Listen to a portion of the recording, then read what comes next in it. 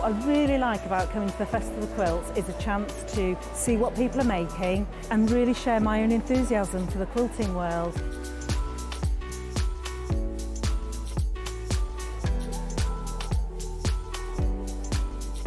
People come from all over the world and all over the UK to visit.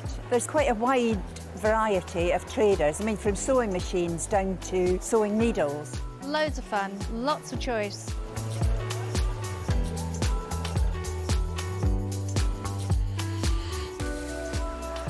The quilts at the show today have been very inspiring because they've been done by lots of different people. They've got different techniques, different colour combinations. Oh, it's the biggest thrill when you're chosen and you get a first prize.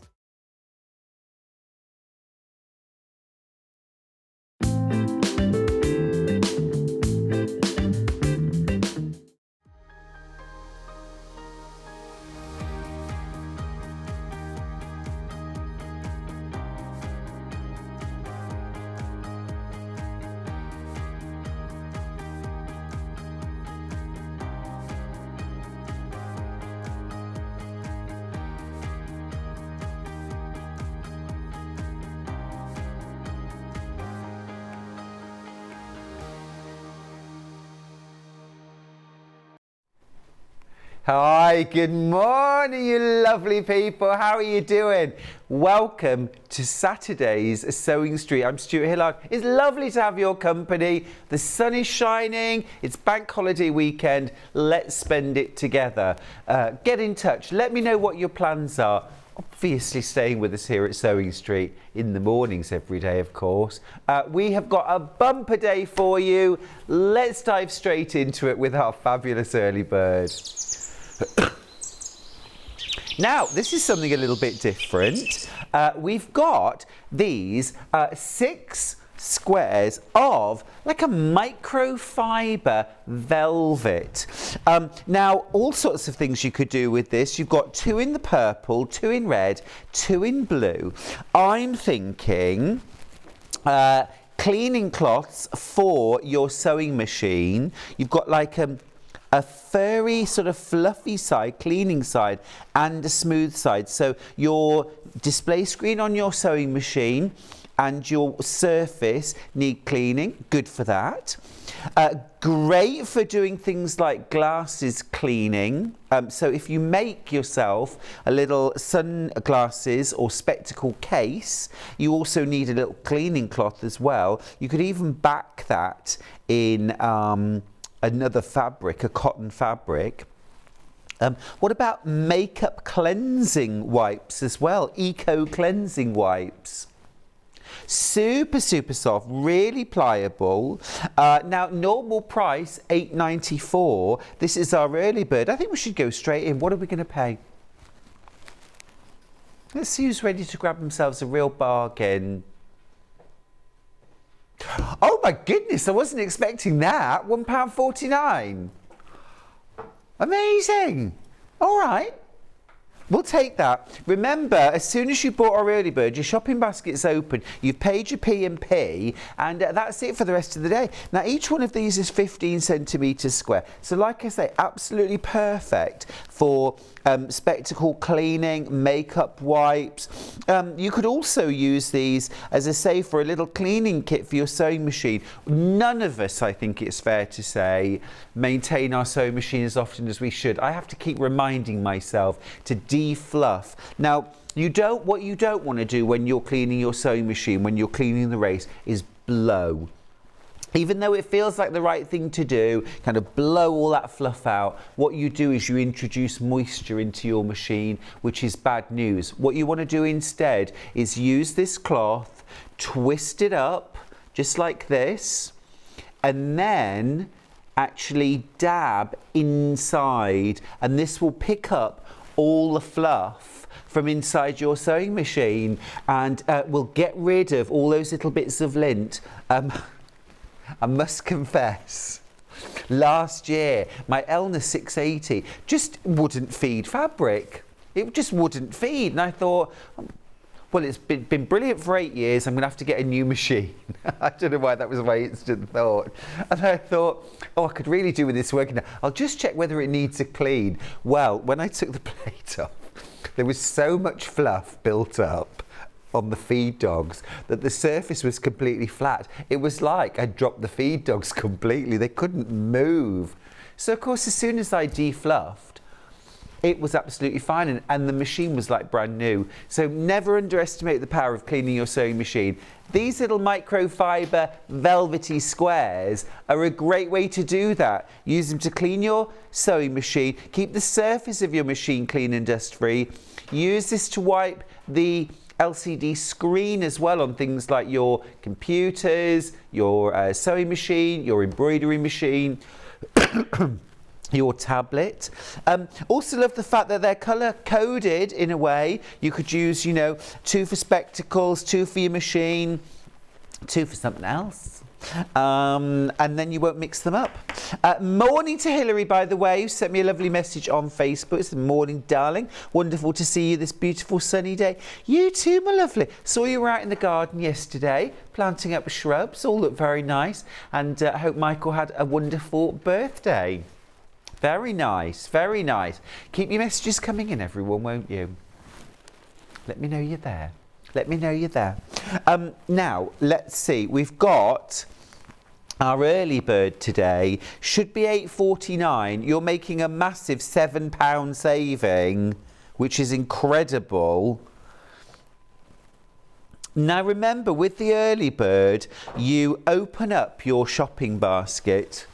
Once you've bought something, our early bird, your shopping basket's open, you've paid your £3.95 postage and packing for the whole day, and then it doesn't matter how many times you check out, you won't pay another penny in P&P charges.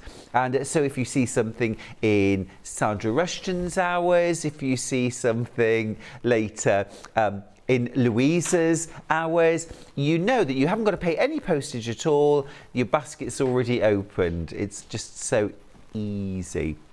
So easy. So,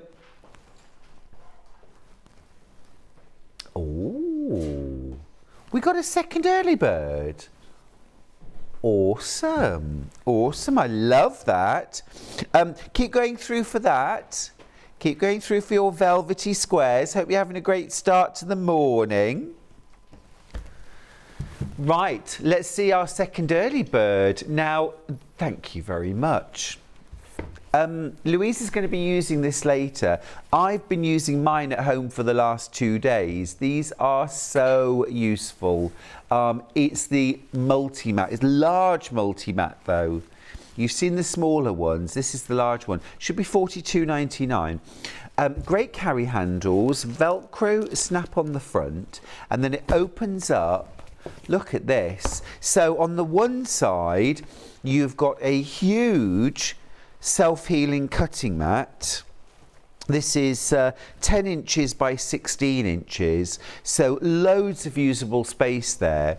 On the other side, you've got this huge metallic faced ironing surface, nice and firm. So you need a firm pressing surface for things like patchwork and applique. This is absolutely perfect.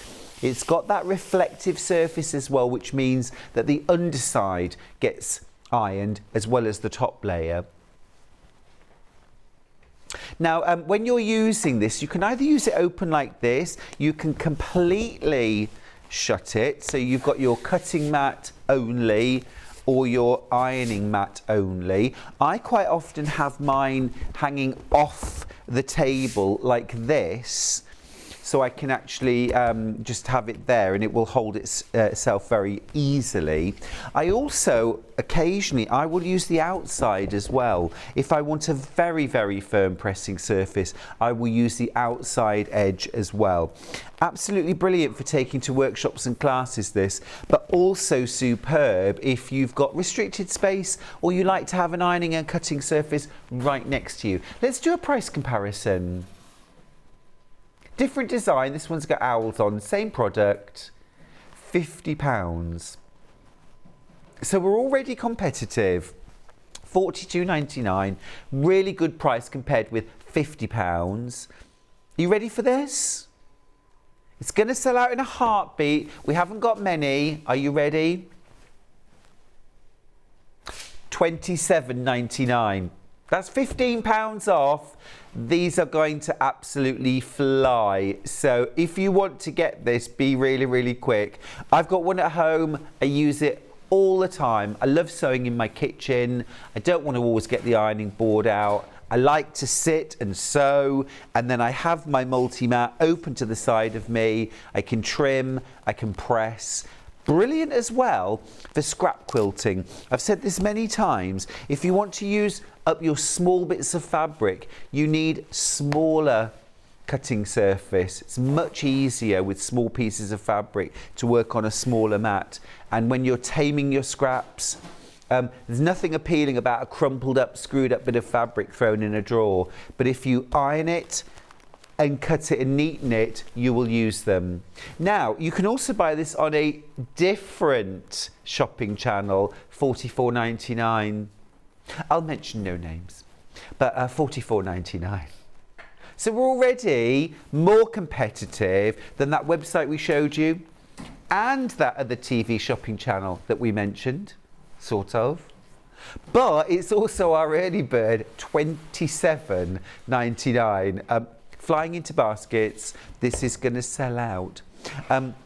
This is the most affordable we could find. This is the most affordable we could find, $32.99. So that was beating us on price a little bit, okay. But not now, because this is our early bird, $27.99. Now I need to let you know we've less than 30 left now. They've been absolutely flying out. Really useful bit of kit that. Now, special good mornings to Pam, who says good morning, lovely. Good morning, my darling. Claire says good morning, Stuart, and all. And all. Morning. Oh, they're all shouting. The enthusiasm, it's absolutely palpable. Chris says good morning, Stuart, and all in the street of sewing. Oh, Hayley, our producer, said good morning. Julie says good morning, Stuart and crew. Morning, morning, Julie. They're waving, they're waving. Bruce, our director, said they can't hear me. I can hear you, Bruce. I'm listening. Good morning, my love. Good Bruce says good morning. And morning to Chris. Lots and lots of those in baskets. I would check out. This is the best price you're going to find. We've already seen $42.99, £50, even $32.99 won't beat this. $27.99 for a huge self-healing cutting mat and a massive ironing surface. And also I love the fact that it's that silver metallic reflective ironing surface, which means if you like to press multiple layers in one go, if you like a really crisp finish, this will iron the underside of your fabric as you're ironing the top side. Just brilliant. And also super handy dandy with handles and a Velcro strap. So if you need your sewing space to be a movable feast, and frankly, who doesn't, this makes it so easy to do. Also, great storage. It's got a nice thin, slim profile. So you can pop this under a chair, behind a cupboard, propped up against the wall. It's not going to come to any harm propped up. And normally I would never say that about a self-healing cutting mat. Don't prop a self-healing cutting mat up. But because this is fixed to a rigid board, it's not going to come to any harm being propped up like that. Absolutely fab. All right, keep going through for that. Right, and don't forget our other early bird, the microfiber squares for $1.49. Amazing. Right, now then, let's do our menu. Let's see what's coming up. All right, so at 8 o'clock, right now, it's the brand new launch of the Liberty Snowdrop fabrics. These are beautiful and exclusive. 9 o'clock, the Exploding Star Cushion with Sew Motion. That's Louisa Galt from Sew Motion. These are fabulous. I love these. Very, very beginner friendly. Would you believe? Now, At 10 o'clock, the fabulous Sandra Rushton is here with the first of 2 Sanntangle hours. She's got some brand new projects, so incredibly inspiring. You're going to love that. We're going to be going through the secret keyhole. Can't wait. Then at 11 o'clock, we've got a trio of Posies wall hanging and Pretty Petals mini quilt with Sew Motion. This is English paper piecing combined with applique, fussy cutting, absolutely gorgeous. And then at 12 o'clock, Sandra Rushton is back with more Sanntangle, where we go beyond the keyhole with a collection of book covers. So much to look forward to this morning. Absolutely brilliant. Now, our website's changed slightly.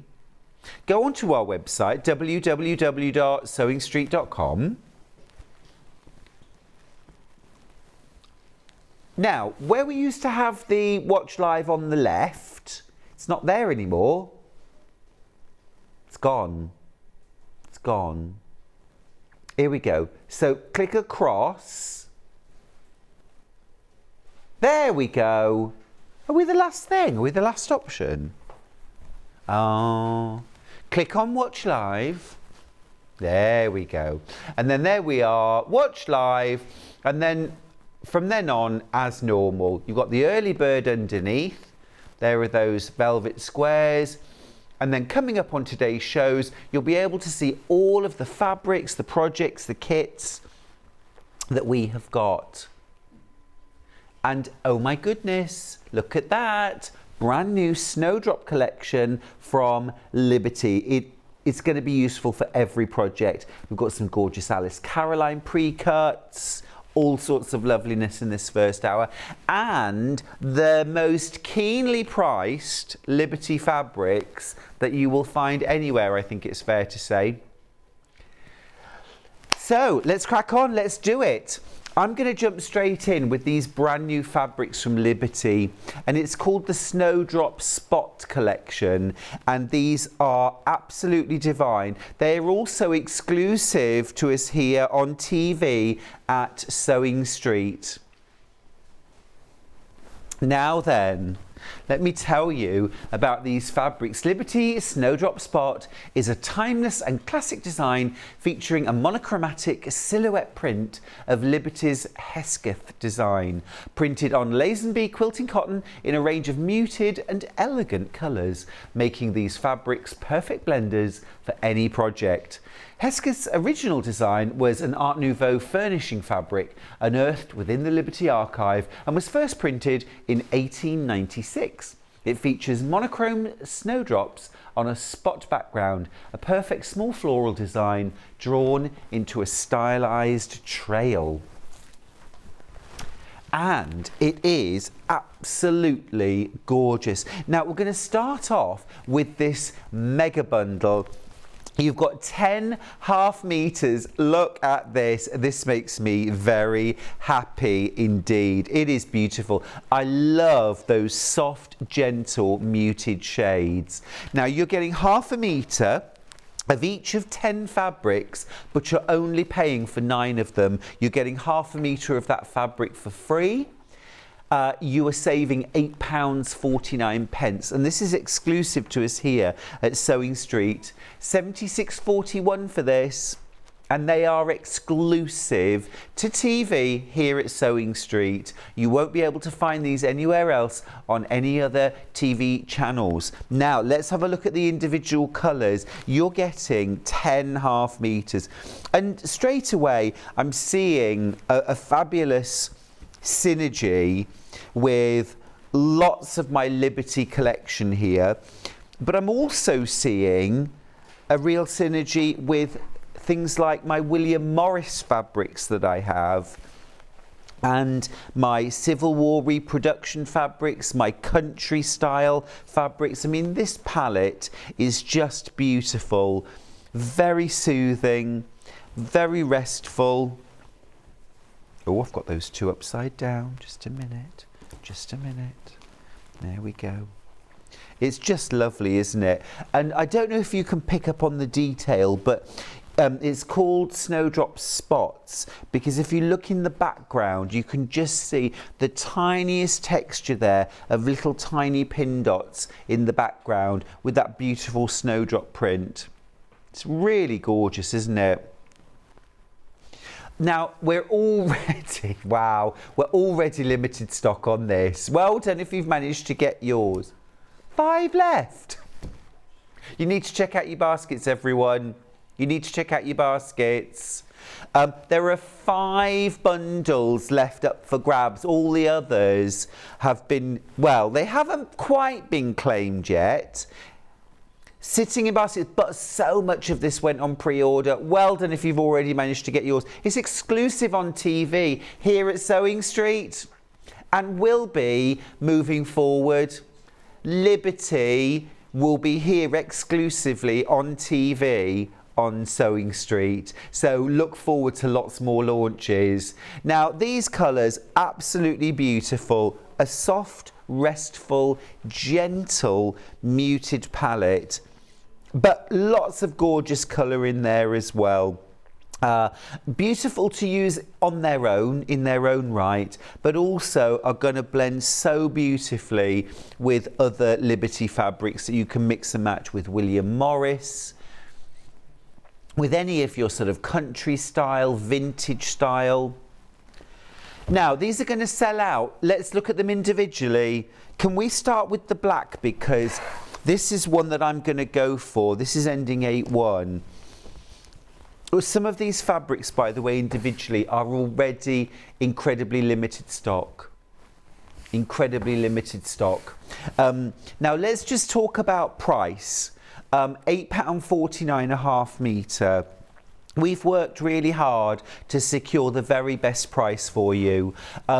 Better than Liberty are doing themselves. If you go to the Liberty store in London, where you can also buy this beautiful Snowdrop fabric, you can get it there. You can get it there.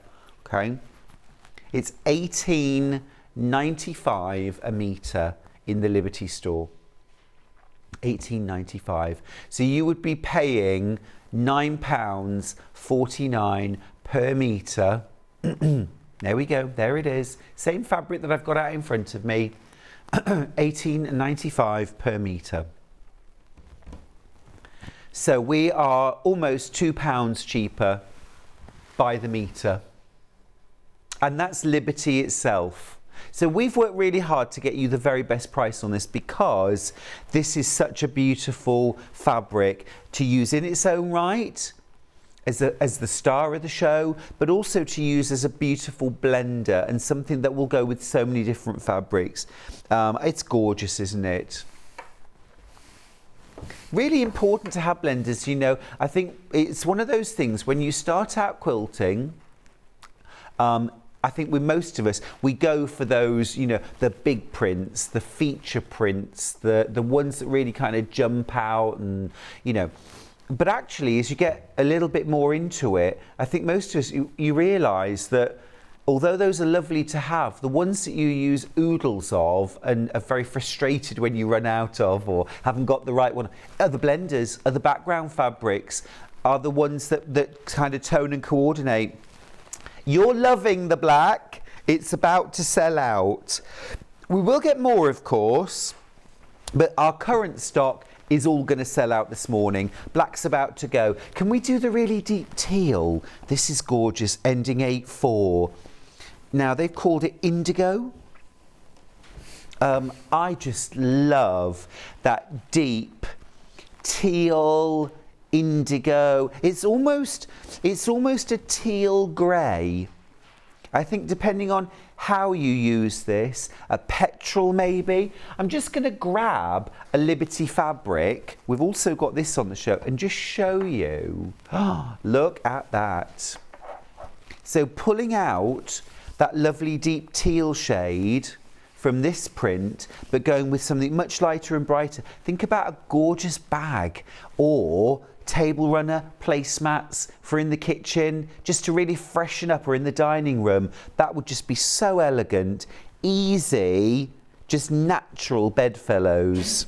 I say, 8:25 and I'm talking about bedfellows. I'll leave that one to one side for now. You know, when just things like work together beautifully. Bedfellows. Producer Haley's never heard that phrase before. Stick up for me, guys. I haven't just made that up, have I? Absolutely beautiful. Very limited. How much have we got left? Oh, 2 meters left when you've checked out your basket. So all of these are going to sell out. Is it this one or this one? Ending 5-1 or ending 5-1? Yeah, well, this is lovely too. So this is like a greyer version. Well, it is like a sort of mid-toned grey. Again, absolutely lovely. And doesn't the print stand out well on that grey tone? It's beautiful. I absolutely adore these silhouette flowers. They've been a real trend over about the last 18 months, and they just keep getting stronger. Things like Emily Bell as well, just really strong. This is adorable, love it. Now remember, this print first came out as a furnishing fabric in 1898, I think it was, or 1896, a real 96, yeah, real early print. And isn't it interesting, you know, when a print is right, it is timeless. You know, I often say this about William Morris fabrics. They're as relevant and loved now as they were when William Morris was drawing them. And Liberty is the same. They can go into their archive, and with some changes, with some refreshers, I mean, this has been scaled down for quilting. The scale of the pattern's been reduced. I love this silhouette tonal. Just gorgeous. Oh, lovely message from Emma Brassfield. This is morning, Stuart and team. Hope you're having a good one. We are. Love your shirt. Thank you. A bit floral today. Felt a bit floral. Wanted to cover up. Don't know why. Gorgeous stuff, this. Remember, these fabrics that I'm showing you now are 8.49 by the half metre, 112 centimetres wide. Call it 42 to 44 inches, and are cut for you. So if you want 1.5 meters, order 3 units, and you'll get 1.5 meters in one continuous length. So that's gorgeous. Would team that grey with so many different fabrics. I did actually find this one. Just look at that. Can I just show you that combo quickly? Again, we've got this fabric. You can always hop on the website if you want to grab it, but just lovely together. Absolutely gorgeous. Right, let's do the dark red. Yes. Is this like a sort of Merlot? What's this called? Sienna. Beautiful. Again, all of the colours have a lovely, softly muted look to them. This is the one that reminds me most of William Morris. It's that red, isn't it? It's that deep sort of Merlot, burgundy, very mellow, very sort of gentleman's club, kind of leather Chesterfields, an old-fashioned on a silver tray. Loads of you for coming in for this. Loads of you coming in for this. We do not have enough for all of you, so it's really about who's fastest to check out. I'm just going to grab another Liberty fabric just to show you. Little combo there. Really beautiful. Another little combo there. Again, it just works, doesn't it? Absolutely gorgeous. Fresh and floral. Remember, with blenders, they're always the same quality as your regular Liberty fabrics. They're all the same quality. They're going to go together absolutely beautifully. But this is all about having, I suppose, a foil to set those prints off. You know, too much print on print on print can get a bit confusing. You need these blenders. Yep, let's do blush pink next.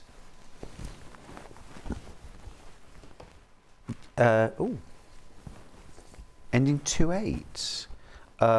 That's this one, the lightest. Very sweet this. Kind of like a soft, almost beige putty pink. Very, very pretty.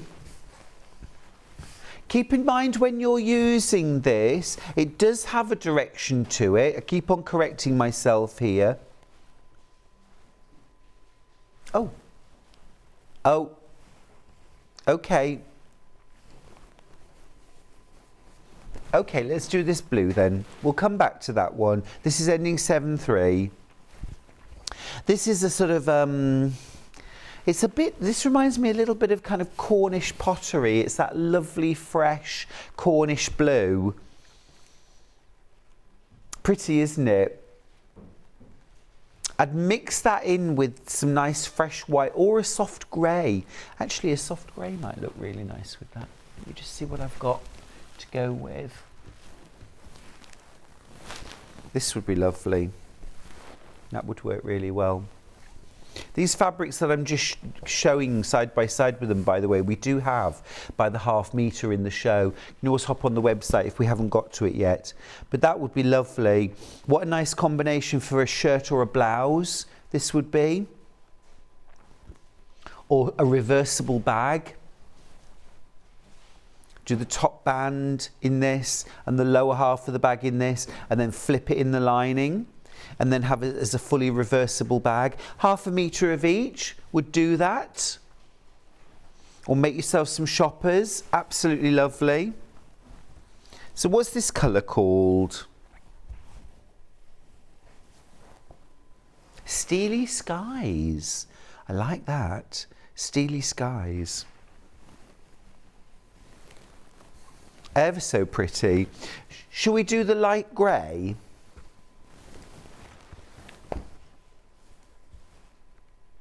The light grey of the Steely Skies. Yeah, again, very limited stocks. 10 metres left. We had loads because it's a brand new launch today. All of you Liberty lovers are coming in for this. It's absolutely iconic. I just love the fact that here at Sewing Street we are selling this brand new Liberty Snowdrop Spot collection for £2 a metre less than Liberty. I just love that. I just love that. This is gorgeous. A really soft grey, almost like a dove grey.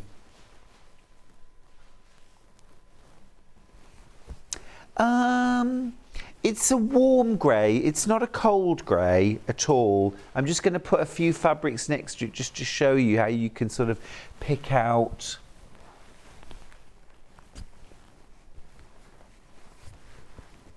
You could absolutely use this as the feature fabric. Absolutely. Absolutely. And if you like sort of nice crisp piecing, I'd do exactly that actually. You could use this with like a plain white fabric and do lovely kind of silver stars. It's gorgeous. This would actually work really well as a Christmas fabric. If you like silvers with your Christmassy fabrics, it would look gorgeous. Jan's got in touch to say good morning, Stuart and everyone. Loving the Snowdrop fabric. Isn't it divine? It's just beautiful. Gentle, fresh, beautiful quality, 100% cotton, of course. It's going to wash beautifully. It's going to press beautifully and handle beautifully as well. Just gorgeous, that. Love it. Right, let's move on. Can we do the yellow? This is a really lovely soft gold. This ends 9-2. What sort of quantity have we got left of this one? Okay, we've not got a lot, less than 15 metres. It's been very popular. Now this, I think, would be really lovely for a sundress. You can do dressmaking with these fabrics. You absolutely can. You could line a jacket with them. That'd be really fresh and lovely. But I think they deserve to be on the outside. I think you could make an absolutely gorgeous dress with this. And wouldn't it be pretty to do a smocked dress, sundress, adult or child, lovely smocked bodice, nice full skirt, and then on the smocked bodice, just add some hand embroidery. A little message. Morning, lovely Liberty. Any news on Vicky? Is there going to be a competition to make and size of babies? On the make and size of babies? Make and model. I don't know, Helen. No, we haven't heard anything yet. But I think we should run a competition to name the babies. We should choose, shouldn't we? I think so. As soon as we know the make and size, we'll think of names. Don't worry, don't worry. Another message. Good morning, Stuart and crew. Have a good show today. Thank you, Joy. Joy, what's the weather like in Cambridgeshire? Is it glorious? It's meant to be a really nice weekend, isn't it? So take your hand sewing outside. Sandra's got in touch. Oh dear, both early birds jumped into my basket. Oops. Sandra in sunny Glasgow. Ah, Sandra, it's nice to hear you've got some gorgeous weather up there too. Glasgow, one of my favourite cities in the country. Now, should we go to the pinks now? Let's do the darker ones, ending 6-2.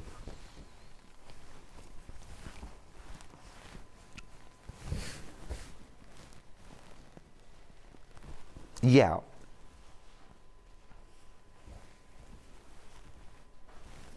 Oh. 6-2 is the lighter pink, so it's this one here. Okay. Yeah, okay. This is ending 6-2. It's the lighter pink. This is the one that's that sort of really soft putty pink. I'm just going to grab a couple of extra fabrics just to show you here. Lovely. Absolutely gorgeous combination there. Maybe even a little bit of that one as well. And then pulling it all together, you've got that beautiful brand new and exclusive on Shopping TV Snowdrop Spots collection, brand new from Liberty today. Christine's got in touch to say, morning gorgeous Stuart Hillard. Thank you for using my whole name. I got some of the beautiful Liberty daisies in pink. It's gorgeous. Don't blame you. It is fabulous, isn't it?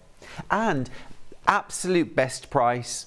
$8.49 per half metre for the brand new Liberty Snowdrops. In Liberty itself, it's £18.95 per metre. We are almost £2 a metre cheaper here at Sewing Street. And normally you would expect the producer, the manufacturer, to be able to do the best price. Maybe they could, maybe they don't want to, I don't know. But here at Sewing Street, we like to give you the best price we possibly can, even on brand new exclusive ranges. Now, if everyone checks out their baskets on this one, 7 metres left, that's it.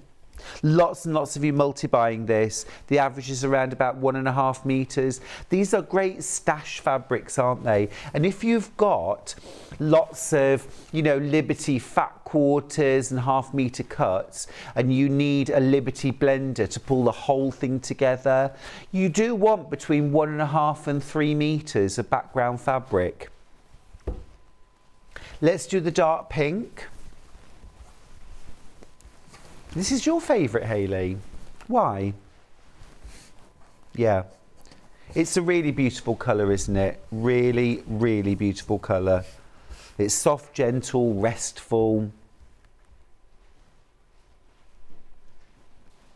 And again, some really lovely combos there. Lots of the Liberty fabrics have that gorgeous soft pink in them. Or even something like this. Really pretty combination, that. Keep teasing you with these other fabrics. Right, we've got one more left, and it's the green. How are we doing on the mega bundle, Hayley? Totally sold out. Well done if you managed to get that. Still available as individual half metres, $8.49 per half metre. This is our last one. Now this one is called the colour-wise. Oh, I knew it was going to be called something like that. I never know how to say this. Is it lichen or lichen? You say potato and I say potato. Can you imagine in a restaurant asking for potatoes? A message, thank you, just at the right time. Super stash suggestion, Stuart and Hayley. Definitely making a sunny sewing day even brighter. That's from Asa, who's in West Yorkshire. Thank you, Asa. Oh, I just love being around all this lovely fabric. It's very inspiring, isn't it? And a good stash builder, you know, something that you can mix and match with all your Liberty, your William Morris, your vintage, your kind of Civil War repro, your country fabrics as well. It's all going to mix. Or use it in its own right. You could maybe mix it either with each other, with some solids as well. Get the most out of it. Right. Now, £8.49 per half metre is our price on Liberty going forward. However, we have some fabric from previous collections that we are still doing for under £8.49 per half metre. We're super limited on all of them though. We're going to start with this one. This is from London Parks. This is £7.99 per half metre. And I've got some really great price fabrics. This is so fresh and gorgeous, isn't it? This is giving me picnics in the park vibe. This is giving me eating outside. Have you been eating outside this week? Charlie and I have been eating every meal that we can outside. Breakfast, lunch and dinner. Just good. Doesn't it make you feel like you're on holiday? Our producer Bruce said he ate his Ginster pasty in the car yesterday. Does that count?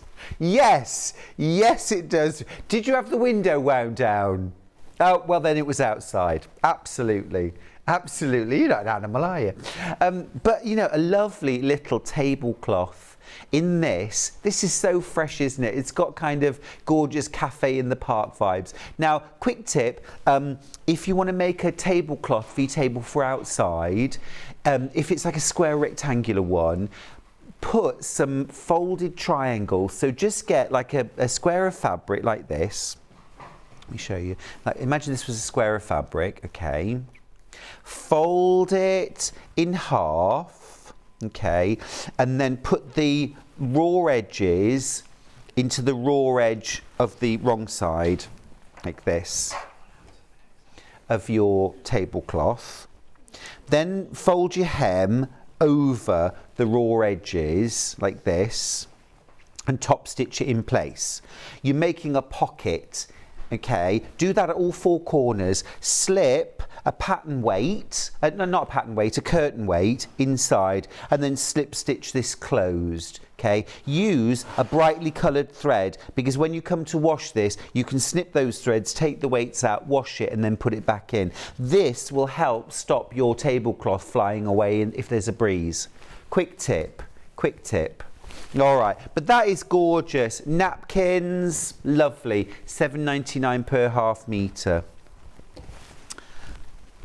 Right, everything else I'm going to show you is £7.49 per half metre. So I'm going to put together a little collection here for you, and we'll do these as our first 5. Okay, so here's my little selection that I have picked. And we're going to start with ending 8-9. Let's do it, ending 8-9. But this would make a lovely little collection for a quilt. So beautiful little, I can never tell if these are feathers or leaves. Jewels. They're definitely not jewels. I'm going to say they're leaves. Gorgeous though. Jewel canopy leaves, definitely. Yeah. Half a metre in that gorgeous warm soft dove grey. Really limited with everything I show you, so I'm going to be quite quick. Okay, so that's the first one in my collection. Next one ends 4-1. Absolutely perfect, that, isn't it? Almost a silhouette flower, just got that little bit of soft peach in the centre, or soft pink right in the centre.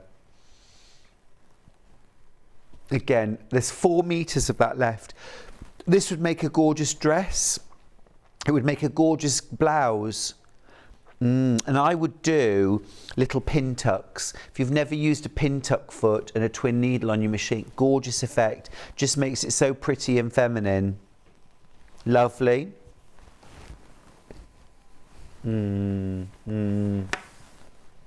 Yeah, denim jacket, denim skirt or dress. Use the Liberty fabric to line your pockets just so there's a little bit peeping out the top. Lovely. Right, next one, this ends 893. 9-3. Again, it's got that little bit of soft grey and that little bit of soft salmony pink. Just think this is very sweet, adorable. We wouldn't, if we ever could get any of these back in, by the way, they wouldn't be £7.99 anymore. All of the price. £7.49. £7.49. Okay, even better. So less than £15 a metre. Remember, Liberty of London, £18.95. Right, love a stripe. Love a stripe. This one ends 5-4. So this has got that grey and pink candy stripe, then overprinted little sprig. I think that little sprig is in a really deep navy. Gorgeous. Oh, Christine says, think I'm going to have to get the Snowdrop. Yeah, it is lovely. Brand new as well. If you missed out on the Snowdrop, we will get it back in. Don't worry, it's going to be a staple. We're going to be using a lot of that, aren't we? It's lovely. Right, last one in my little collection. This is ending 5-6. So again, this is that jewel canopy, this time in that soft putty pink, which I just think is lovely. I actually think a shirt in this would be really nice. What do you think? I think that would be really nice.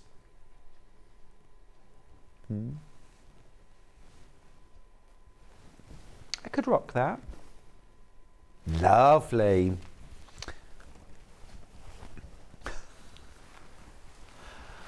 Apparently I was giving off Clint Eastwood vibes then. First time it's ever been said.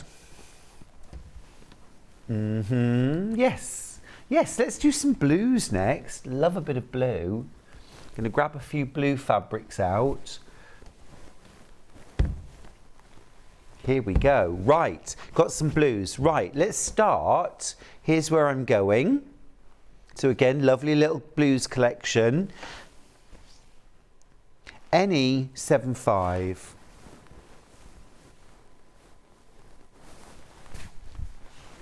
Any 7.5. Right, so this is jewel canopy again in that beautiful bright cobalt blue. Again, dressmaking straight away. That's about to sell out. Let's move on then. Let's move on. Yeah, last chance really. Well, definitely last chance at 7.49.5 metre, without a doubt. Butterflies next. For all you lepidopterists, ending 8.3. So again, this has got that wonderful sky blue background, and then with these joyful red, white, gold and yellow butterflies. I know it's sold out, but I just want to show you, look how that Snowdrop fabric just works beautifully to pick out the yellow tones. We're selling out of all of these. Oh my goodness, so restricted quantities of all of these really. Right, absolute classic Liberty, this next one. Ending 7.8. Isn't it? Just lovely. That's got Sally Ann Harrison written all over it, hasn't it? I know Sally Ann's a big fan of Liberty fabrics. Yeah, Sally Ann's designed a couple of Liberty fabrics. Yeah, yeah. This is from Riviera, but it's just quintessential Liberty, isn't it? When I think of Liberty fabric, this is what I think of. Just gorgeous. So pretty. And again, I always think these fabrics would go so well with denim. Just want to mix them with denim. Right, next up, ending 7.3. some tulips. I love this sort of stylized, almost geometric layout on this fabric. Absolutely gorgeous. And I love the detail, and I'm looking at these thinking, oh my goodness, can you imagine covering little round buttons with an individual little floral motif picked out? Would just look gorgeous. We've got, if you love Liberty, by the way, Louisa Galt, who's coming up a little later, has got some beautiful Liberty fabrics within her kits. I know you're going to enjoy those. Ending 4-5. Again, quintessential Liberty this. Lovely geometric floral design, little sprigs. Fab. Think about lining a jacket with that, or dungarees, the bib of a dungaree lined with this, the pockets too. Yeah, you don't need a lot. You don't need a lot. You know, a fat quarter, a half metre to be able to do some pockets, and perhaps the, you know, the underside of a collar on a jacket in this, so that, you know, just if you pop the collar, you just see that little flash of Liberty. Gorgeous. Can we do a little bundle? I've got a little fat quarter bundle. This ends 2-0. It's our only fat quarter bundle in the hour. So if you want a little taste of 5 different fabrics, this is the one. It's $18.99. With less than 10 of these, and this does feature a really, really pretty array of fabrics. If you manage to get one of the grey or the putty pink Snowdrop fabrics, and you think, well, I could just do with a little bit of Liberty to go with that, here they are. Less than 5 now. These are absolutely flying out. 5 fat quarters. You've got a larger scale floral there, that beautiful butterfly print on a soft denim background, that lovely grey floral. Beautiful, beautiful bluebells there, and cowslips, and then a little floral sprig to finish off. Well oversubscribed on that. Check out your basket and make sure you get yours. Now, we've also got a little 2 fat 8s bundle. So this is going to be our most affordable buy on the hour. So 2 fat 8s is equivalent to 1 fat quarter. These are absolutely lovely. $3.75. That's fabulous. There you go. There's 1/2 of a fat quarter, and there's the other half. £3.75. £3.75. Absolutely gorgeous, aren't they? Now, what can we do with them? Well, I tell you what I do with them. I'm thinking that you could actually get 4 small makeup bags out of these, because I'm thinking front and back, front and back, front and back, front and back, and then I would add in, you know, if you manage to get some of the Snowdrop fabric, you could add that in as your lining, as your, you know, maybe like little zip ends, something like that. And then a little bit of H640 or H630 inside, a little bit of quilting, a zip top, little boxed bottom, and you've got 4 beautiful makeup bags out of 2 fat 8s. If you've never bought Liberty before, what a great way to actually try it and see how the designs work. Liberty is such an iconic, such a recognisable brand, and if you make and sell, having something that's recognisable and that sort of has a look to it, a distinctive look, can be a real selling point. What about things like little needle cases, pin cushions, gorgeous little sewing items made out of these? Be lovely. You can get an awful lot out of this, and I love the fact that we've got 2 fat 8s for $3.75. Absolutely fabulous. Absolutely fabulous. All right. Okay, a few more fabrics by the half metre. Yep. Yeah, absolutely, absolutely. Right, let's do a couple of deeper pinks. Right, got these ones right here. This is where we're going next. All right, so we'll start with ending 6-3. Yeah, so this is almost a bit rococo, isn't it? Straight away I'm thinking about mixing that with corduroy, like burgundy corduroy, plus this. Maybe a pinafore dress or dungarees. Also be really, really lovely for quilting, of course, obvious, but perfect for quilting. 100% quilt weight cotton. 8 meters of that left. What about a tiered maxi dress in that? Love that. Okay, right, next up, butterflies. This is ending, I can never find the sticker. Oh, there it is, 4-9, ending 4-9.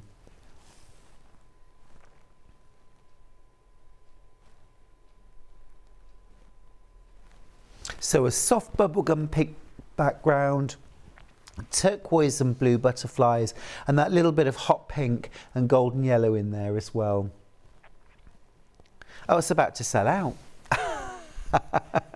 Lots of you went for that on pre-order. Very good. All right, ending 2-5. It's that candy stripe, soft pinks, soft greys, a little bit of deep burgundy in there in the overprinting. Pyjama bottoms. Yeah, or a shirt. A man's shirt in that would be so smart. Nice and tailored with some front and back darts just to taper it in. Be lovely. A Liberty shirt. I was looking at Liberty shirts actually. I was in London a couple of weeks ago. Oh, they are just horrifically expensive. Horrifically expensive. A friend bought me a Liberty tie for Christmas a couple of years ago and it was £110.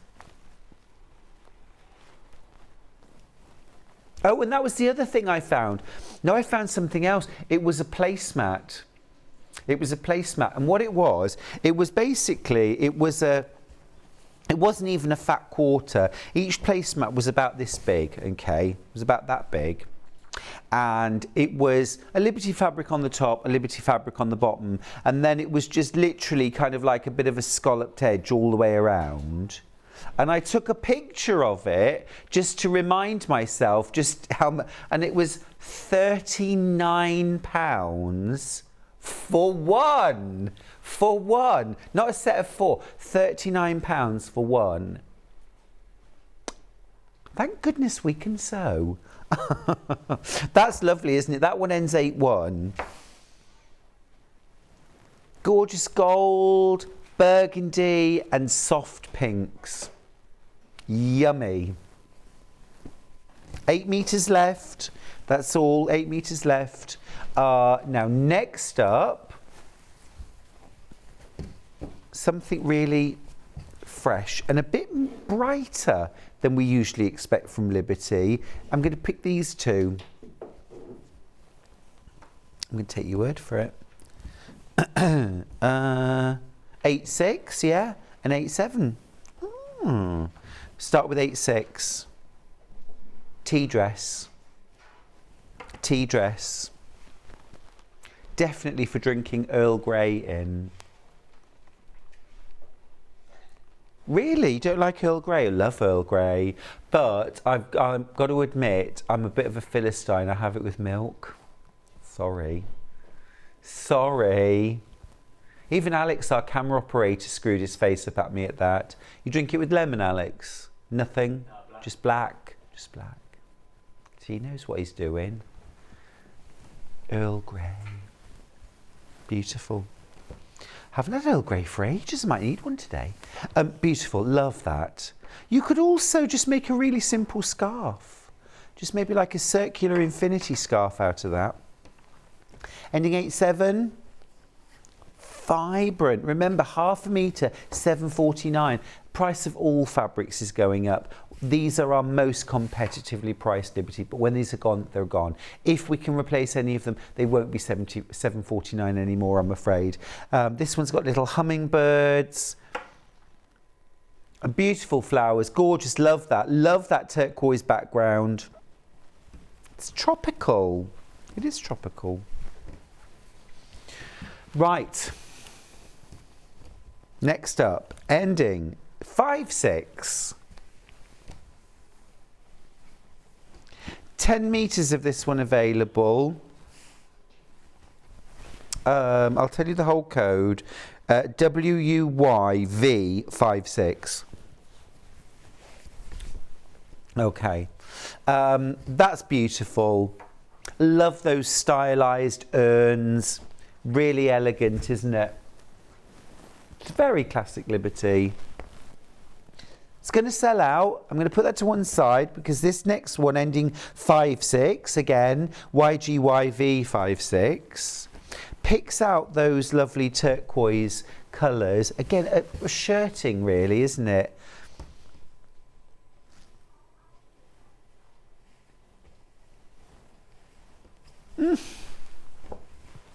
It's really cute, isn't it? It's really cute. And then this one, again, sticking to a bit of a theme with the colours, ending 3/7. This is the hummingbird fabric. That I've never seen before, and I love that. Look at those colours. Isn't that beautiful? Oh, it's sold out. Well, get you with your good taste. Lovely, lovely. All right, I'll throw this one in instead then. This ends 10. Absolutely lovely, this. Again, quintessential Liberty. Little smock top. Little peasant blouse. And this one here, ending 8/4. Same again, really. Just pretty pink. Beautiful.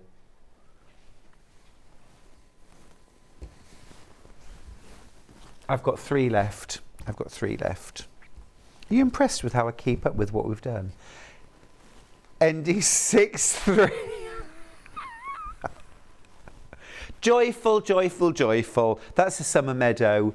Charlie and I went out for a little bit of a drive and some tea out the other night, and we went past a meadow. There weren't any poppies out yet, but it was like that. It reminded me of that. It was all long grass and buttercups and daisies. And I just said to Charlie, isn't that beautiful? It's like something from 100 years ago when I was a teenager. Just a beautiful summer meadow. A message. Hi all, loving the fabrics. I have a leotard in a similar pattern. I wrote this email earlier on. Why are you putting an email? Oh, sorry, no, it's not from me. I had a leotard in a similar pattern to the Green Daisy. Well, it was in the 70s. Keep up the good work. Sue in Norfolk. Sue, you're my kind of girl. Have you still got it?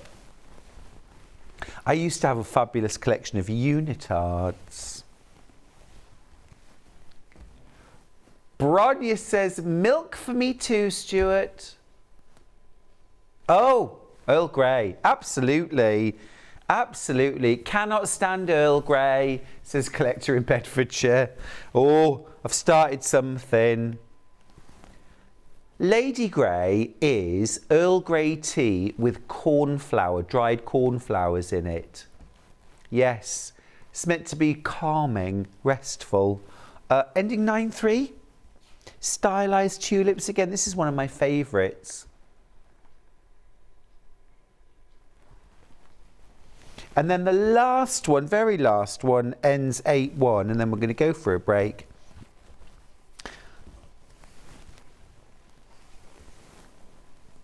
Oh yeah, we've got some Alice Caroline pre-cuts. We'll put those on the website in the break. Holly Hobby. Holly Hobby. 749.5 metre, amazing. Right, we need to go for a break. We'll be super speedy, and when we're back, Louisa Galt will be here with the first of 2 hours, so don't go anywhere.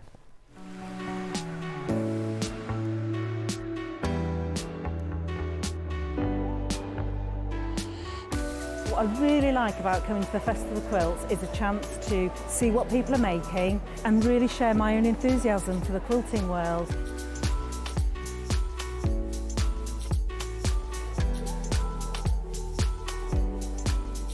People come from all over the world and all over the UK to visit. There's quite a wide variety of traders. I mean, from sewing machines down to sewing needles. Loads of fun, lots of choice.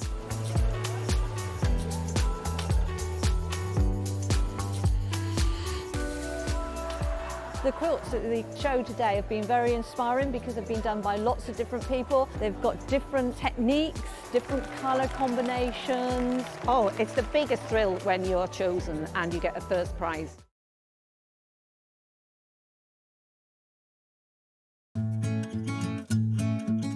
Stuck for ideas for the perfect gift? Why not get them a gift card?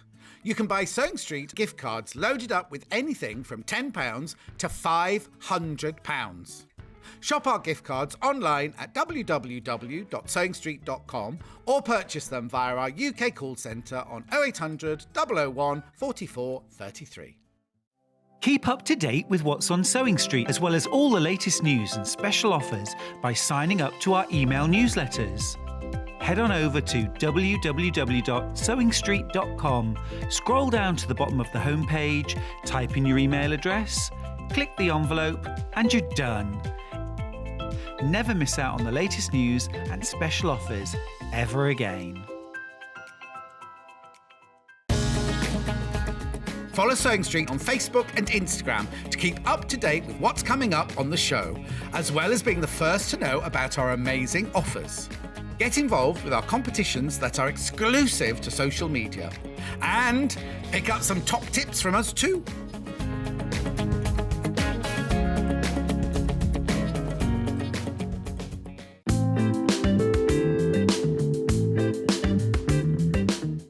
Are you a fan of Sewing Street? Why not join our growing Facebook fans pages?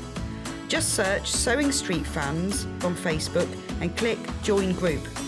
Never miss out on the latest news and updates from our presenters and guest designers, special offers and plenty of chat with your fellow fans. Share photos of your makes, ask for advice, interact with your favourite guests and presenters and be a part of the ever-growing sewing community. See you there!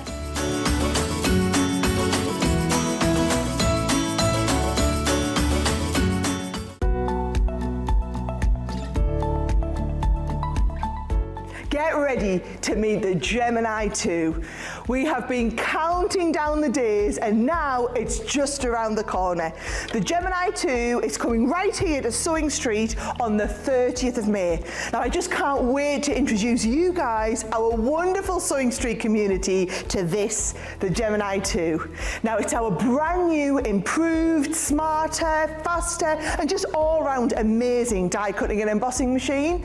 We've added some really innovative and pretty exciting new features and updated functions, and with all of that newness we haven't cut back on anything. The Gemini 2 has all of the power, precision and performance of our entire Gemini family. Now, it will be available to buy on the Sewing Street website on Tuesday the 30th of May. This will be a day to remember, so make sure you join Craig, Becky, John Scott and the whole Sewing Street team from 8 AM on Tuesday the 30th of May for the official launch of our amazing Gemini 2.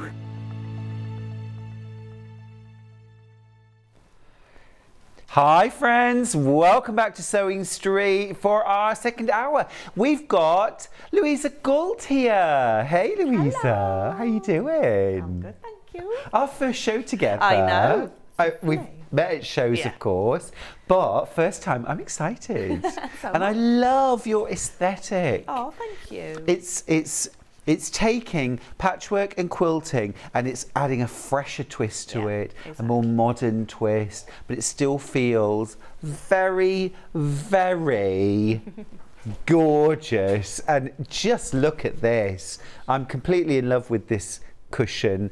This is brand new here on Sewing Street. Isn't that beautiful? This is the Exploding Stars cushion in Blue Escape. Now you can get a kit Exactly these fabrics reproduce this. It's big. It is, isn't it? 24 inches square. Big cushion. Gorgeous squishy quilted cushion. Now, I know you're looking at this thinking, gosh, those stars are perfect. Louisa's been doing this for years. Could I ever achieve this? Louisa, tell me why this is beginner friendly. Because it's the niftiest, quickest technique of doing half square triangles. All it is squares and half square triangles. They're just different sizes, and the way you put the block together creates a star. I think it's amazing. And you're going to show us how to achieve perfect half square triangles with your kit. Yeah. It's all in the kit, folks. It's all in the kit. You get everything for £24.99. So that's for the whole of the front of the cushion. Do I get the backing of the cushion? We just need to add something in for the back. We've got some backing fabrics for the cushion. All sorted. Now, if you've watched any of Louisa's shows before, you'll know that the kits absolutely fly out. We always pester you, Louisa, for more. But, you know, they all take time to cut up, so we're always restricted on numbers. So if you want to get this one in Blue Escape, you need to be really, really quick. The details are on screen. There are loads of these in baskets. Let me show you what you get in the kit. We also have a lovely message along the bottom. Oh my goodness, Louisa, I love the cushion. It's fab. Can't wait to make it. That's from Jan in County Down. Thank you, Jan. I know Jan. Thank you. Beautiful. So here's the kit. It's from Sew Motion. Exploding Stars cushion in Blue Escape. So for £24.99, you're getting everything in there. You're getting your full pattern. Nice detailed pattern, I mean really detailed pattern. As Louisa said, this is completely suitable for complete beginners, and you will achieve beautiful results because of the method, and Louisa's going to show us that today. So you get all of your gorgeous fabrics. These are all Adidas Satar. They are, yeah. Love laundry basket quilts. She's so prolific. That word was invented for her, wasn't it? Absolutely amazing. Let me just show you these fabrics. They're so beautiful. Adidas Satar is an absolute whirlwind. Love that. And she does what I love, and I think, Louisa, you love. It's that sort of, they're traditional fabrics, but they're given a sort of fresher twist, aren't they? They have more of a contemporary look to them. So you're getting all of these different fabrics. Beautiful. You're also getting all of your lovely, this is an ecru or a cream? Yeah, ivory. Ivory. Beautiful. And then you're also getting all of your foundations. So slightly revealing the secret behind perfect half square triangles, Louisa. So you use a foundation piece method? Yes, for those. And it's quick. It's great if you want to make multiple of the same fabric, HS, half square triangles. Obviously, if you want to make different ones, then the other techniques work just as well. But this one, it just so happens that you need 8 half square triangles for the cushion. So that template creates 8 all in one go. One go. Half the stock's already gone. Half the stock's already gone. I need to show you the second option. So this is the second option, and this is vintage floral. Now this makes me very happy. This is your favourite? Yes, I think so, yeah. Love that. Gorgeous, sort of 1930s? Yeah, I'd say so. Yeah, a kind of just gorgeous ditzy prints. Can you see those close up? Because they look so pretty. The individual fabrics are absolutely gorgeous. Now, if you need the perfect summery cushion, if you want something perhaps for a nursery or a baby's room, this would fit well too, wouldn't it? Absolutely gorgeous. Vintage floral. Let me show you the kit. Again, details are on screen now for that. £24.99. And you get everything for the front of the cushion. You just need to add something for maybe an envelope back or a zip back for the cushion. So you get your instructions, all beautifully laid out, very, very detailed instructions, lots of photos, lots of step-by-steps for how to put it together. This would also make an absolutely beautiful quilt. So use the... Oh, I was going to mention that, yeah. Because the pastel one, that one looks slightly different from the blue one because you can turn the blocks different ways. So that's why that one looks so different. Then when I was playing on the computer with that, carrying it on, it creates that beautiful secondary pattern after, which quilting is just amazing for. Love but yeah, it. It would make a lovely quilt. So Louisa, just for anyone who hasn't met you before, just tell us a little bit about your background. Who are you and where did they come from? Wow, that's a very long story. At the begining, I was in the publishing industry for 10 years. What kind of books were you publishing? There weren't books, it was newspapers.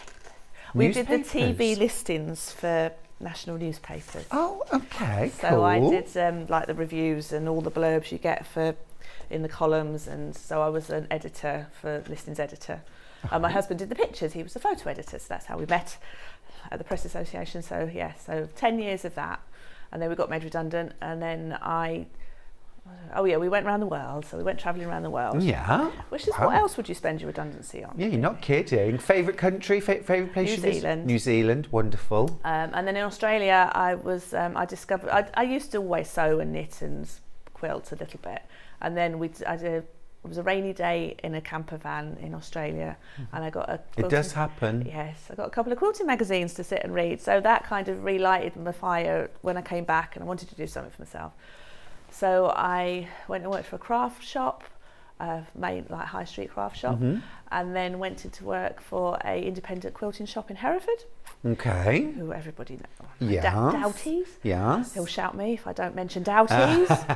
And then so after that we then moved back up to the northeast where my husband's from, and I started Sew Motion. So, but in Doughties I sort of started with the beginners. A lot of beginners would come in and they weren't doing classes, so I'd help them pick out the fabrics, and I put this beginners quilt thing together. Yeah. So that was my first kit as Sew Motion. So I still do that.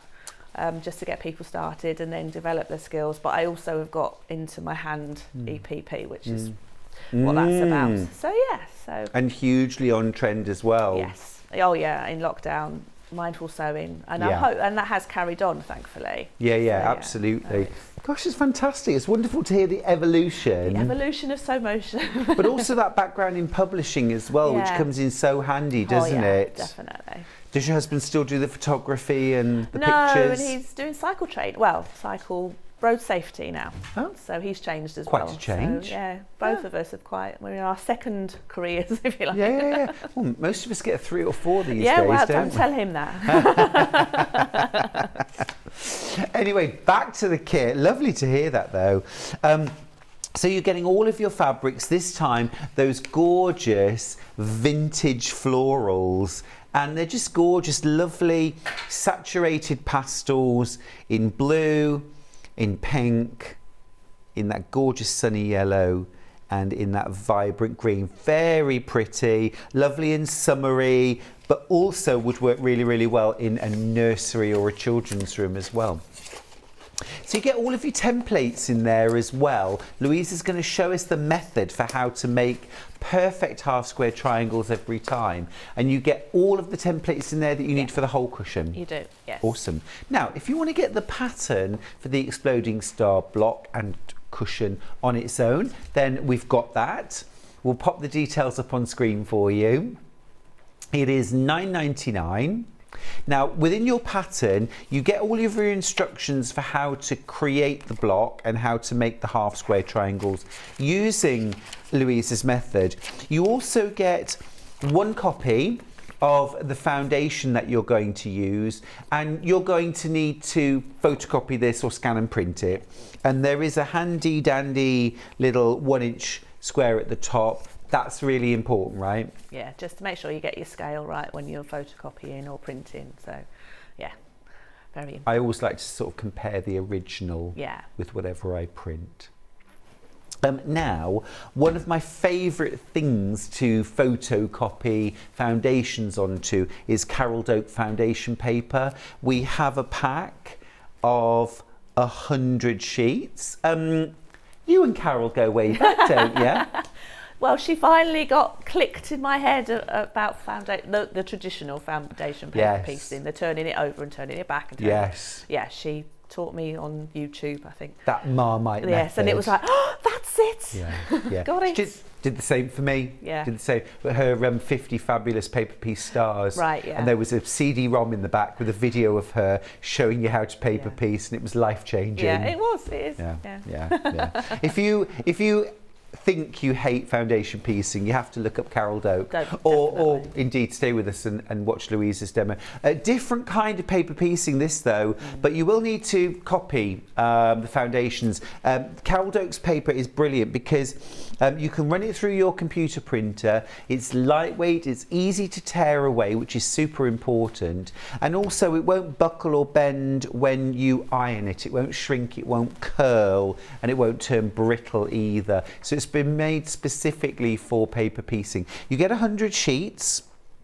It is completely different experience to using regular paper. So if you want to give that a try, it's £14.99. It's less than 15 pence a sheet. Bargain. I can do maths, Louisa. But only if it's really simple. I bet that was Hayley that told you that. She didn't? No. Oh, just a minute. Total lack of faith in me. I don't know. I'm not that brilliant at maths, it has to be said. Great. Okay, so we've got that. Let's get to demo, Louisa. Okay, come over and join you. Oh, lovely. So I've not been to the new studio with the bigger space before. Welcome. What do you think? Yes, it's been lovely. It's rather good, isn't it? Good luck with that. I know.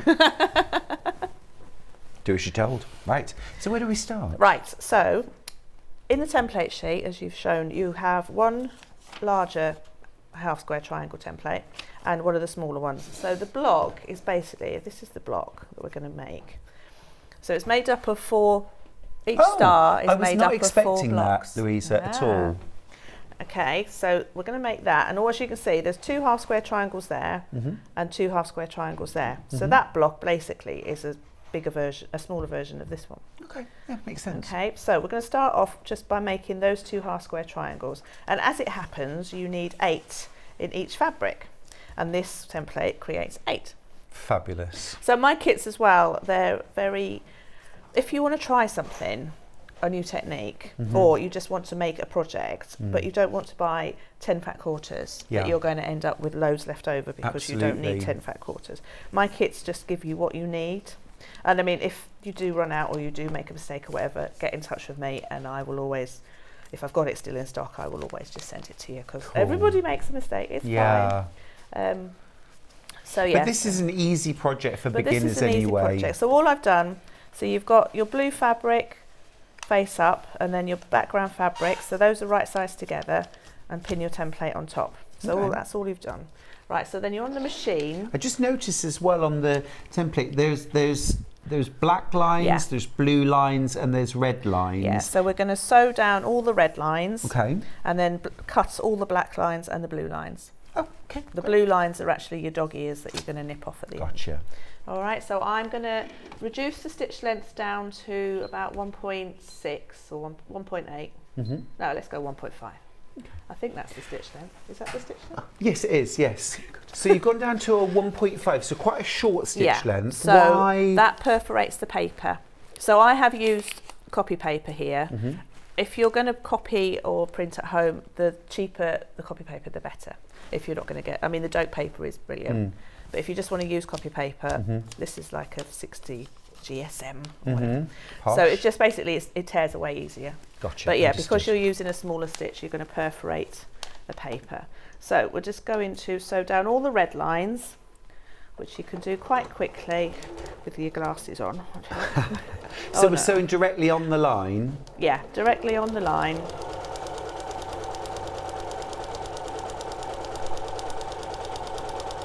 Now, just to be clear, with if you're buying the kit, Louisa's actually supplied you with all of the foundation papers that you need for the whole project. You don't need to photocopy or reproduce anything. If you buy the instructions on their own, then you get one set and you will need to photocopy or reproduce those, just to be clear. And I've just cut them out, leaving just a 1/4 inch seam allowance around the outside. Okay. Just a rough, you don't have to cut them out accurately. It doesn't have to be that accurate. No. So when you're sewing on those red lines, are you just going literally from corner to corner? Yeah.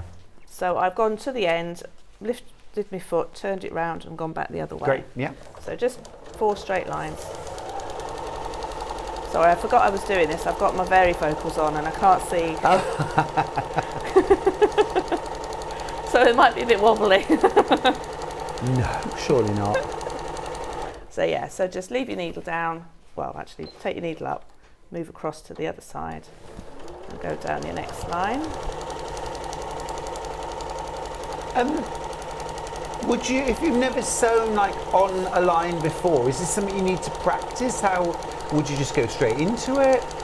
You're following a drawn line. If you slow the machine down, if you haven't done it before, I mean, you've got a nice straight bold line to follow, so you should be fine. And don't be setting your machine to a 1/4 inch stitch. It's just a straight centre needle. Yeah. Just take it down to 1.5, 1.6. So I don't know if you can see there. So Louise has literally sewn on all 4 of those, which took no time at all. No, exactly. So now I'm going to cut down. So this is where a rotating cutting mat is lovely. So, is it on rotate? Yeah.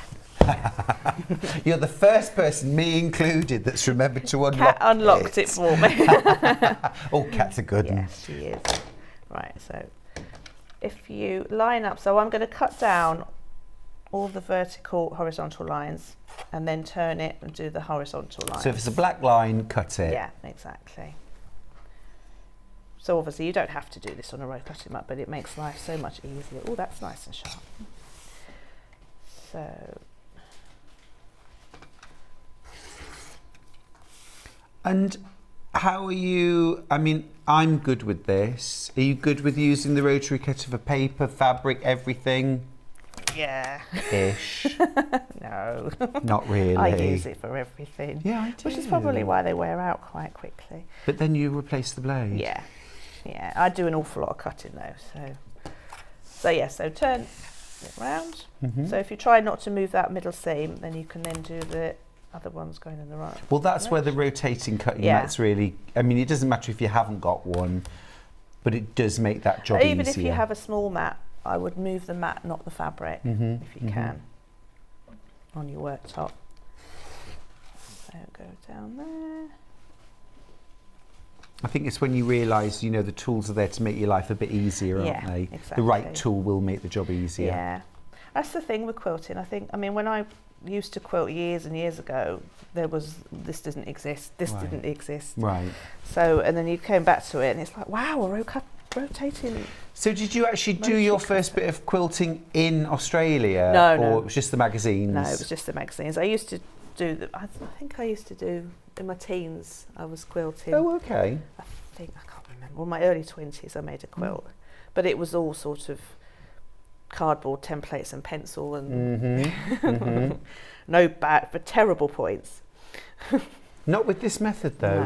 No. And what's lovely about this, when you've got them cut out, that's it, no trimming required. Exactly. These are all going to be perfect size and shape. Yeah. So yeah, so in the other technique where you do the line down the diagonal and so either side of it, you have to trim those up, but not in this one. Which is where that's the nod to the foundation paper piecing, I suppose. Because there's no numbers or backwards or anything in this technique for like there is in traditional PP. Right, so you've got all your triangles and then you're just going to nip off the blue lines, which just takes off your Oh, look at that too, clever.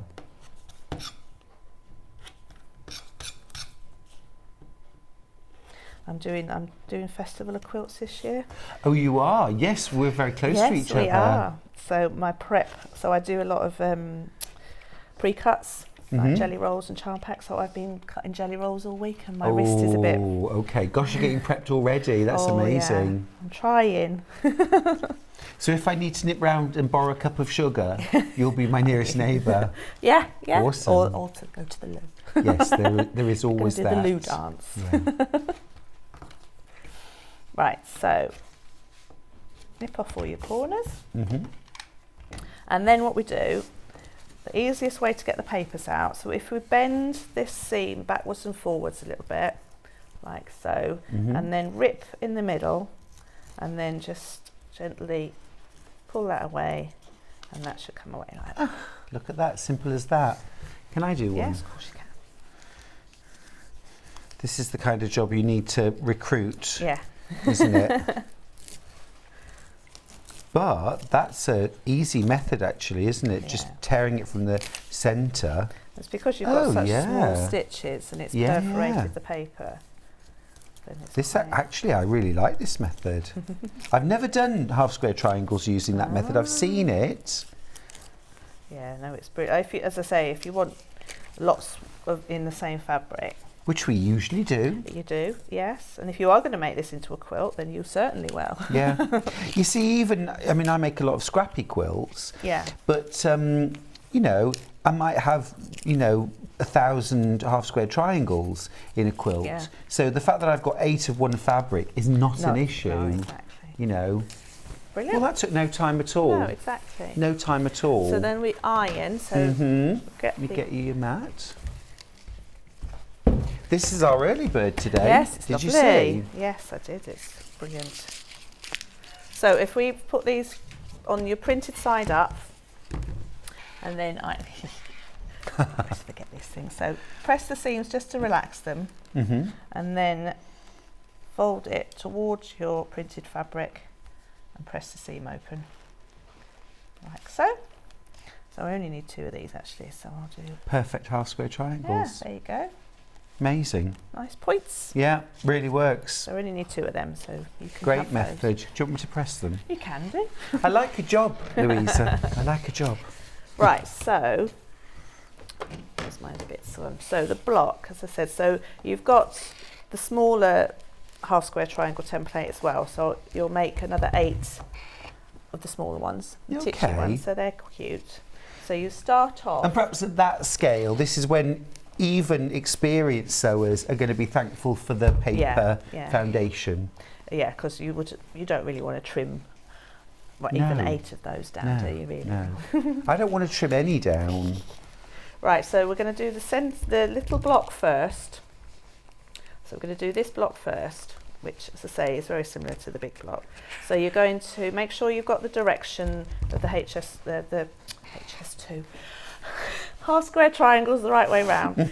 So those 2 as a pair and those 2 as a pair. So you just put them together and then put the machine on 1/4 inch stitch, I hope. Yes. You got the regular foot on? Yeah. Yeah. So this is also quick because you can actually chain piece these. So rather than breaking thread and starting again, just feed the next piece in and keep going. Like so. And then you snip them all. Just need to let you know at home, well over half the stock of both kits have gone. Now, little straw poll here, are you team Blue Escape or are you team Vintage Florals? Blue Escape, just pipping. Oh, just pipping. nice. Blue. It's very close though. It's very close. Could all change in a minute. Do you want these pressed It's like as well? Saturday kitchen. Yeah, so we're going to press them towards the square. Yep. No worries. Lovely.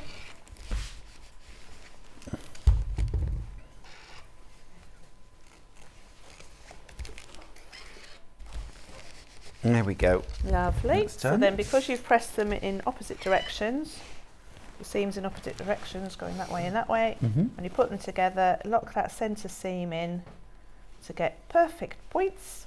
And if you want to, I put a pin there. When you pin it diagonally across so you're catching both seams. Okay, Cool. and then sew down there.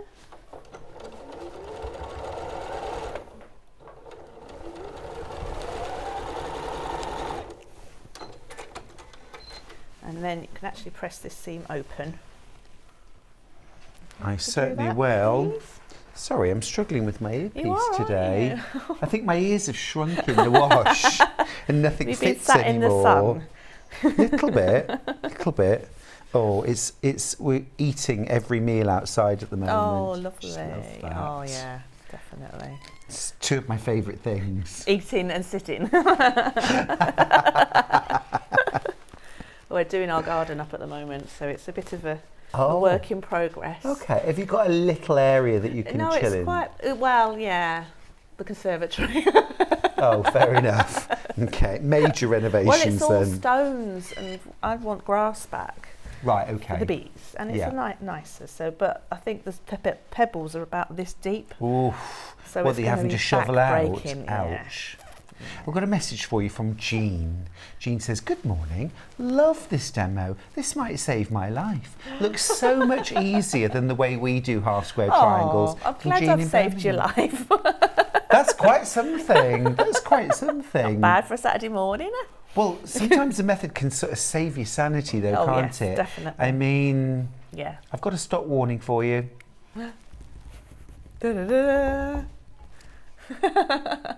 Okay, we're down to our last 10 of each kit. Check out your baskets, please. Down to our last 10 that are up for grabs. Excellent.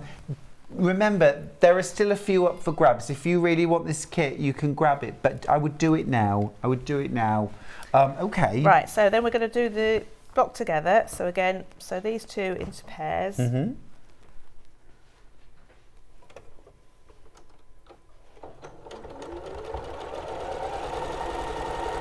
So what's the favourite thing that you've ever sewn? What's your proudest achievement? Oh, wow. To be honest, I think one of my curved EPP wall hangings. So I've started a few years ago working on Illustrator on the computer. Mm-hmm. And it all got very geometrical and things. And I used pi once, which was like... So press pi, yeah, press that towards the half square triangle. Yep. And I sort and yeah, there was a design called Sunspell, which was featured in a magazine, and then I think I've demoed it on Sewing Quarter and on here maybe. Okay. Definitely on Sewing Quarter, and it was just a circle, 3 circles of paper pieced rings like this one, and hand quilted, and yeah, so that's the one that I hang up, and so yeah, really proud of that. Lovely. Right, so then you're going to put these blocks together like so. So again, because you've pressed them in opposite directions, you can match your seam, and that's the only seam in these things that you need to match. You don't need anything there or there. Great. So it is an easy block, actually. Yeah, yeah. You also use such lovely colour combinations. Oh, thank you. Absolutely beautiful. I do Both of like these my projects are gorgeous, but also the ones that we've got coming up in your next hour, absolutely gorgeous. Thank you. And would you say that foundation paper piecing is kind of the method you're known The for? EPP. EPP. Yeah, the curved EPP. So you can do that open again. Open again. Please. Ooh, you've got into this handing your ironing over. Right. So when you do your EPP, do you watch TV while you're doing it? Are you, Yeah, except the foreign films, obviously, because I can't read and sew at the same time. So we got into, well, my husband Justin likes these noir crime dramas and things, but I leave him to it now because I can't. And there are lots sew that are like actually. Scandinavian, aren't there? Yeah. So, although I think he's been around the world now, he's doing Belgian and Spanish and. Oh, really? Yeah. Since the Spanish is hard because it's so fast. Oh gosh, yeah. Look so at that. there's your block. Oh, a little message for you. Let's do that. Good morning, Stuart and Louise. I have lost my Sojo due to being poorly. But this demo has certainly enthused me. I've ordered the Daisy Star. Oh, excellent. Well done. Oh, I'm sorry you've lost your Sojo, but you'll get it back. You can't beat a quick machine sewing project to get your Sojo back. I've got customers that have done that. Nice, complete project, yeah. Something you could make small, in a weekend. It's manageable, you're not going to get bored, and you're going to finish it. Right, that looks lovely put together like that. Going to put the two together. So you do have a couple of seams to match here. So if you find that you've got seams that are going in the same directions or the matching, if you just find that seam there, so that one's going in that direction and that one's going in that direction, that's your point. So just nestle them into each other. Yep. And again with this one here, so you've got 2 seams to match on this side. And it's fine that the seam allowances are both going in the same direction. Yeah. They don't always nest, do they? No, exactly. As long as they're directly on top of each other if they're going in the same direction. Yeah. If you're having a look here, Louise is using the Vintage Florals kit for this one, which is a gorgeous sort of collection of 1930s inspired. They're almost kind of feed sack Yes. like, I aren't like they? feed sack, yeah. Do you? Yeah. I think they're Definitely. gorgeous. You can't get them very easily now. Not in the UK Not in the UK, particularly. no. Does that mean I need to go to America? Well, I think you probably should. Justin, we need to go to America. Yeah, yeah. We do sometimes get layer cakes in of feed sack. Moda do a lot of them, don't they? Yeah, Darlene Zimmerman. Yes. Yeah, we get layer cakes sometimes of hers. She tends to do things sort of 1930s to 1950s, doesn't she? Yeah. Do you want those? Right, open. I Open? think. Yeah. Yeah, no problem. Why open? Just because it reduces the bulk a bit. Okay. If you were hand sewing, then that's a good thing to reduce the bulk. I mean, with quilting. Just reduces the bulk a bit, and it's still as easy to match your points. Yeah. It's a good fallback position, isn't it? Seems open. Yeah. It can go either way. yeah. That's one. Lovely. So yeah, you can see the points are pretty good. Really good. Look at Perfect, that. in fact. I'd say that was talent, but I think it's more luck. I'll say it's a combination of talent and a great method. This is quilting though. It always looks more complicated than it is. So if friends don't quilt, they go, "Oh wow, that's amazing," and you're like, "Well, yeah," but it's all in, as you said before, it's all in the tools and the techniques. Yeah. So put that point together. So as I say, even if they're pressed open, you can see that seam's going that way and that seam on the back is going that way, so they all nestle quite nicely into each other. Put your pin diagonally across so you're catching all the seams. So you match up anywhere, anything that needs to match, you match that and pin it. Yeah. And then if it was a larger quilt, then I'd go back in and put pins in between the points. But yeah, match up your points first. And your end points if you've got a long strip. But I don't want that one, so.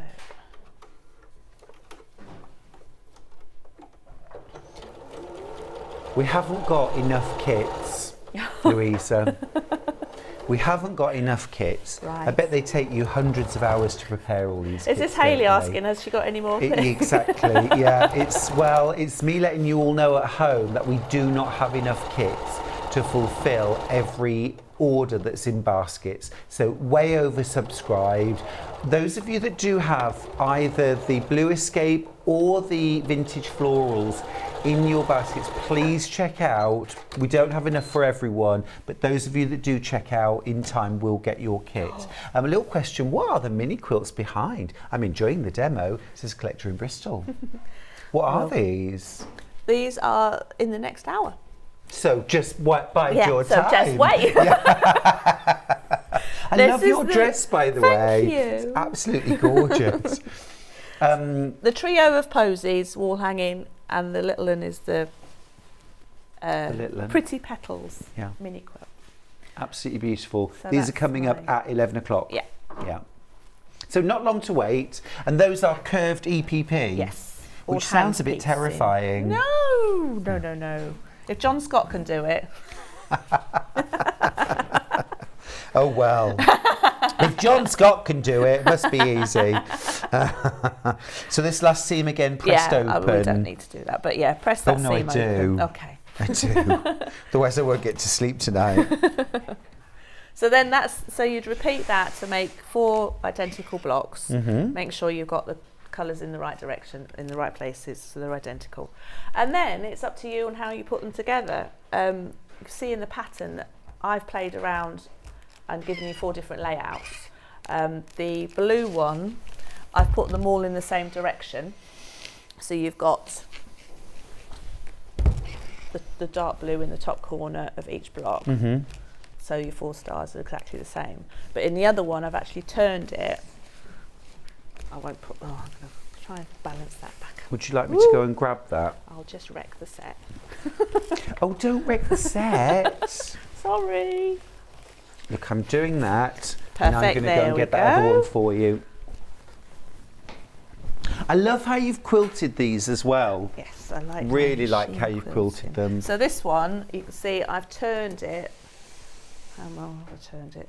So that one is, well, basically, so I've put the greens together down there and the blues together, and then if you can imagine that as a quilt, that would create a square, a block of blue. Yes. And a block of blue there, as if you carried it on, so it would look lovely. You'd get secondary patterns coming pattern. out. It's gorgeous. And then there's 2 other colourways in there as well, just turning them each side, each way. So it's up to you how you do it. So then the quilting, so this one, I was going to show actually. Yes, I'll please. show you. So this one is straight line quilting. So this is just simply, I started in the middle, in the ditch, just as a marker. And then I used the width of my walking foot as a guide. So I then lined that up against the edge of that edge, or the left edge, and then sewed. So I'm always breaking thread in the wadding, taking it back to the top. You do that half first, and then turn it and do the other half. Okay, so that's how you do the straight line. And this one's quite simple. So because you've got an obvious grid line with your block, if you've gone a bit wonky, you can pull yourself back in again. So we don't use to mark. No, I don't masking tend tape, to mark, just not with this. So no? you can do, but as I say, you've got that line there and that line there as a guide. Yeah. So if you do find that you've gone off a bit further, just pull it back in again, and you won't notice. You're never far away from a seam, but it's absolutely gorgeous. It's great texture, and it's also a lovely. It has a nice modern feel to it, exactly. as well. Yeah. So that's but the straight my line. favourite is your wavy line. Yes. So if I did bring a bit of wadding and. Are you going to show us how? Yeah. So awesome. I haven't got the walking foot on, which I'm not going to try to. So we'll just pretend I've got the walking foot. Do you want me to put the walking foot on? No, it'll be fine. It's only a bit of wadding. Okay. So. Just while you get ready, I'll read a couple of messages. Lorna says, Louisa loves a wall hanging. Lorna's my little elf, my little helper. I wondered where she was. Morning, boss. Morning. Morning, boss. Steph's got in touch to say, morning all. What a beautiful cushion. Love to see Stuart making himself useful. Ironing is not my favourite thing, though. I love a bit of ironing. It's very, to me, it's very yoga-y. Yoga-y. You know, it's mindful. It's soothing. Getting that nice smooth finish. Yes. That said, no, I will not iron your jeans and your pleated skirts for you. Right, sorry, just making a mess. So, we'll just pretend this is nice and ironed. And flat. Do you iron batting or? No, just the fabrics. Just the fabric. Yeah. So we'll just stick a couple of pins in here for the moment, but normally I would use curved safety pins just to baste it. And then all you're going to do, so this isn't any free motion, you don't do anything with the feet, the teeth. You're going to just guide it yourself. Okay. So we're going to start in the middle. So here I started in the middle of the top of the quilt and just did a wavy line, not using the centre line as a guide, just to go gently down it, as gently as you like. So it's not like a wiggly, it's just quite So nice. you just use that centre seam, you're not having to draw a line, and just think gentle undulations. Yeah, and then I increase the stitch to about 3.5 or so it's a bit more decorative. Yeah, kind So of a then, top stitch length. Yeah, so then as I said, you're just starting off in the wadding, so there's no ends to sew in. And I also find an extension table and those gloves are really good for your because it takes the pressure off your shoulder. Yeah. You're not like and you can grip the fabric a bit more. So you're just going to sew gentle line all the way down. I've done this the long way round, haven't I? So never mind. How do you mean? I've done the fabric the wrong way round. So it's going to take longer to get to the end. Oh, right, so when you get to the end, you don't need to break thread. Just pull that all the way round. Lift your needle up and then just move it 1/4 of an inch or 1/2 inch to the right. and then following that first line. So in some places I'll echo it, in some places I'll mirror it. Yeah. Or you can just do another wiggly line all the way along, like so.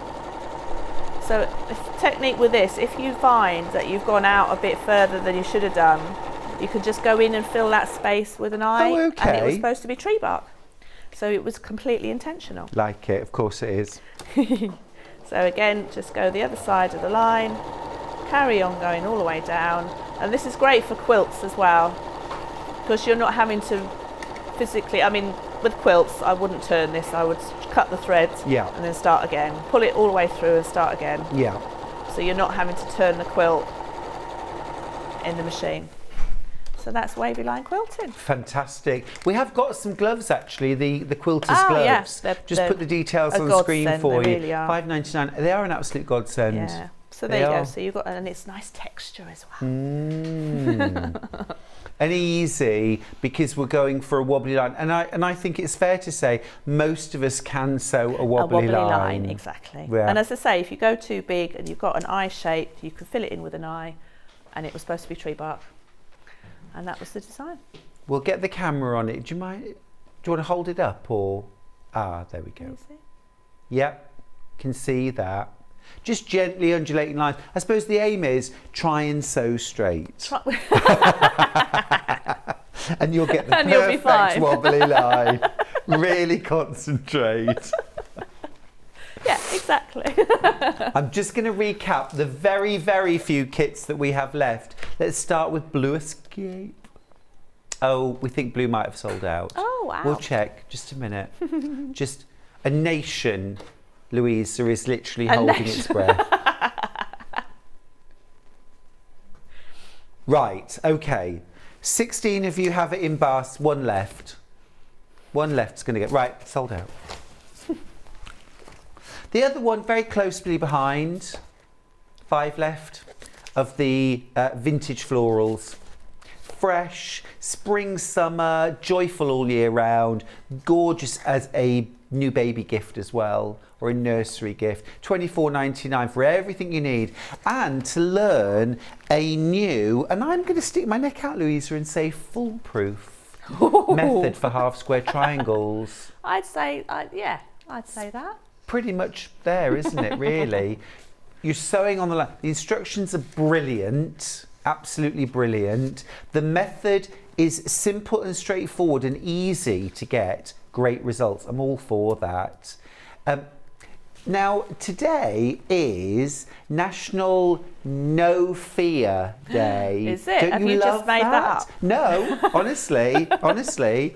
It's also National Grey Day.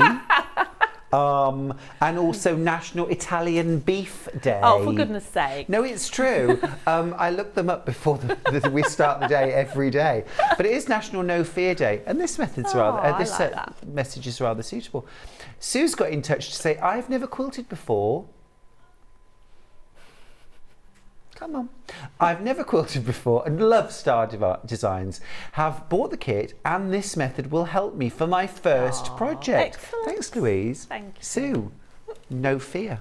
No fear. Fabulous. I love that. Another message. This is from Jay, who's in Kent. Good morning. Thank you for a lovely demo. My newborn has really enjoyed it. She seems fascinated. Oh, there you go. Seal of approval. As All far ages. As yes. Start them young, that's what I say. Definitely. Get them into sewing the minute they can hold anything. Brilliant. Now, if you want the pattern on its own, remember within the pattern, you get full instructions for making the cushion. This would also translate beautifully into a quilt as well, lap quilt, double bed quilt. You could do a scrappy version. You get one copy of the foundation, and that's the large and the small half square triangle. So that's fabulous. For $9.99, but we've got 15 of these left. That's it. Check out your baskets, won't you? 15 left up for grabs. Very, very busy this morning for your projects, Louisa. I should have also said you do put a border on after you've done the 4 blocks, Oh, which is in the included in the Cool. kit, obviously. Yeah, yeah. And also as well, if you were going to make a quilt version of that, you can put block to block, but you could also put those borders, and this could be a big block, nice, couldn't it? Yeah. 4 of those, big lap quilt. Yummy. Love it. Love it. We've got a few other bits and pieces now.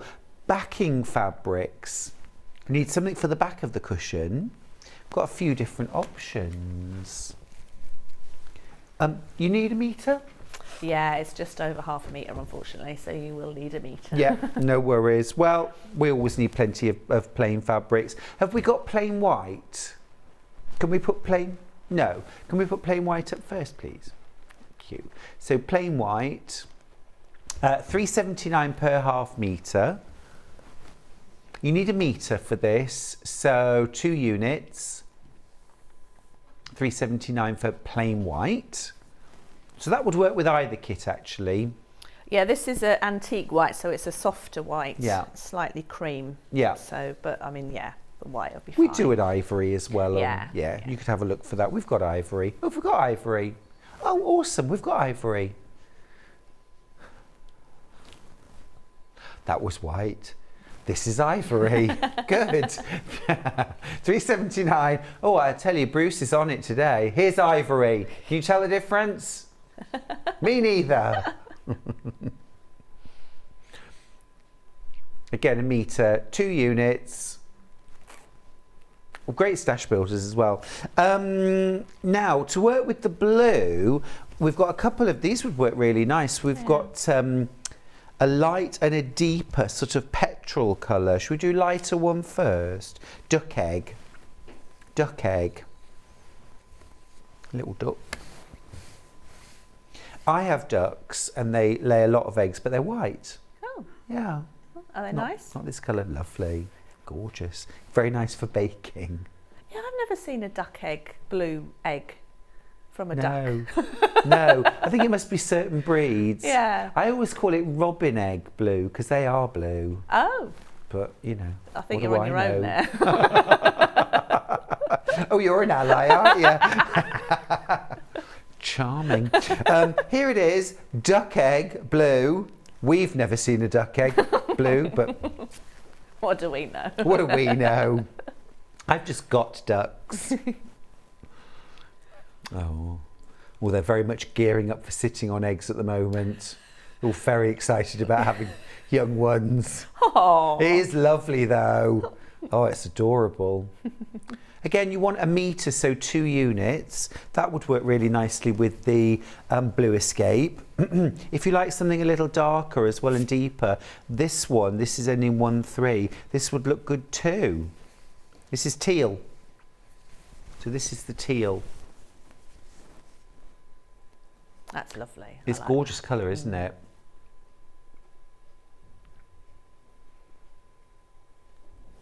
And I love dark backgrounds for appliquing onto. Oh yes. Yes, yes. Very nice. Then we've also got apple green. You might like to use this if you're doing the vintage florals. This ends 9.3. Apple.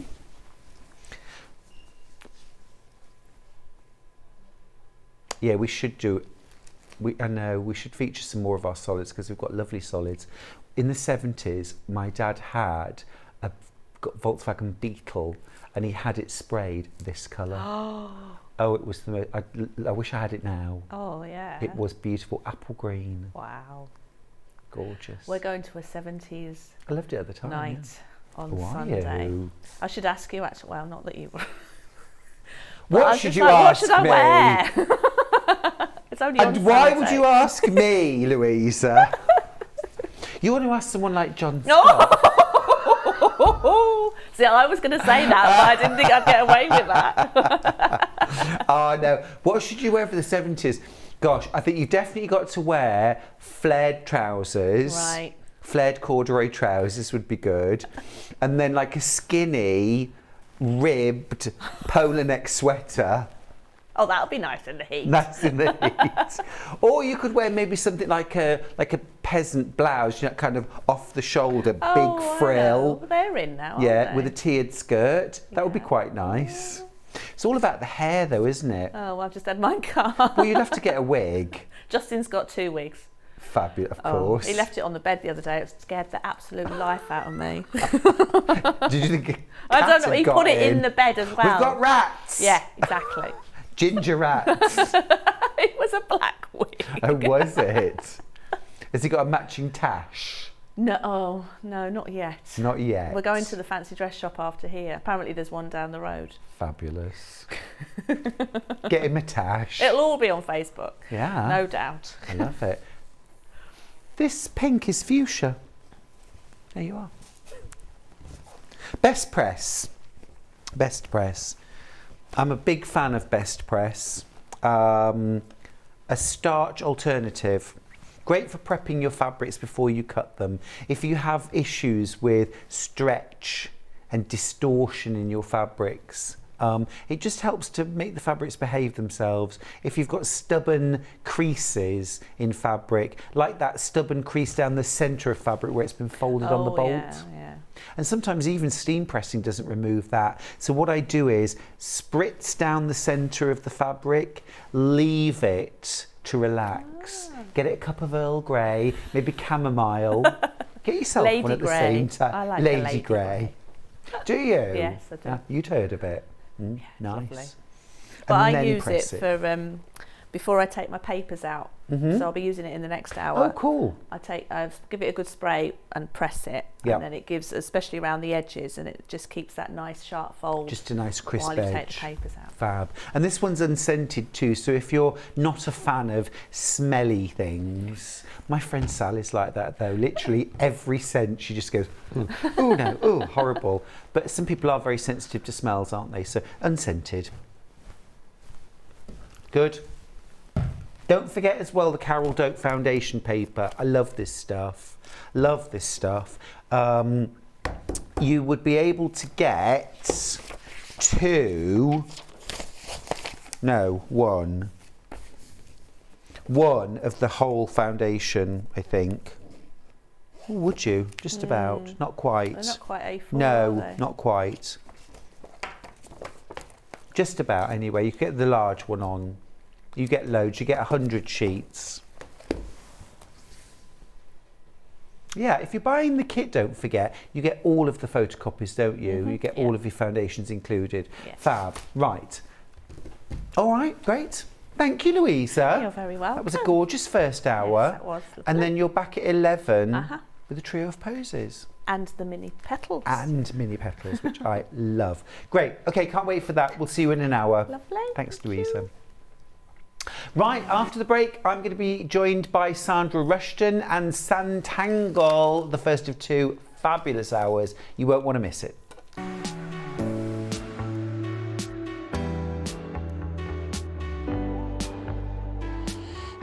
What I really like about coming to the Festival of Quilts is a chance to see what people are making and really share my own enthusiasm for the quilting world.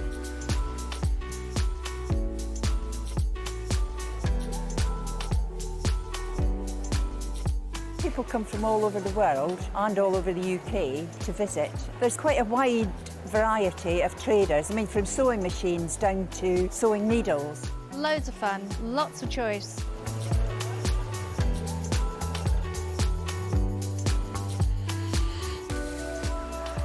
The quilts at the show today have been very inspiring because they've been done by lots of different people. They've got different techniques, different colour combinations. Oh, it's the biggest thrill when you're chosen and you get a first prize.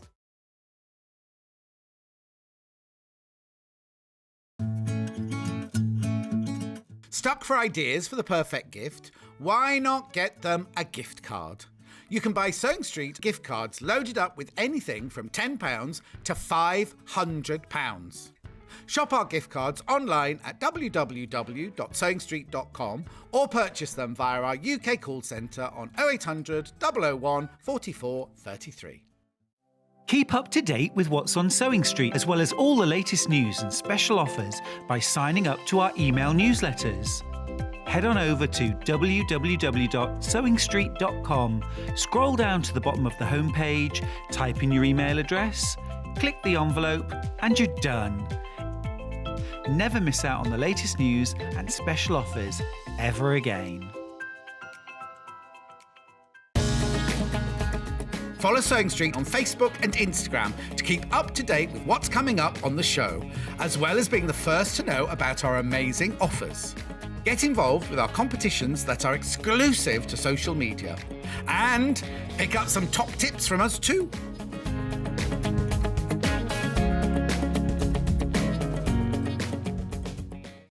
If you're a Sewing Street customer, no matter how many times you check out in one day, you will only pay one postage and packaging. So don't wait to add the item you want to your basket and check out.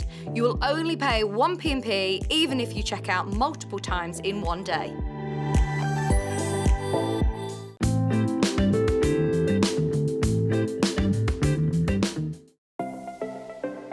Missed the live show? Don't worry, we recorded it for you. Never miss out on your favourite presenters, guests and makes ever again.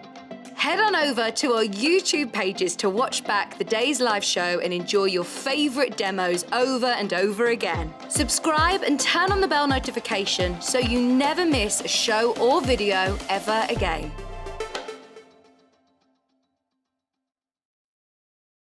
Are you a fan of Sewing Street? Why not join our growing Facebook fans pages?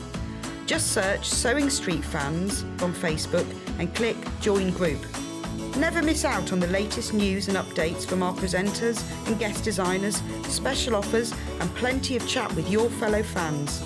Share photos of your makes, ask for advice, interact with your favourite guests and presenters and be a part of the ever-growing sewing community. See you there!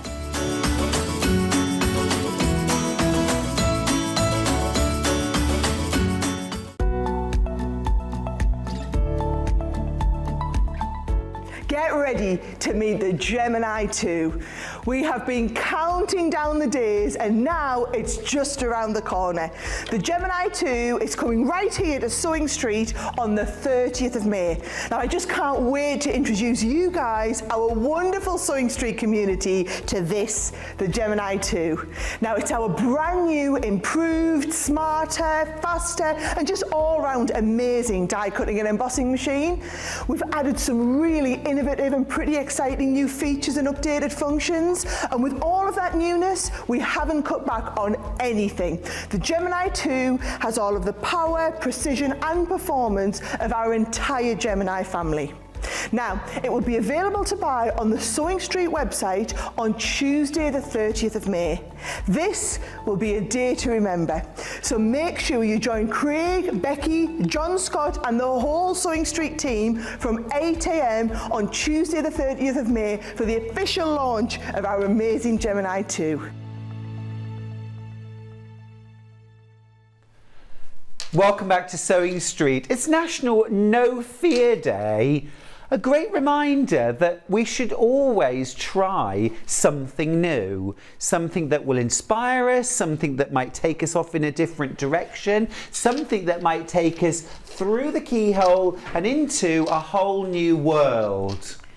How do you like that, Sandra Rushton? I'm impressed. It's like we planned it. It is, isn't it? It's like we practiced. Sandra Rushton, everybody. Hello, good morning, everybody. Doing? Really good, thank you. So really good to have you back. No, it's lovely to be here. We all love when Sanntangle is here. Thank you. It's the chance to try something different and to see fabric craft, quilting, applique reinterpreted by, and I know you won't mind me saying this, by somebody that doesn't come in as a dedicated sewer. You do love your sewing. I do, yes, but I'm an artist. You've come in a sense, at it from a totally crafty. different angle. Absolutely, but we bring things to you that aren't just paper craft. Absolutely. We actually change things around a bit, so you really switch things up.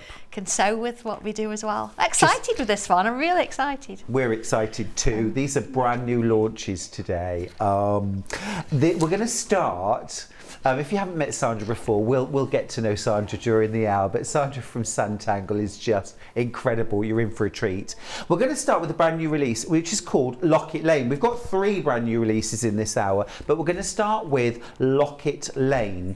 And these are stencils and a book for applique, sew tangling and drawing. Am I right, the overhead's still not working? Okay, no worries, I'm going to show you this. So, to start with, Sandra's developed a series of stencils. Now, we've put these onto some card just so they're a bit easier to see. Yours won't come stuck to card, obviously, you'll get the stencil. But these are our base shapes, Sandra, am I right? Yes, they are. I'm not giving you something to draw around and you get the same thing every single time. Well, you can do that if you want. This is all about you being a little bit more creative, following the instructions, but then going your own way and creating your own little series of houses, homes, toadstools, whatever you want to do with these. So Locket Lane, tell me about the place. Oh, what is Locket Lane and who do they live? It came about because somebody, now this is the story, found a locket by a well. Right. And they're like, okay, what's this locket? What's this well? And they found this locket. And so through time, this locket's sort of gone from different person to different person. It's a little bit odd. Nobody likes to wear it. It's not good for you. But then they don't know now who originally found it. And because of this well, these houses came about in this lane. So you get not just little toadstools, but you'll get a mansion as well, that kind of thing, little pods for different little types of people to live in. And so we called it Locket Lane because of the locket. The locket. Really.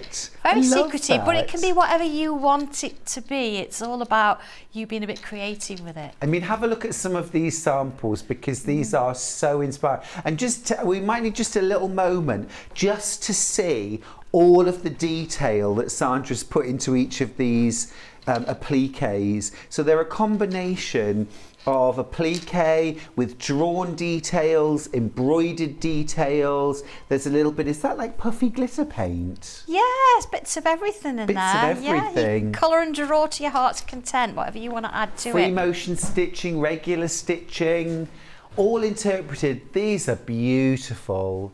You get all of these patterns included in the book.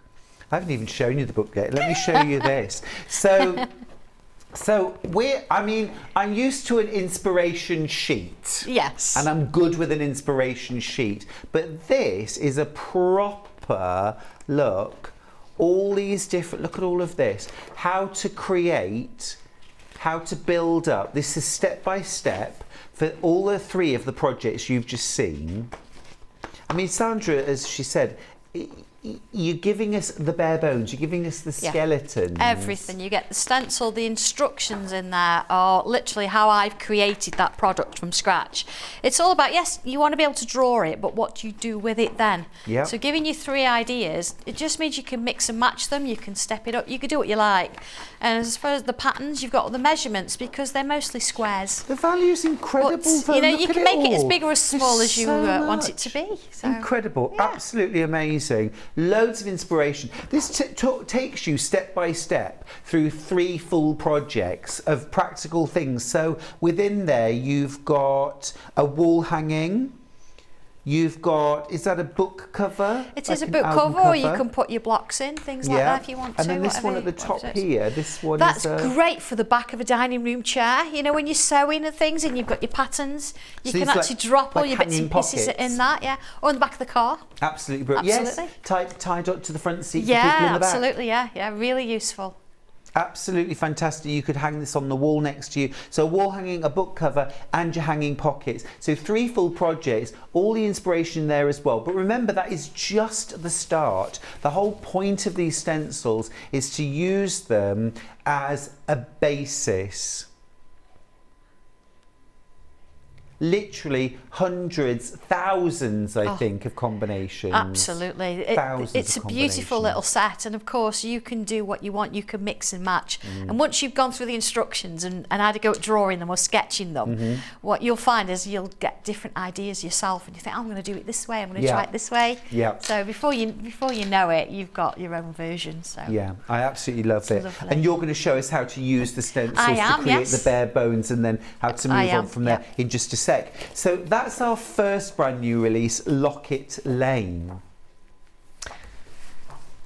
Now we've got 2 more. So this was really the start of a journey, right? It's always, absolutely. The locket by the well. Yes, that's it. Where has this come from? And this kind of fantasy village of little houses.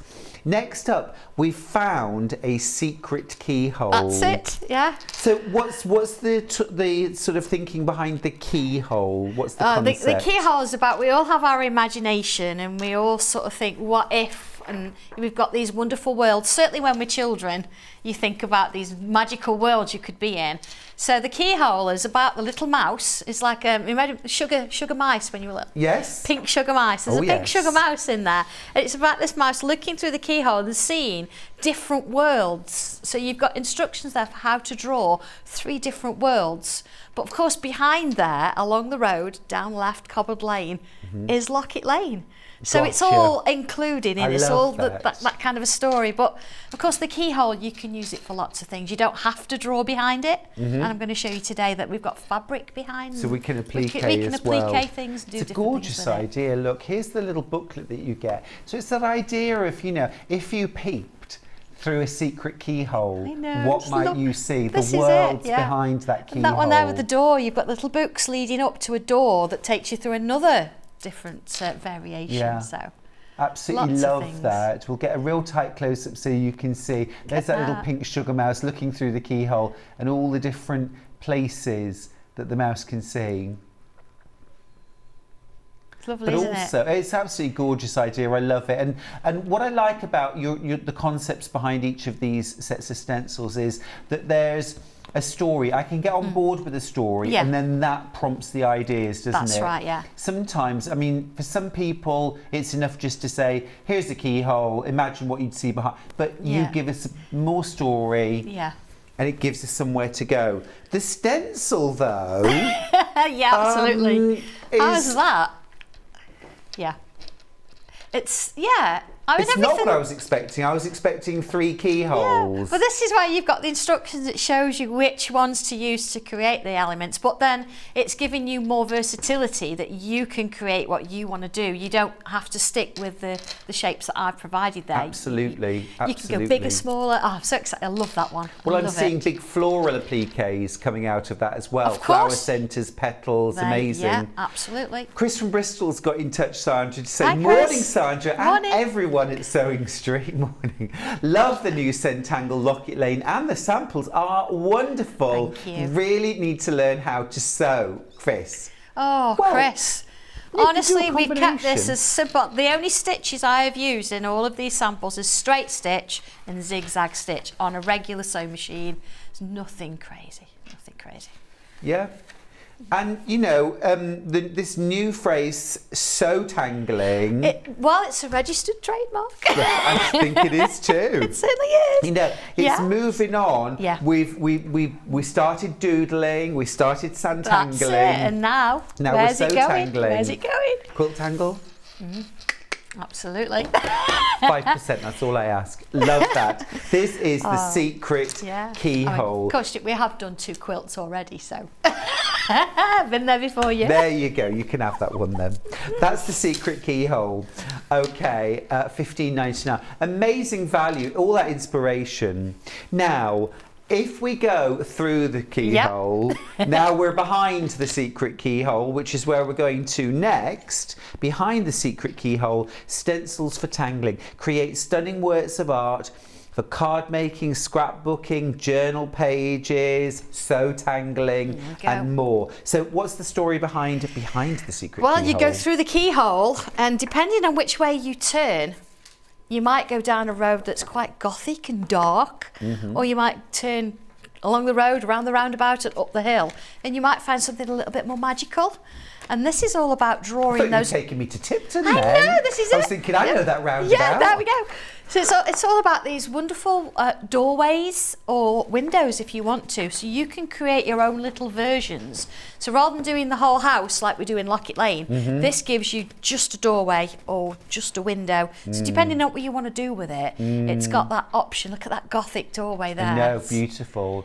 Well, what I want to do with it is I want to do a whole series, like 12 months of doorways, all different doorways, all different, you know, flowers, things like that. And then I'm going to do patchwork around each one. Lovely. I'm going to use maybe something like intense pencils to colour them. And then I'm going to make that up into a wall hanging of 12 months of secret doorways. That would be wonderful, wouldn't it? Look at the stencil that you get too. Again, just amazing. It is. The booklet tells you how to use that stencil, how to use it to create these incredible fantasy doorways. $15.99, it's incredible. All that creativity. Remember, today is No Fear Day. So we're all going to look at this now and say, no fear, I understand the process. Exactly, you know, you do one and suddenly you're like, oh my God, did I draw that? Yeah. And that's how it starts, and you get a little bit addicted, I must admit. So this is artistry for people that do not necessarily consider themselves artists. Exactly. Because I can't draw a straight line, Sandra. No, you don't have to. You really don't have to. Then I may experience success today, we will see. Yeah. Can we have a look at some of the finished samples? samples? They're all I'm over the come place. over What would you like to? and have a look. Do you want? Shall I get them down? Oh yes, please. Steph's got in touch to say, I can verify that Sandra is indeed an artist and a very talented one. I've seen her on other channels and she makes Sanntangle look easy. I'm sure it isn't, but I would love to try. Sandra, do you know, is it easy? Do you know, we can stand here, can't we? And we can say, oh, this is so easy. You need to try it. Please do it. And if you think really not sure, go onto YouTube and look at Sanntangle, and there's instructions on there. Go and have a look, and honestly, don't even pick number 1, pick maybe number 200. Okay. And have a play, have a sketch, and honestly, you'll come back and you'll want to do it. It's a process, isn't it? Exactly. You've got to try it to see how achievable it is. Yeah. Now, let's see some of these. So this is from Locket Lane. This is, yes, this is the locket. And this is that hanging pocket. This is the locket that was found. It's beautiful, Here are isn't your it? pocket. It's amazing. Yeah. And I love the way that you've combined the things that I already know and love doing, the patchwork, the fabric craft, the sewing. Yep. But now we've got this new craft. That's it. Of creating these Sanntangles. Yes. But using the stencil. It's having that structure. That's right. So this here is the shape of the keyhole, which if I actually just pinch my stencil, I can sort of show you. So yes, please. Oh no, there it is. Okay. Yeah, there it is. So you can see that that's where I started, and I drew around this shape. So then looking at this shape, there it is. There's the keyhole. And then you look at this shape. Okay, you've got a selection of them there. So if you decided you didn't want it to be that big, or you just wanted the keyhole, you don't need to use these shapes. You do what you want to do. I've used the same fabric behind, but then I've used a machine stitch to actually create something rather than draw it there. Because this it's nice is machine stitched. Yeah, it's nice to have a bit of a play. But then all this behind here, this has been drawn by hand. But again, giving you instructions how to do that. It's a curvy line and stitched. But then this has all been done with my lovely permanent fine liner pens and coloured pencils, and it's giving it that little bit of uniqueness and making it really personal. So you can put as many or as few as you like, really, whatever you want to do with it. And of course, you've got something unique that you could sign. And if you wanted to sell it, you could, because it's your artwork then. Completely unique, isn't it? Every single time you do it. Even if I was to redo this, it would be completely different. It's just lovely. Now, we've got 3 pens. We have, yes. We've got 3 pens. Have you got yours there? I have, yes. We have in the pack. Just move those out the way. And I've got all of them. Look, we get 2 03s and an 05. So 2 of the 03s. Now, what does the 03, 05 mean? Right, the 03, if we have a look at that, you can see how fine it is. And this is what we use a lot of the time. Okay. So for all our drawing needs, writing, everything else, we'll use that one, which is why I've given you 2 in the pack. So the finest lines, the tiny little dots, the basic drawing, everything that I do with that one. The 05, if I put that one next to it, you can see the difference there. So if you want slightly thicker lines, or if you want to fill something in, rather than use the fine line, you use the thicker one. And of course, they are washable. So we can machine wash? You can machine wash it up to 40 degrees. Do we need to heat set the ink at all? Not at all, these. No, amazing. Never done that. And I've tried and tested them. But I mean, if you're not sure, if you think, what she said, please, by all means, get yourself a scrap piece, cut it off, do some drawings, put it in the wash and try it for yourself. Great. I have done that, and all the fabrics that I've used today, I've been able to wash them on that. So even for things like quilt labels and labels inside clothing, you know, permanent and fabric safe, sort of perfect. Yeah, exactly. And they're all black, aren't they, as well? They're all black, yeah. Tangling, we tend to use black 99% of the time, honestly. But yeah, so they will do you for that as well. These always sell out really fast. Is that $8.99 for 3? Amazing. Exactly. Absolutely amazing. $3.99. Sorry. Thank you. You wish. No, I was thinking, you know, at least $3.99 per pen, $4.99 more. Amazing value, amazing value. Right, we're just putting the Locket Lane back up on the screen. This is, I'm going to, excuse me a minute, I'm going to grab my copy of that. You've got your amazing book, plus 2 big stencils. We've just put them onto cards so you can see these more clearly. So I'm definitely seeing things here like toadstool bases and caps of different sizes. I'm seeing, I don't know, but I'm also seeing things like doorways. I'm seeing urns, vases. Absolutely. Tree tops, tree trunks. All sorts of things in there. Little cave dwellings as well. Exactly, yeah. Put these 2 together and it turns into a flower. Yes. You're like, how on earth does that happen? But it does. You think split it into 3, put some little lines in there. Yes, yes. And then here you could perhaps bring this in a couple of lines, a little stalk. Perfect. You've got a little house there. Brilliant. Little tree stalks.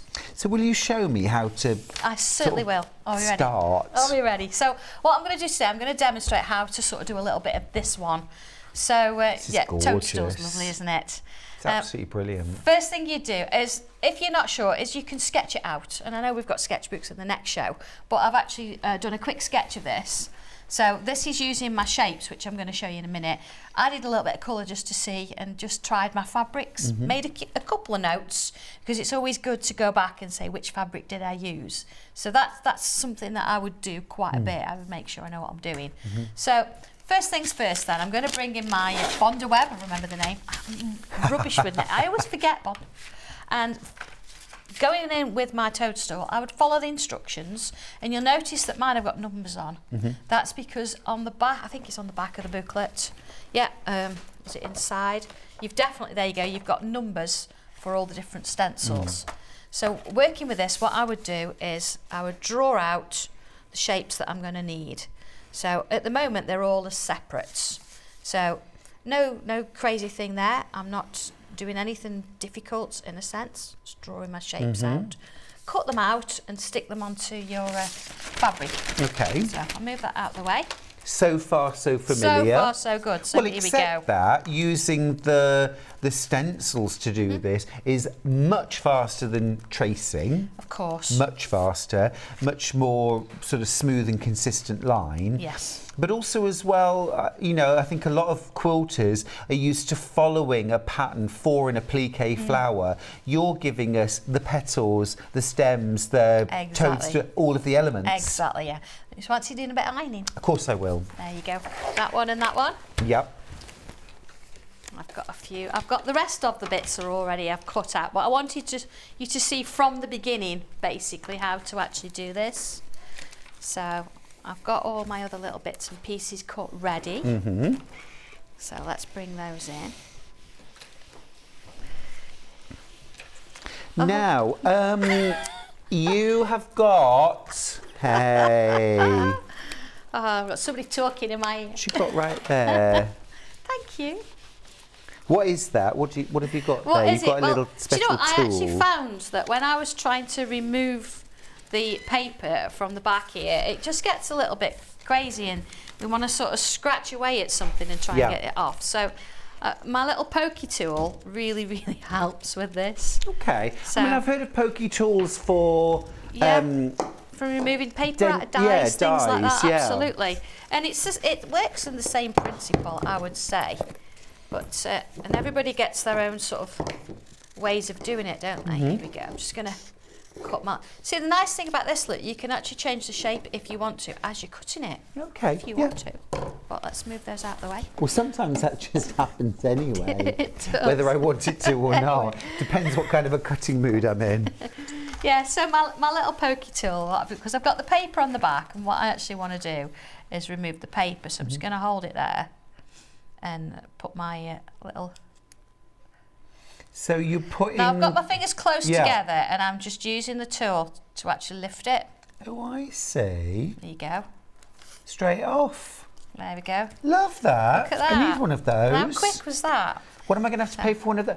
$2.99? Yes, absolutely. There you go. Look, see how easy. Just literally that pull was. up the corner, Just pull up and the it's corner off. and it's off. And even with some of the smaller little elements, let's take. I've got my doorway. Look, see, you can't damage your fingers in that sense. It's very, very fine. And because my fingers, look how quick that was. That's amazing. It's like a magic trick. It certainly is. It's really good, isn't it? Shall I just keep really it? I'll do another good. one. There you are. Look, off it comes. Yeah. And mate, $2.99. Yeah. Get one, try it. So, it's really. Can I just have a look? You can have it's just really ripped. clever. Yeah. So it's. Does it twist out let me just push that. Oh, I see. Back in there for you. There you go. Oh. Amazing. Now I've got a lid on it. There you go. Yeah. So you've got There like it a is. metal. It's almost like a. Yeah, it's a very nice weight, isn't it? It's got, and Beautiful. it just sort of. Yeah, it's really pulls cool. your fingers off. I've never It's seen lovely, one of isn't these it? before. Very, very, very fine. So it goes in between your fabric and your bonder web real easily. See that? Real easily. Lovely, isn't it? Yeah, It just it's fantastic. works. And then Just it has a works. cover as well to It protect needs to that. because that's really, really sharp. Yeah. So you need to make sure you keep that covering with it. I'll give it back now. Thank you. Can I have the covering? It's gone absolutely crazy for that. Oh, they're lovely. But yeah. Because I've scratched at the back of the paper with a pen with varying degrees of success, but actually having something to lift up the edge. Yeah, just lift the edge and you're good to go. So this is where it gets a little bit interesting because all the pieces are separate. You can decide whether you want to have your top of your toadstool facing inwards or whether you want to have that on the top, which we're going to do. Where you want the doorway, you might, I've got it sort of on the end of the instructions, but you might want it in the middle or either side. Entirely up to you. So you could put it there. And then of course my windows. Now what I've actually done here, I've got a little pedestal. And what I would do is I'm going to put that on my window. And you see how it sort of starts to build and you start to create this little series of houses. So if you would be so kind, I'm going to ask you to just iron me those. Okay. If that's all right. Just as is? Just as is. If it moves a little bit, I'm not worried. It's fine. It's a collaboration. Is it? Yeah. I'll start moving things around willy-nilly. Don't say that. But that's the thing, isn't it? You move individual elements over a tiny bit and suddenly it's a brand new That's right. applique. It's not about it being exactly the same as mine. It never is. No. So here we've got our little shape then. Now, a couple of things we can do here. You could either use... Sorry, I'm sorry, Sandra. Right. I really can't... Can you say that again? Oh, well done. Yeah. Okay, thank you. Sorry, Sandra. You can either use a friction pen and you can draw some lines in and then stitch over them, which I've done on the sample, or you can go in with your fine liner pen and do some tangling. The first thing, we need to address this bit here because this is sticking up here what's going on. Yeah. So I did think that to begin with, but then I sort of think I know where you're going. So what I'm going to do here is I'm going to come in and I'm going to draw in the underneath. It's the underside of the cap, yeah. There we go. So instantly that tells us where we are looking at this. We're down low, exactly, looking up. Looking up. So then from here, I can bring in some extra little bit of detail. And again, this doesn't have to be straight lines. It can be a little bit wobbly. It can move along a little bit. But I'm drawing a line from one point to the next, going all the way round. And I do that on the other side as well. So you can see where this is sort of headed. Oh, absolutely. Putting that extra bit of detail in. But I say, if you want to stitch it, you can stitch it. It's not a problem. And then, of course, in your But little look how doorway. that's completely changed the Different, isn't it? dimension and the look. And presumably as well, you can do a bit more shading and things like Of that course, if you really want to create yeah, shadows. you can bring your pencils and things like that in if you want to. I'm going to do now, imagine that I have got my little windows and doors in place. See, that one's going to sit up there.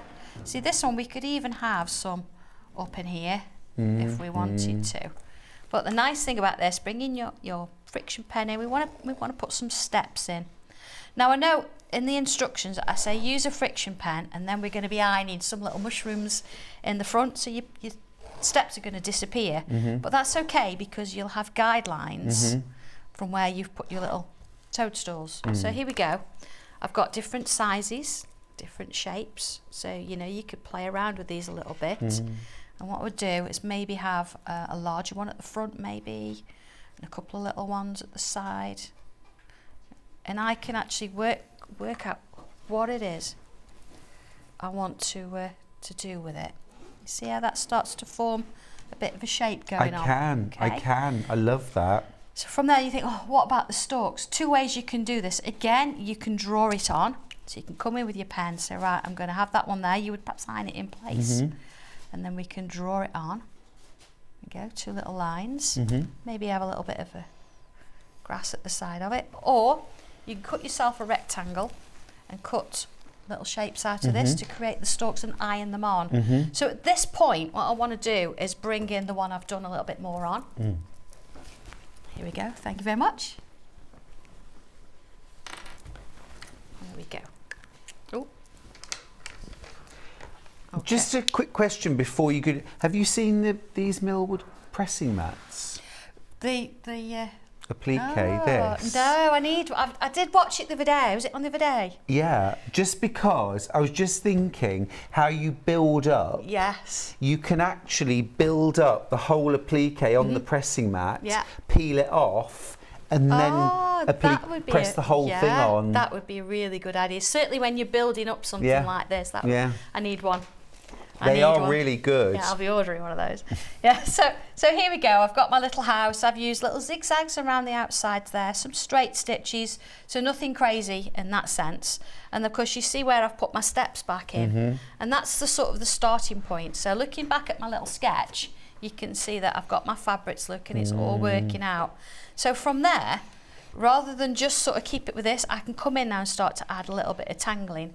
So maybe here, some little dot and dash lines, working my way along. And again, it starts to give it that little bit of uniqueness, working it round. Now, of course, this will be the point at which a lot of people, myself included, will be thinking, Sandra, oh no, what if I ruin it? No. Well, do you know, you've got a friction pen, and if you want to, you can do it with that first. When you're happy with it, draw over the top. It's absolutely fine. So it's not a problem. I mean, here, look, I've got my fabric, so I can choose to perhaps go round some of that fabric. And that will give me a little bit of an idea, and maybe then put some little bubbles in it. And working along there, see some little bits of detail. Oh, I can see it. It's really cute. Yeah. And again, it doesn't have to be fully planned. It can be whatever you sort of want to do with it at the time. And then whether you want to, you know, bring your coloured pens in and pencils. I mean, this is a wall hanging. If you're not going to wash it, you don't really need to worry about it. That's why we can bring our regular pencils in. So, regular pencils. Regular pencils. These aren't regular pencils. They are just these are fabulous Sanntangle pencils. These are my Sanntangle pencils. Now, you cannot put these in the wash. Not the pencils, but when you've drawn them. Yeah. So if you're going to do something that you want to put in the wash, use your ink tents, by all means, 100%, and that's the ones I use. But if I'm doing this and I don't really need to think, I've got to wash it, you can come in with your colours. And you can add your colours in. These are brand new. These are your pencils. You've developed these. And we were talking earlier on, you've tried hundreds of different kinds of certainly pencils. Have. It's taken me a long time to find these. Look at my white going on there. Look at the price. Look at the price, $29.99 for 36. And these are creamy, blendable, layerable. Oh, they're just beautiful. They really are. Look at this. So, I mean, I don't know anything really about coloured pencils, what should I be looking for? What do I get in your pencils that makes them special? In my pencils, first of all, you get that lovely creamy quality, and you've just seen me use that white on the top there. You're getting that lovely blendability. But what you're also getting as well is you think about the teaching aspect of this. So looking at my colours, instead of actually giving you something like different types of purple, I've given you light pink purple, mid pink purple. So you know immediately those two pencils will go together. They're in ranges, so you've got 4 yellows there, so we know that those 4 yellows are going to work together. I could use any 4 of those and they would all blend. You could bring in Can I one just of the say blues. thank you, Sandra? Yeah, no, fine. Because earlier on, this was an absolute dog's dinner. They were all over the shop. My eye was twitching, everything was twitching. But now they're in. So there we go. thank you. So we're there, absolutely. But you can see that's where they are, and of course they're very personal to me because you've got your wood colours, which is my ode to my woodwork teaching. You've got my Sanntangle red, which is there, of course, and then we talked also about the Forget Me Not in memory of my sister who passed. So it's nice to have all those together, and you know that whichever ones you're going to put, even if you decide the reds you want to go with the pinks or the reds with the orange, they will blend together. So I've really made sure that that's going to happen. So creamy, blendable. Now a lot of quilters, even quilters that do not consider themselves designers, and I think everybody who picks up a piece of paper and a pair of scissors is a designer. But lots of us sit down with squared paper and we colour in our quilt blocks before we start making them to try our colours. These would be perfect for that too. Absolutely, yes, perfect for that. And that's what I've done with these here. And I've done 2 different variations. So I've gone really, really light and just tried my colours there. But as you build up your layers, so I've not pressed on with these at all. You don't need to press on. You just go over them very lightly and just keep building up those layers. You get about 6 or 7 layers before you think, oh, I've done enough red, I've perhaps got to bring a bit of blue in. But I've just sort of tried to match it to my colours to see what it's going to look like. So use it for the sketchbook and for those, or use it on your fabrics, whatever you want to do. Yeah. So on light fabrics, of course, they're going to be really bright. Even on the deeper tones, you've still got amazing coverage. Yeah, you see where that white's come in, and even bring in a little bit of grey, you know, around your windows. Yeah. Just giving it that little bit of shade. Yeah. And can you colour thread as well? Because you colour over the top of the thread and... You see, it's giving it a little bit of shade there. Gives it that shading. And I was thinking as well, like you can do it down the side of the toadstool house to create a little shadow. Absolutely, yeah. And if you're not sure what colours to use, you see I've used yellow. So let's go in with a yellow. See, I've got 2, I've got a mid-orange actually. Let's go in with a mid-orange. So I can bring a little bit down the side there, just underneath there. So it's not sort of a stark contrast, is it? We've got a nice shade going into it. Just gives it a little bit more realism. Yep. As well as your stitching, if you want to. Yeah. Yeah, you can add detail and shading with the stitching, but you can also just draw a little bit too. Yeah. You can draw a little someone in the window peeping out. You could, absolutely, you could. Oh, look at that now. Can you see the difference it's made? Just that little bit of difference. Well, let's bring a little bit of that Sanntangle red. Where's Dobby in the window? Dobby is having breakfast. Is he? He is. You normally come on with Dobby. Yeah, he's got about 6 croissants in there with John. Has he? Yeah, and he's like, no, I'm not having my breakfast. Pair of tinkers. I'll come in later.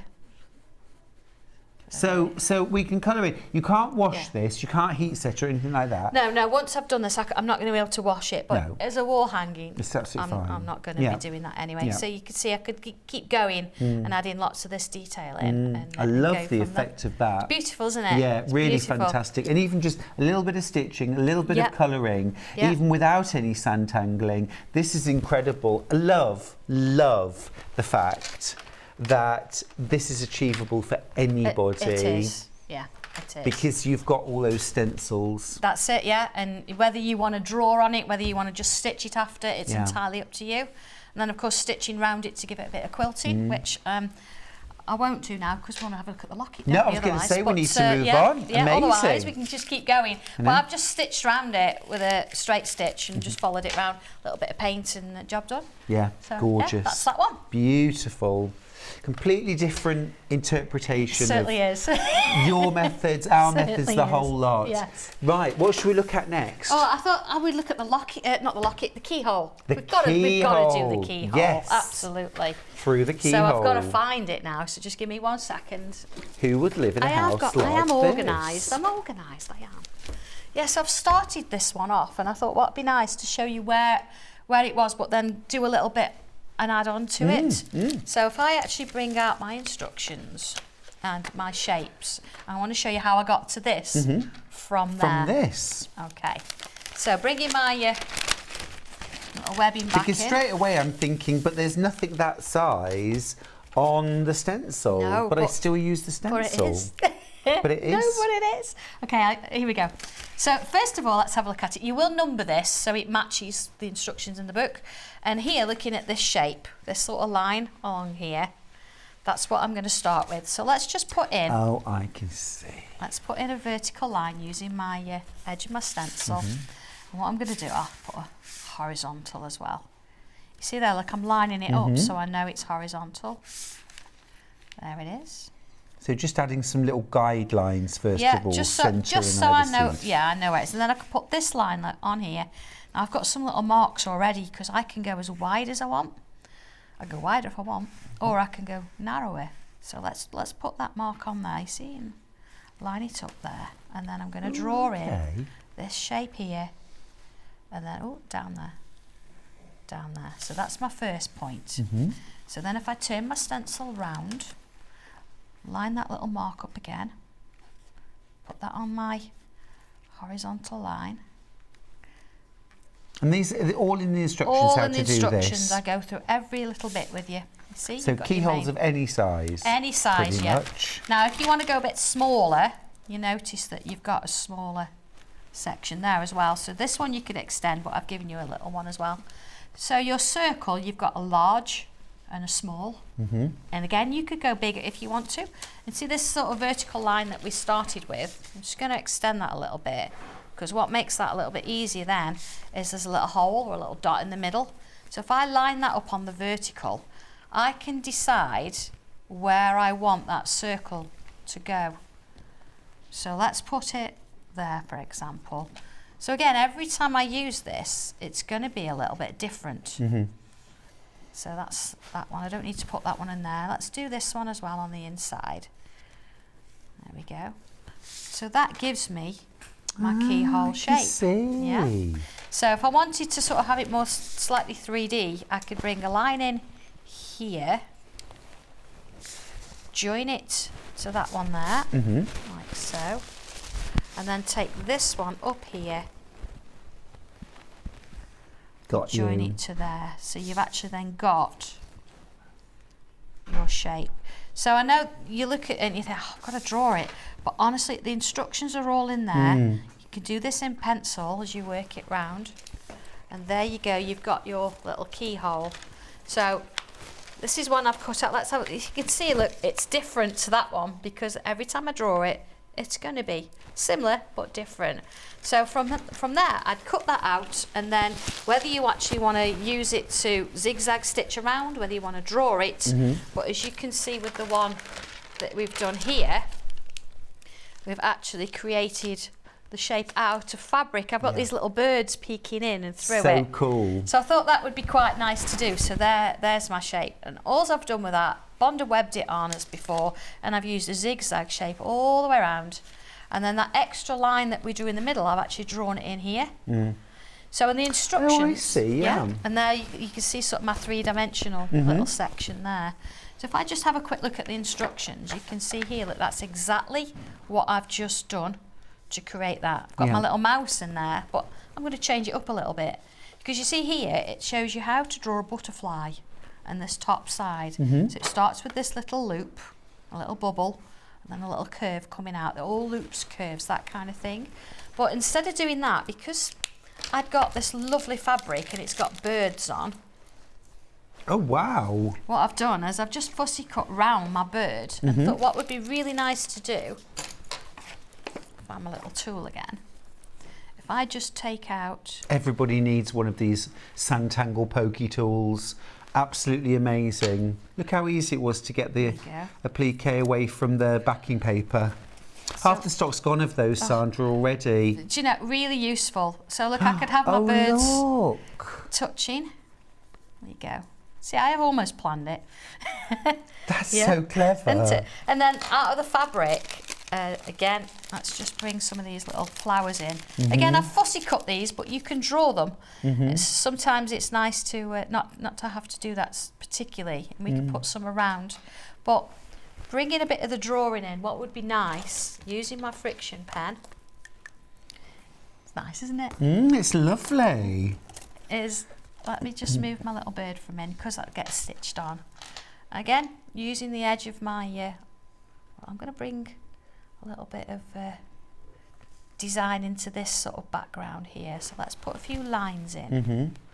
Because of course you've got your keyhole, but you've got to make it look realistic. So, yes, it's in something. Yeah, it's got to be in something. There's got to be something there. So if I put these in, and then let's put some little lines this way. Now, I'm not drawing straight now because I want them to be a bit wobbly. There we go. Which is useful because I can't sew or draw a straight line. Absolutely. So there, I've got a choice now. I could either stitch that or I could draw it. So let's come in with my pen. Now I'm going to use my 05. That's your thicker pen. That's the thicker pen. Reason being, it's quite a big piece, isn't it? Yeah. So if I bring my pen in, now I'm going to, on purpose, not draw it straight. Yeah. You're telling me that. Yeah. Tell it to the judge. Yeah, just forewarning everybody. There you go. But that's reassuring. Of course, because sometimes when you're drawing like old brickwork, it's not straight. No, definitely not. So I'm missing little bits as well, see. Let's bring in a little I suppose bit if you need straight, you grab a ruler, don't you? Well, exactly. Or I use the side of the stencil, you know. Why make life difficult? Oh, see, look, you do a little tiny bit of shading and suddenly it's... Little lines. Yeah. Now with bricks, they're very, very forgiving, so you could do, let's do another one in there. Now, I need to let you know, I know everyone's watching in minute detail what you're doing here, but don't forget, don't delay. The stencils are selling out really fast. It's $15.99 for the Through the Secret Keyhole. You've got so many possibilities there. It's incredible. Because if you had just handed me that stencil and asked me, what's this stencil for? Yeah. I would tell you confidently, well, I can see we've got flower petals and we've got flower centres and we've got maybe a bow that comes off or a rosette. And I'd be very confident to say that that's what this stencil's for. Yeah. Now, of course, we can use that stencil to create flowers, petals, flower centres. If you want to. Do you want me to show how to do the mouse? I definitely want to see how to do the mouse. So you're going to put the flowers on just scattered over here. Yeah. Look at that. Could I ask you to iron that on for me? Yes. Let's put that bird as well. We'd like that bird sort of, it's almost like it wants to go in the keyhole as well. It is really. There we go. It's found its mate. Found its mate, there you go. So this is the other great thing about this millwood mat. Once you've got everything down like that, you lay this sheet on top and now nothing's going to move. That's and you just iron through the whole thing. I need one of them. I'm going to get John's in the, so I'm going to get him to order me one. Great, aren't they? You just can do layers and layers. Right, mouse. The mouse is so cute, but two shapes, that's all we need with this one. So here we go. Got my pencil with this because what I'll do, I'll take a little bit, I'll go over and pen in a minute. So I've got this sort of egg shape. And then what I'm going to do is I'm going to bring one of these shapes in as well. And again, the instructions will show you how to do this. You see how one's overlapped the other there? So I've got this going on. That's okay, it's absolutely fine. Because what I do now, if I come in with a pen, I'm going to put a loop. One here, or one here, and one here. And then put some little flicks. Let's join this one here. And then a little nose. And then two little ovals. See, so the stencil's done most of the work, but then it's up to you to decide whether you're going to have little eyelashes or not. Let's give it a little tail. There it is, little wavy line. And then if I draw the rest of the body in now, there we go, following that round. So you could have, there you go, look, give it a little bit of land to sit on. Yeah. And let's just draw Simple that as head that. in. So that is its raw form, as simple as it becomes. Excuse me. But then, of course, you can add little swirls in there and little bits of detail on there. See, little swirls. Oh, a little curly fur. Little tangling if you want. Yeah, different colours. Or you can keep it as is and stitch it on. Yeah. So that, 2 shapes. Amazing. Wavy line, yeah. a little bit of a curved job done, isn't yeah, it? And that's really exactly is. how they are. So you could actually add your little mouse in there if you want to. It's such a clever system. These little circles over here, These what are would we use these for? Absolute genius these are. So for example, let's go on to our little piece here. So in Untitled, we like to have like droplets and things hanging from. So we look at our bird here and we could have some extra little bits and pieces. So let's use this one first, this row of lines. Now what I want to do is make sure that it's straight. So I'm just doing it by eye. I want it nice and vertical. So let's put those in. Let's do 5 of those. So I can extend it if I want. And then taking this one, I'm going to go with the outer circle, looking at my 3 o'clock hole there. I'm going to line my 3 o'clock hole up there. Oh, because they're the same size. Yeah. And then I'm going to draw around each one. Again, you could do this with little diamantes if you wanted to. You could fill them in with colour, you see. Oh, look at that. And then here, let's take that vertical line again, line it up, look. I mean, it's going to go slightly underneath the bird there, but that's okay. And it shows that you've got this lovely droplet. Oh, I see. Then let's bring in, let's have a look, a smaller little bubble there. Let's put that one in there. And then we can join the dots, or again, you could stitch it if you wanted to. There we go. And you could hand sew any of these little details on, couldn't you? Knots. I love French knots. So let's like bring you say, little diamantes or absolutely. stones. Absolutely. Oh, hang on, that needs to join. Or, of course, Sanntangle pencils. Oh, just anything you want to do. There you go. So just add in a little bit on the sides there. So I'm just adding that little edge there. Oh, look at that. See, it's already. like the bird has taken a beautiful necklace from the castle and is returning through the keyhole. That's right. Oh, do you know? Not related to Lloyd Grossman, by the way. See all these stories. But again, see, look, they're blending on there. Oh, gosh, yeah. Let's bring in a little bit of white.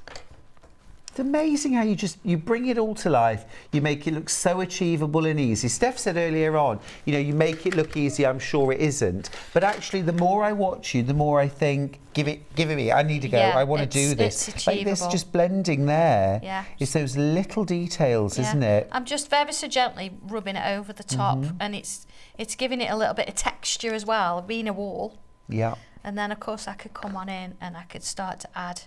You see these leaves? Little leaves. Yeah.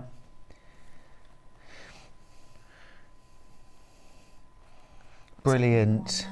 Let me just recap a few things. The Sanntangle pencils. Sandra spent years using pencils, road testing, finding what you need, what other artists need, and has developed her own range. Yeah, I spent a lot of money. Pencils. To get to this stage, you just need one pack. You just need one pack. It's Sandra's Sanntangle colouring pencils, $29.99. Perfect to use on paper and card and embellishing fabrics. It's not washable, so this has to be for wall hangings that aren't going to be washed, or book jackets, things like that you're not intending to wash, but just adds an amazing dimension. Look at that. I know, wavy line and a little curved leaf on the end. Draw one either side. Absolutely brilliant. Now, Sandra's brought us 3 different brand new kits today. Let's start off with Locket Lane, where it all began. An abandoned locket next to a well. Who knows where it came from? Who left the locket there? It's a bit chilly there, though. It's a little bit dark around that well. It's just a bit, yeah, I don't know what's going on there. So, with the locket, you get the 2 sheets of stencils. I've got them right here. It's like my craft room here, sorry. You've certainly made yourself at home, Sandra, but we love you for it. So you get those two sheets of stencils. You also get a really extensive inspiration book. There are 3 projects in here, completely mapped out start to finish. The hanging pockets, the book jacket, and the mini quilt. And you get full instructions for how to make each one. But along the way, Sandra teaches you how to use the individual elements from your stencils, your Locket Lane stencils. How to add extra detail with stitch, with applique, with pen, with pencils, with machine stitches. There's so many different ways that you can use these stencils as a basis. Really have taken what you do, what quilters do, to a whole new level. Just amazing. So that's Locket Lane, $24.99. I need a whole weekend just playing. Just playing with that, yeah. There's so many it. things you can do with it. And that's where you'd start off with a sketchbook first, really, yes, isn't it? It is. And we've got sketchbooks coming up in the next hour. They are coming up in the next hour, yeah, completely new. So keep an eye out for those. But yeah, first step, not fabric, paper. Yeah, a little bit of a sketch out, even if it's just to sort of work out where the shapes are going if you want to. If you're a little bit unsure, always on paper first and then on, or friction pen onto your fabric, Yeah. whatever works for you. You do that, it's absolutely fine. Now, once you've entered Locket Lane, of course, we're going to start peeping through keyholes. So next up, we've got the secret keyhole. So again, you've got your stencil that's specifically designed. Half the stock's already gone. You've got all your stencils there, not just for keyholes. So many different ways, creative ways you can use those. Plus your booklet.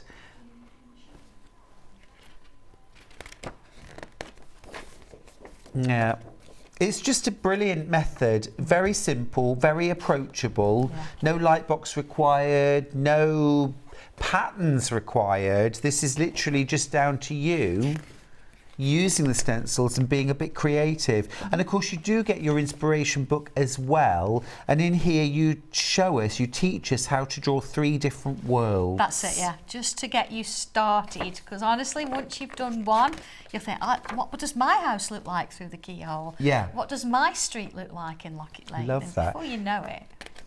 So you teach us how to draw the magical fairy village. Yeah, little toadstools, little butterfly. A little town. Yes, imagine and new a home, secret doorway. welcome to the neighbourhood and all that kind of thing. It's lovely, isn't it? Yeah, they're absolutely brilliant. And we also now all know how to draw a sugar mouse. Absolutely. Thank you. Yeah. In various different poses. Yeah, absolutely. Look at this one. Well, you could have mother and baby. You could have the whole family if you wanted. You could have them behind the keyhole if you wanted to. Absolutely. Super cute. Love that. Yeah. And then we've got the third one, which we haven't focused as much on. Have you got the beyond the? I have, there it is. I'll open this one. This is mine. Yeah. We just don't always get time to do it. You know, No. need to actually And this is the doorways. This is your doorways, absolutely. So there's your stencil. Beyond you the can see secret already keyhole. your archways, depending what you want to do. Yeah. And this is your inspiration, and that's the instructions inside. Look at Amazing. these. They look absolutely amazing. Like you Flowers. say, some a bit gothic, Yeah, some yeah. a bit fairy tale, Whatever you some a want little it- bit HP. This is it, whatever Yeah. you want it to be, absolutely. Yeah. Yeah. And that's sort of magic and fantasy, a bit sci-fi almost, you know, Yeah, it's so absolutely. popular. Exactly. I mean, this one, it looks a bit gothic, but you change the colours and you've got something to look at the window, the little I know. cathedral-y kind of window in there. It's whatever you want it to be. This really is the door to a wise woman. Do you reckon? I think so. Yeah, I think absolutely. so. There's good stuff behind that door. Could be. Yeah, could be. This one looks enticing, but you know, these could be sweets, or then again, it could be I know. I wouldn't touch those flowers. No, yeah. I think I'd end up sleeping for 1,000 years. They look a bit dangerous, they don't they? They do. But it's that really, you know, behind this door, I think I'm going to find true love. Maybe so, absolutely. Or a delicious cake. Or somebody that can actually look after their flowers properly. They're so neat. It's not my house then. I could kill a plastic plant. Oh, absolutely. Love that. That's the whole story. It's so much fun, isn't it? Yeah. Even how to draw those little flowers. Look. Yeah. Absolutely beautiful. Everything's guided. I know it looks very when you look at the original pictures, the original artwork. Crazy. You think, how on earth would I ever do that? Yeah. But as soon as you start looking through the booklets, they're so well written. So this is that scary looking one. It's a rectangle. It starts as a rectangle, then as a curve, and it's got a wobbly line on the top, then it's got bubbles. Just over here, yeah? Yeah, just over there. So that's literally, from drawing a rectangle to creating this really unusual flower, is literally 3 steps. 3 steps.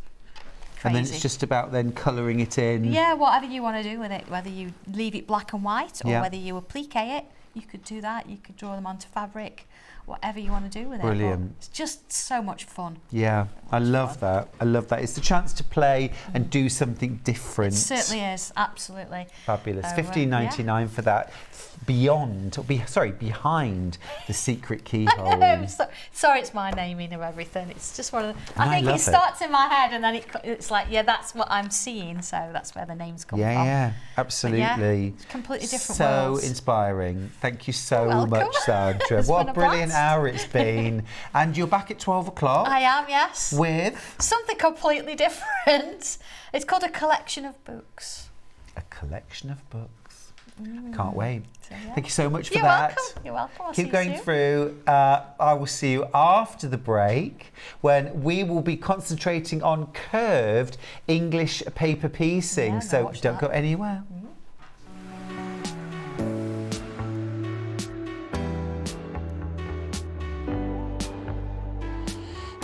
What I really like about coming to the Festival of Quilts is a chance to see what people are making and really share my own enthusiasm for the quilting world.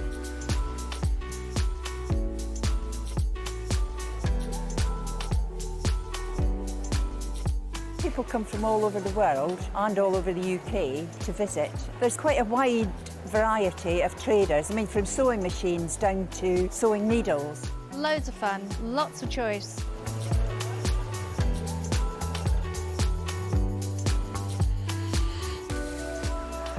The quilts at the show today have been very inspiring because they've been done by lots of different people. They've got different techniques, different colour combinations. Oh, it's the biggest thrill when you're chosen and you get a first prize.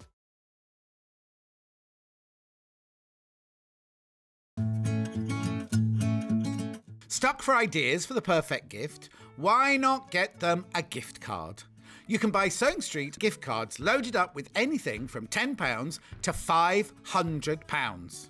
Shop our gift cards online at www.sewingstreet.com or purchase them via our UK call centre on 0800 001 44 33. Keep up to date with what's on Sewing Street, as well as all the latest news and special offers by signing up to our email newsletters.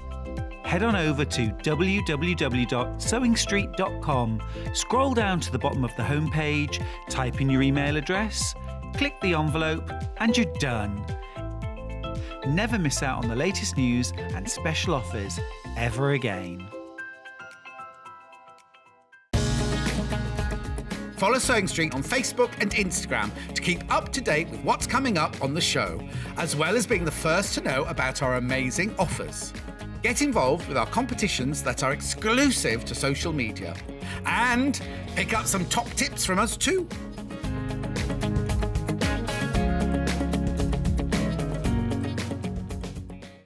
If you're a Sewing Street customer, no matter how many times you check out in one day, you will only pay one postage and packaging. So don't wait to add the item you want to your basket and check out. You will only pay one P&P even if you check out multiple times in one day.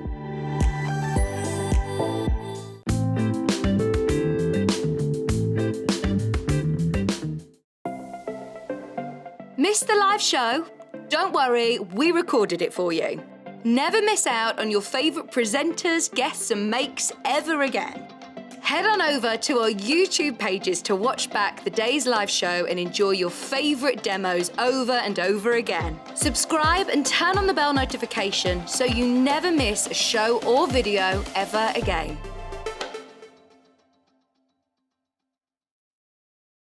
Are you a fan of Sewing Street? Why not join our growing Facebook fans pages? Just search Sewing Street Fans on Facebook and click Join Group. Never miss out on the latest news and updates from our presenters and guest designers, special offers and plenty of chat with your fellow fans.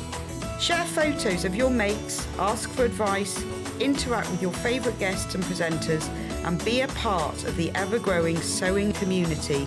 See you there!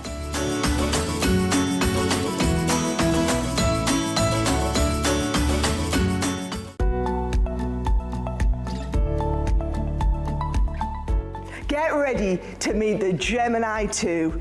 We have been counting down the days and now it's just around the corner.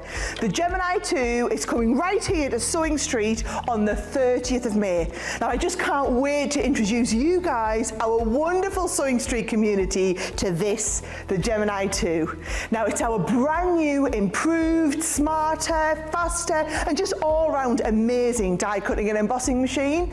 We've added some really innovative and pretty exciting new features and updated functions, and with all of that newness we haven't cut back on anything. The Gemini 2 has all of the power, precision and performance of our entire Gemini family.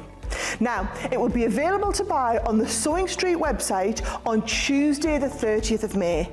This will be a day to remember, so make sure you join Craig, Becky, John Scott and the whole Sewing Street team from 8 AM on Tuesday the 30th of May for the official launch of our amazing Gemini 2.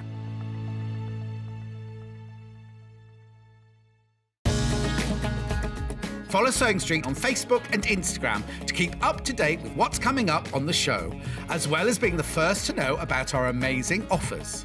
Get involved with our competitions that are exclusive to social media. And pick up some top tips from us too.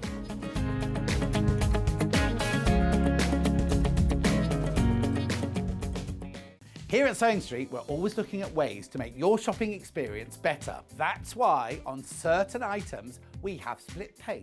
So with the split pay, depending on the price of the item, you can split the cost twice, 3 times or 4 times. So that means you pay once, then you pay monthly until it's finished. And you know what? We do not charge any interest whatsoever.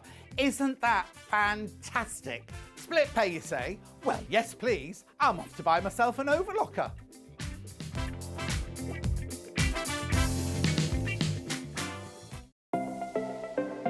Missed the live show? Don't worry, we recorded it for you. Never miss out on your favourite presenters, guests and makes ever again. Head on over to our YouTube pages to watch back the day's live show and enjoy your favourite demos over and over again. Subscribe and turn on the bell notification so you never miss a show or video ever again.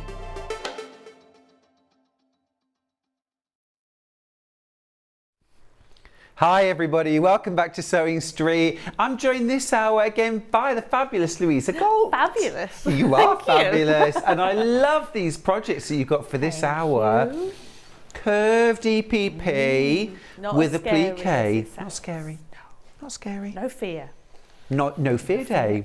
And also, such a beautiful result. It always motivates me to learn something new. So this is completely new for me, maybe for you as well. Dig in, let's see what we've got. Now we're going to start by having a little look at the finished projects. Let's start with the trio of Posies wall hanging. Louisa, talk me through this gorgeous project. Right, so this is one of my oldest designs actually. I called it the 5-petal flower, which wasn't very original, but it's the Posy now. So you have 3 shapes. So we're sewing those 2 together first and then that unit, and these are great shapes to fussy cut as well. So if you don't know what fussy cutting is, it's when you actually cut a specific motif in your shape, or to repeat it, or to be identical, or just to have a motif in the shape, really. So that's your the turquoise one. So these are obviously all Liberty prints as well. Yeah, beautiful. And that fussy cutting really adds an extra dimension, doesn't it, to the applique? And this one's not so fussy cut, so this one I've just used a all over floral print. So those are then, so they're hand pieced and then appliqued onto the background fabric and then hand quilted. So is this going to be like needle turn applique? Yes, it's needle turn applique, but it's again the fear is taken out of the needle turn, so it's already turned for you the way that you take the papers out. So that's a headache that you don't need to worry about as well. So it's all quite nifty and techniques again to make life a bit easier for you. Nifty and achievable. Yes, and a small enough project to finish. Okay, well let's make a start by looking at what we've got. We've got the pattern on its own for the trio of Posies wall hanging. Here it is right here. Now this is a pattern plus because you've got full instructions for how to create the English paper pieced motifs, how to applique them, how to turn it into a wall hanging.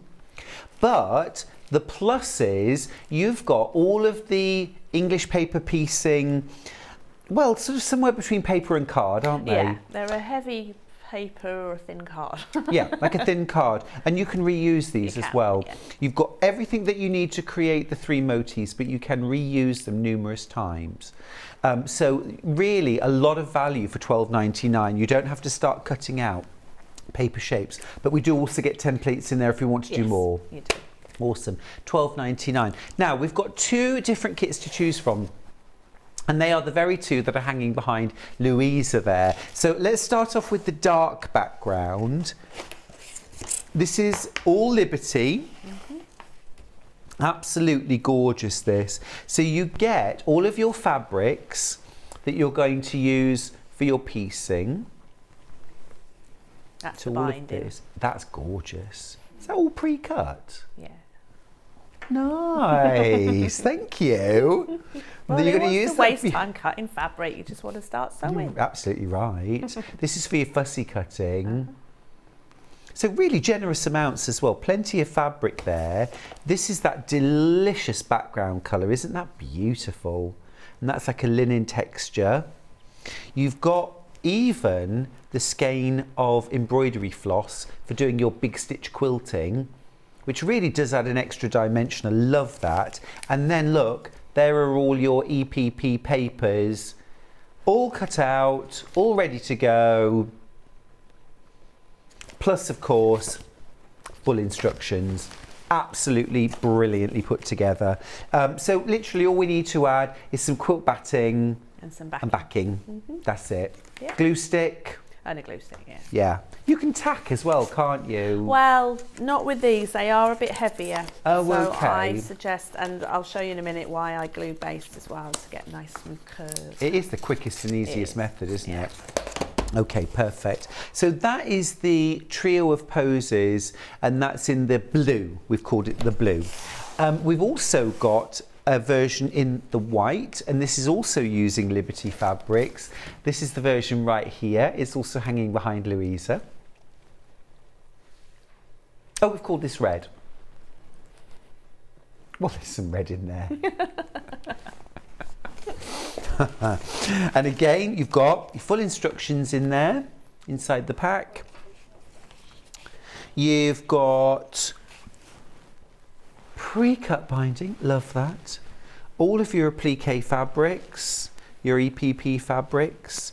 You've got your skein of embroidery floss, this time in the red. Love the effect of the big stitch quilting around the motifs in red. Your EPP papers, and there's your background fabric as well. Delicious. So those are the first 2 options for our first project, which is the trio of Posies. Now you've also brought a second project for us, Louisa. This is cute. Yeah, this is my little Pretty Petals mini quilt. I need to work on my names, I think. Well, I like a descriptive name. Bit of alliteration for you. There you go. So yeah, Pretty Petals mini quilts. Fab. Now we've got 2 different options plus pattern on its own. Shall we do pattern on its own first? So again, this is a pattern plus because you've got full pattern for doing the EPP, and the applique for turning it into a wall hanging, the binding, everything. You've also got all of your thick paper, thin card shapes for your EPP. All right, and your templates in there as well if you want to create more of these. Plus, look, even things like an embroidery guide for adding that extra embellishment in the centre. Love that. All for $10.99 for this one. Amazing value. Amazing value. Really gorgeous little wall hanging that. Now I'm thinking, oh, but you could combine the two motifs. Yes. If you wanted to do something bigger or more sinking or something else. Then we've got two different kits. The first one is for the Pretty Petal mini quilt in rainbow, which is the one that's hanging just over there.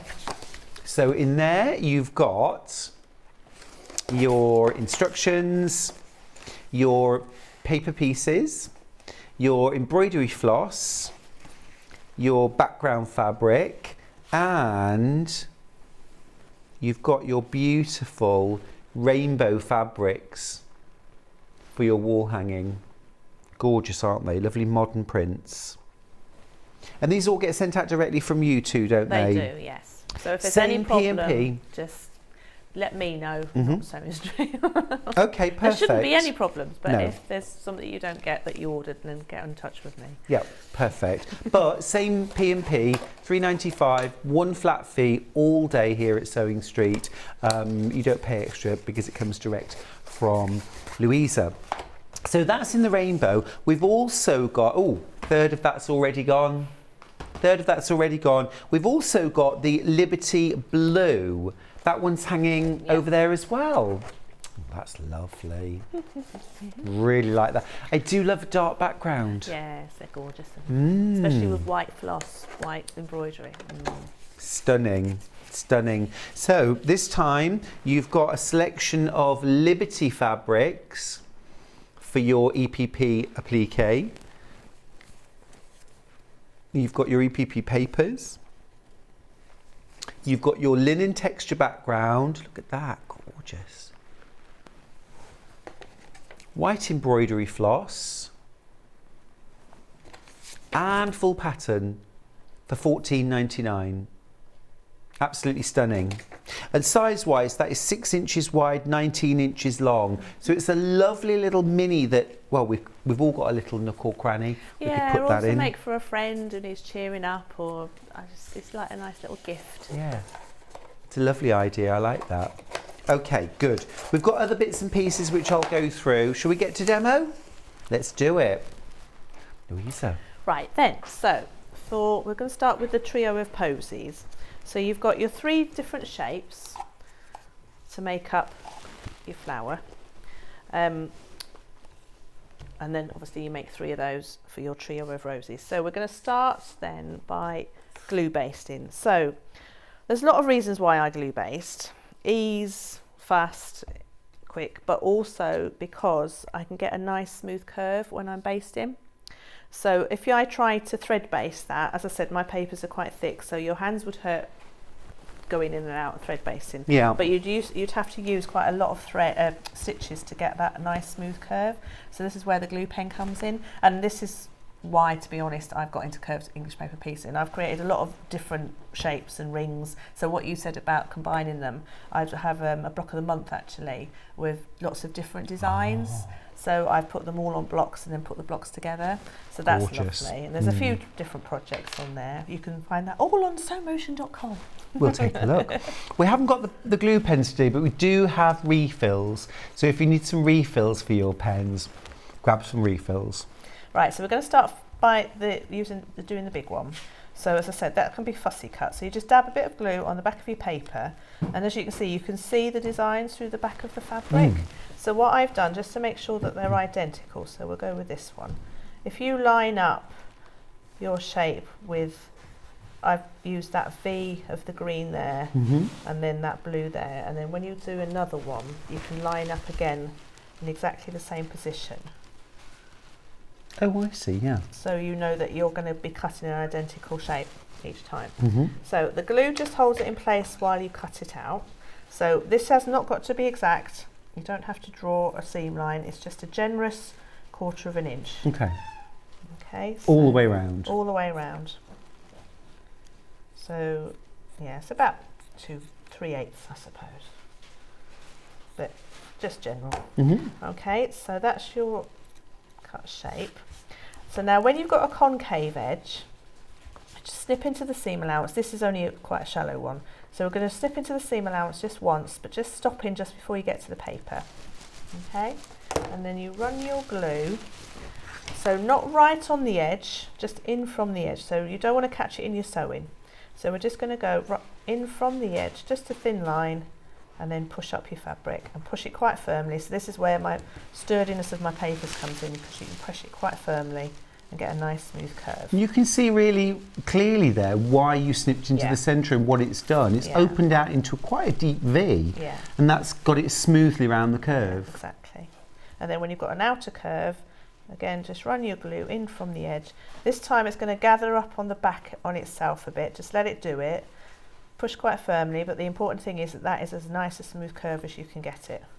If you get a point, just unstick it and try again. Okay, and then on the end, amazingly quick and easy. It is, and then on the end, you're going to go along the paper, but you're also going to catch that bit of fabric at the top, so that sits nicely on top of each other.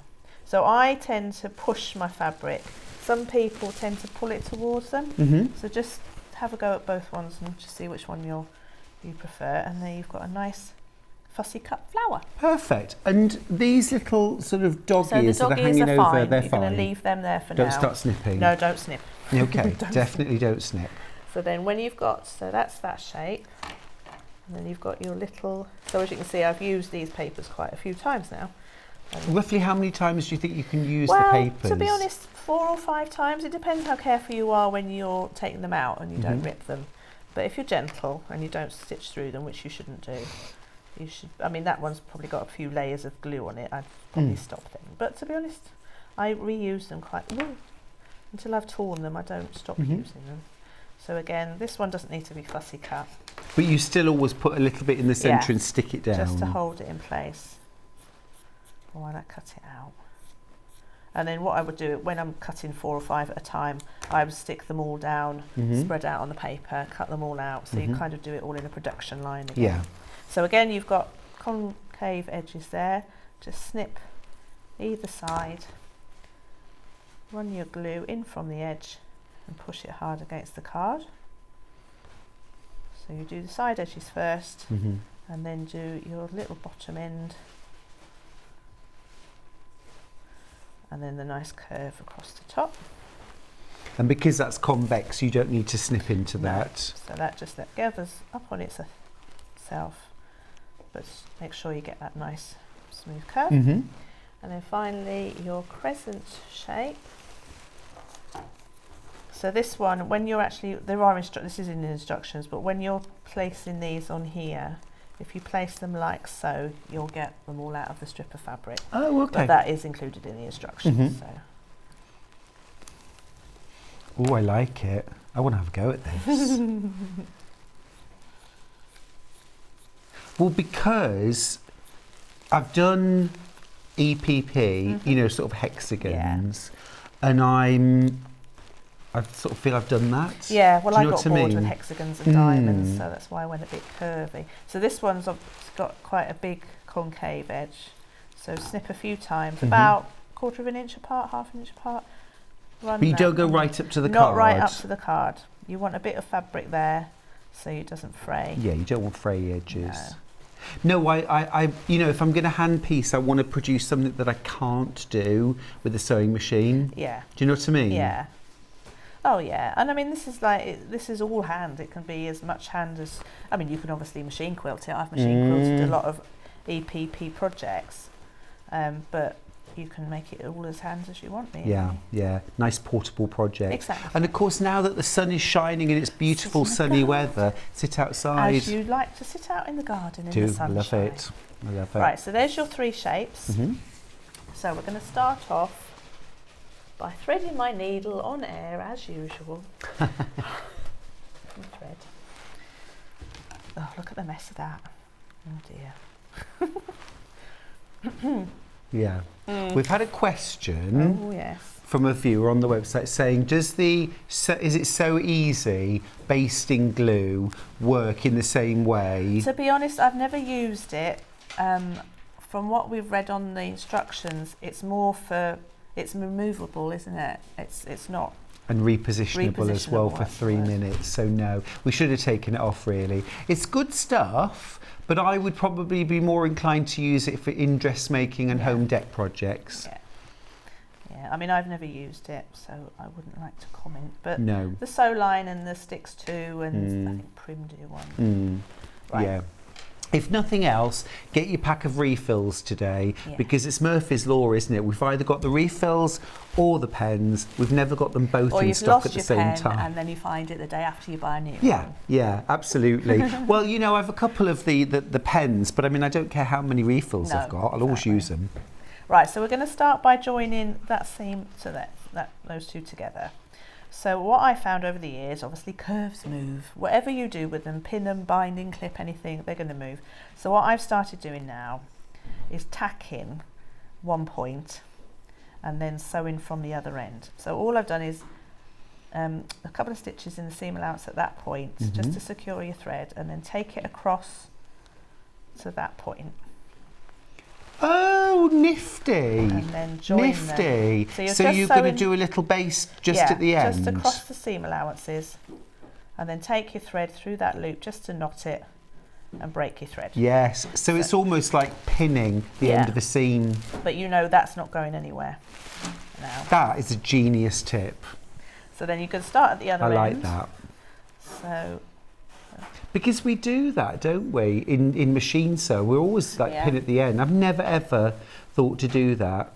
So it's only because curves move. And I mean, even to be honest, with diamonds and hexagons, I do that now. If I've got a line of diamonds that I want to match to another line of diamonds, I will connect all the points first with a tacking stitch, and then do the same.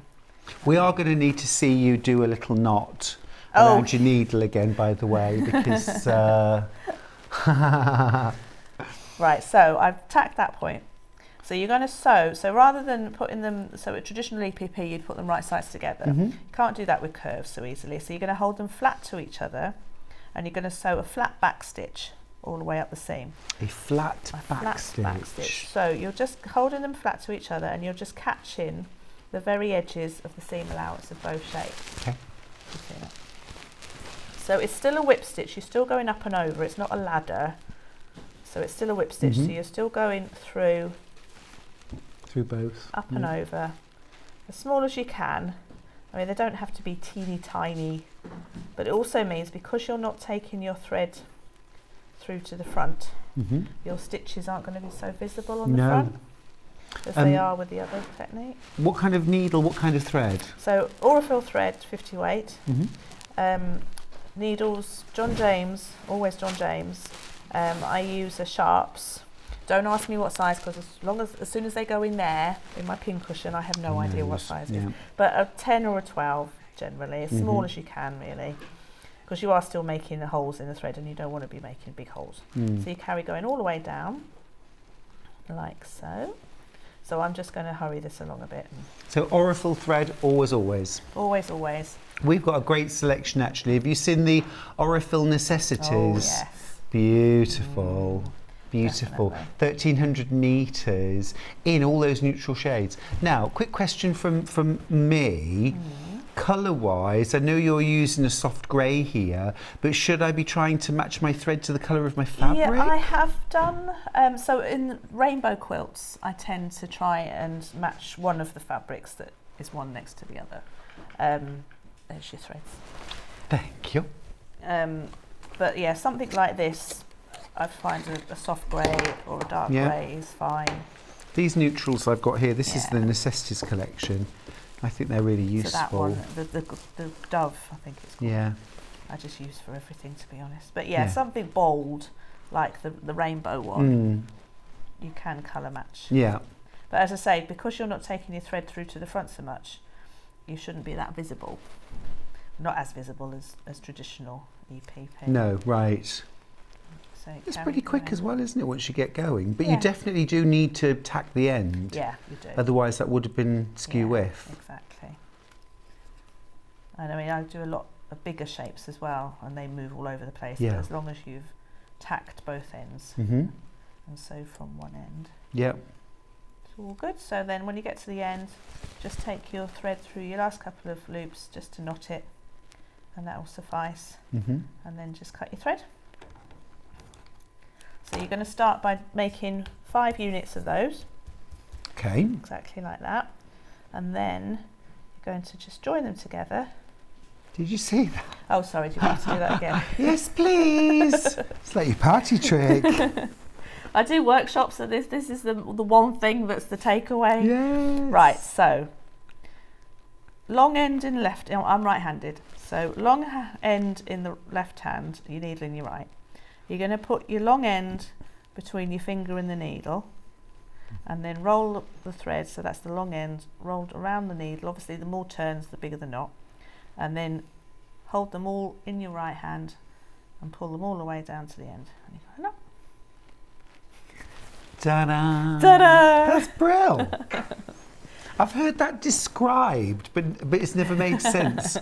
Some ladies, some quilters just get the end and give it a twiddle and a knot appears. I don't know how that, I don't understand that. I did actually see a video of somebody tying a knot in a piece of string with their tongue. Oh. Oh no. You know, late night when you've nothing better to do and you go down a rabbit hole, literally a piece of cord just, and then knots appearing. Oh. You think it was a trick? I think it was real. I think it was real. And that unicorn I saw running down the bottom field, that was real too, and no one's going to convince me otherwise. Right, so stitch in the bottom point of there, and then take that across to there. And join those, and then turn it round so you're sewing away from yourself. So there's nothing here to match. This ring's quite a good one that it does match up and lay flat at the end. So just going to hold them flat to each other and sew a flat back stitch all the way up.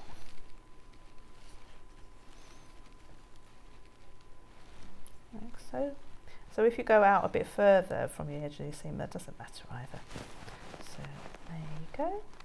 I suppose as well, this is where having that sort of very firm paper thin card helps, because the shapes are very easy to hold. They are, and you can feel it, the needle can feel it, so you shouldn't catch the card underneath like you might with copy paper. You definitely don't want to be stitching through that card. No, and you will know it, so you can avoid it. So you carry going all the way up, match all your pieces like so, and then when you're done, we're going to give it a press. So do you make 5 of those? 5 of those, yeah. Gotcha. So 5 of each. So do we have an open best press? A best press? Yeah, we can get a best press for you, no problem. If you've got an open one, if yes, you haven't, please. it's not the end of the world. Yeah. Can we have a best press, please?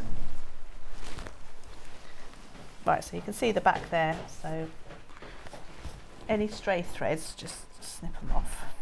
Yeah. So things like the dog ears, we're going to deal with those. You're going to just, you're just going to wrap them under, fold them under when you come to the applique. So just give this a little bit of a spray, and all that does, particularly around the edges. I mean, you don't have to soak it, but just around the edges, and then a nice press. Oh, that smells lovely. Yeah, what's that? Linen? That is vanilla. Lavender vanilla, but we haven't got it. Oh, I was going to say, I've never seen that before. Yeah. I use Lavender vanilla. The scent-free one. Do you? Yeah. Yeah. Right, so nice press, particularly around the edges, so you keep that nice sharp folded edge when you take the papers out. Gotcha.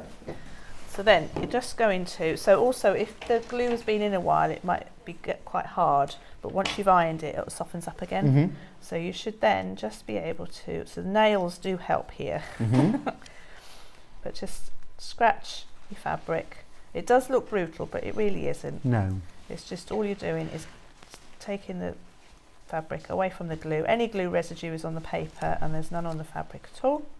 And you've got a nice folded, so particularly around the edges, you're going to keep that nice folded edge. We're going to press it again after the paper's around. Do you know much, Louisa, about the sort of history of EPP and where it started or why? You're asking. It's a fascinating... Yeah, I mean, I went to that exhibition at the V&A years ago with that old quilt, and I know that, was it the Pilgrims? And although no, they did the American running stitch, didn't they? Really, it was English. It was English, wasn't it? English way for these, obviously. No, I really do need to research. John asked me this as well, and I said I didn't know. I really should have researched that a bit. But the method makes sense, doesn't it? It was scraps, wasn't it? And they used old newspapers to have the shape, and obviously they were then thread based in through the papers for the shapes, I suppose. Oh, Hayley's thrilled to bits because she's just looked on Wikipedia and now is trusting every word of it. Apparently it goes back between the 6th and the 9th century. Really? Was it Crusaders? Wow. No. By the 17th century, go on. Oh, I think that's a little bit generalised. I will look it up. I'm not going to listen to another word she says. So, yeah, carry on going all the way down. I love as well the, you know, like the, I forget which conflict it was, but you know, like the Indian soldier quilts. You know the ones I mean? Like red, yellow, black, white. Oh, the Civil War. No. Oh. No, they're like British soldiers, mostly in India. Oh, really? Oh, I've not seen those. Yeah. Oh. I'll show you some pics in the break. Oh, the Ravaja. What? No. No, I forget what they're called now, but... Yeah. So how were they made? Okay, fair enough. Now I've got to do research. Were they English paper piece then? Yes. Yeah. So they're little tiny diamonds, little hexagons, I mean minuscule. Yeah. And but a slightly checkered history about it because everyone always says, oh, they were made by soldiers convalescing. And Hayley, will you have a look and see? It's if you look up like if you put soldier, quilt, India, that kind of thing, it's just to kickstart my memory. But it was during Victorian period. Most of the assumption is from a painting that I think Queen Victoria commissioned that shows a convalescing soldier sitting up in bed, hand sewing this quilt. I see, right. Okay. And from that, it's sort of become a bit of a whisper that they're all made by soldiers. These are them here, this kind of thing. Okay.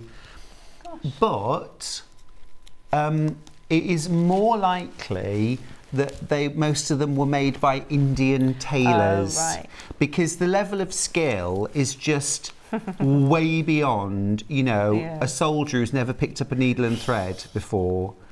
Maybe they did the piecing and the professionals put it all together. Yeah. Maybe. I mean, it's part of maybe the earliest mindful sewing. Yeah, I think so. Convalescing. And they're all made out of the wools that we used for the uniforms. Oh, I see. Yeah. Gosh, so that's why they're plain red. Easy to sew. No, thick woolens. Yeah. Huh. Way over half the stock's gone. I'm just going to quickly recap the two kits. So this is the blue version. This has that gorgeous kind of teal background in the linen texture. And then it has the beautiful deep Liberty prints to fussy cut. Okay, and then also that gorgeous deep sort of rusty red binding, and you also get white thread for doing your long stitch quilting, plus your EPP and your full instructions. About 20 left, that's all. It's about 20 left. You will need to be quick on that. So that's the trio of Posies wall hanging in the blue. We've also got the version which we've called red, which has a white applique background, blue binding, and then those gorgeous Liberty motifs. So here's the second kit in red. So you've got this beautiful floral, fabrics for your piecing. You've got your binding, your background fabric, you've got your embroidery floss for your big stitch quilting and instructions for £21.99. Again, really, really popular. Got about 15 of those left, but been really popular. £21.99. Everything's beautifully packaged as well. That'd go through your letterbox, wouldn't it? Oh yeah. Yeah. Perfect. Great. So those are our two kits that we're currently looking at. We'll move on to the other one in just a second. Yeah, I was just gonna... Louise, you were just going to say how we get from this Yeah. to the applique. Right, so as you can see, once I've taken all the papers out, give it another press all the way around. So this iron is brilliant for this because it's quite small and it's got a nice point on it. So if you've got a curved edge like that, just try and keep that curve. So I sort of go in on it. Can I just move it over, yeah, please? sorry. If I just pop it on top of there, is that all right? Yeah. Thank So you. just kind of go in on it and press it rather than iron it. So you just keep that nice curved edge. Because fabric's got a memory, hasn't it? And it's been creased in these shapes. The starch helps as well. So and then don't take your papers out until you're ready to applique. Okay, because that if it sits around like that, it will get baggy again. So, as I said before, it takes the pain out of needle turn applique as well because it's turned for you already. So you've got your background fabric, fold it in half one way and crease, fold it in the other half and crease, which I haven't done but pretend I have. So we're just going to centre the first one. So as you can see, there's a direct vertical centre line in this, but no obvious horizontal. So fold it up so that top point meets with that top point and that circle meets with itself. This is all in the instructions, and then finger press there. So that's your horizontal midpoint there. Got you. You are going to trim this down once you've done the piecing. So even if it's not quite centred, it's not the end of the world. You're going to trim it with that in the centre. So then pin your inner circle first. And then around the outside. And you can readjust these pins once you get to the outside edge. Now, I just saw a nice little tip there that you did while you were doing that. You just used the pin to sweep the edge under just to tidy it up. Yeah. So that's what you're going to do with all these dog ears. You're going to just fold them all under, out of the way, and then you're going to stitch it down with a tiny slip stitch. If you want the pattern on its own, details are on screen. £12.99 gets you the pattern, but it also gets you all of the pre-cut paper piecing shapes, all pre-cut for you, enough to do 3 motifs. And then obviously you can sew them down and then reuse them to make more. Yeah. And as I say, you could do them into blocks and then put the blocks together into a quilt.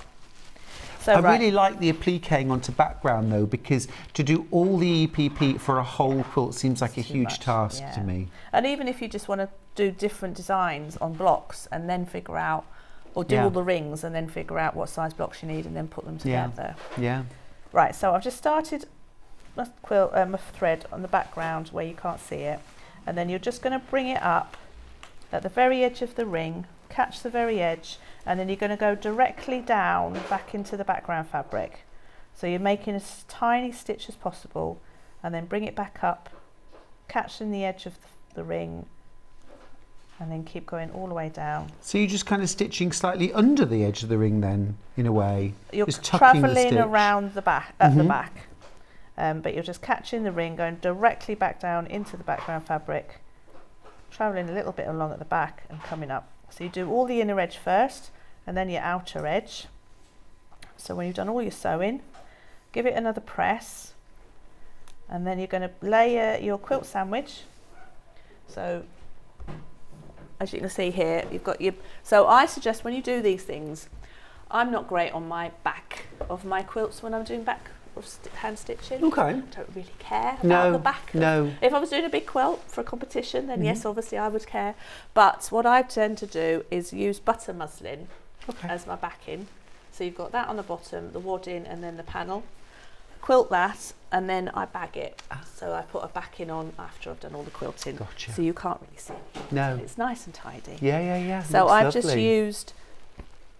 basted it with your curved safety pins, and then I've used 3 strands of embroidery floss to do a running stitch. So I've echoed stitched each of the shapes individually, and then around the inside and around the outside. Gorgeous, looks lovely. And of course you get all that thread included in your kit. Now we need to move on because we've got your second beautiful project. And as Steph says, beautiful folk art sort of style. Could see these designs on quilts, bags, so many things. Yes, definitely. Beautiful. I'm just going to pop over here for a second and just recap those 2 kits. So we're looking at the Pretty Petal mini quilt kit. 2 options, but also pattern on its own. So let's do pattern on its own. $10.99 for this. You get full pattern plus pre-cut EPP shapes. You've seen Louisa using them. You can use them lots of times.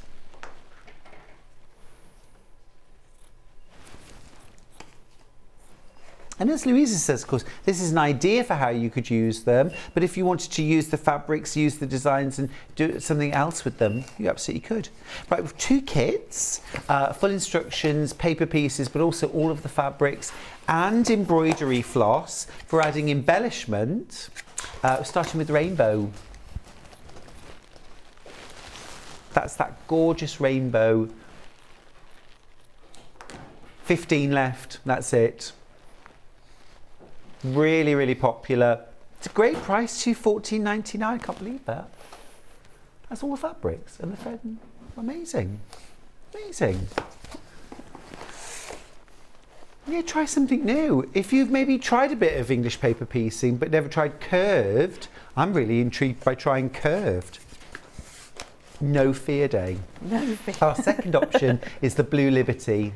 So this has a gorgeous deep blue linen texture background, and then those 3 single figures of this one. It's been really popular. Just show you the fabrics in there. Liberty, absolutely gorgeous. Look at those. Got your Liberty fabrics for the petals. There's your beautiful indigo deep denim linen texture fabric for the background. EPP shapes, embroidery floss, full instructions. All you need to add is fabric for your backing and wadding and piecing thread. Louisa recommends Orifil. Just a neutral colour will do usually, won't it? Yeah. Fab. Right, Louisa, back to you. Right, so this is another shape again. So this is my mini petal, which, as you will see, has got an engraved line on one side of the paper. Hopefully you can see that, which basically helps you line up and get the correct curvature so that they create a circle. So as you can see, that whole circle lines up once you've put all your papers together and creates a full circle. So it's just all the piecing is actually very little in here. You're just going to piece that edge there. The rest of it's applique. Oh, yes, of course. Yeah. So. Were you super duper brilliant at maths and No. geometry at school? No. It must take a long time though to work I know out how shapes many- that go together. Yeah. And then I forget how I've done them. Good. Thank you for bringing it back to a level I can understand and relate And so to. unless I write proper instructions of how I did it and how I created it, I blame menopause. Anyway, Do you write instructions as you're going along, or just no? You don't, do you? No, because my computer's at home and I do it at the. Oh, it's just a mess. I take photos and hope that I remember what I did. Quite. Right. So when I've dabbed a bit of glue on the back of the paper. Just make sure that you're dabbing the piece that doesn't have the marked line on it. So you want those all the right way up. So with the marked line at the top. So the marked line at the top, and again on that concave edge, you're just going to snip into the seam allowance and then run the glue just in from the edge and push your fabric on like so. And then that little edge catching that fold of fabric, and then your outer edges like so. get you nice, and then on that edge, on that very point, if you just dab a bit of glue on that folded edge, so you get a nice, you might have to do that bit as well, so you get a nice folded pointy edge. Yeah. Okay, so that's your your shape. So you're going to do one each in the 5 fabrics, and then when you piece them together, what am I doing here? Fold them over, right? Yeah. So you work on the back. See, my brain memory. So, as I said, all you're doing, all you're piecing, is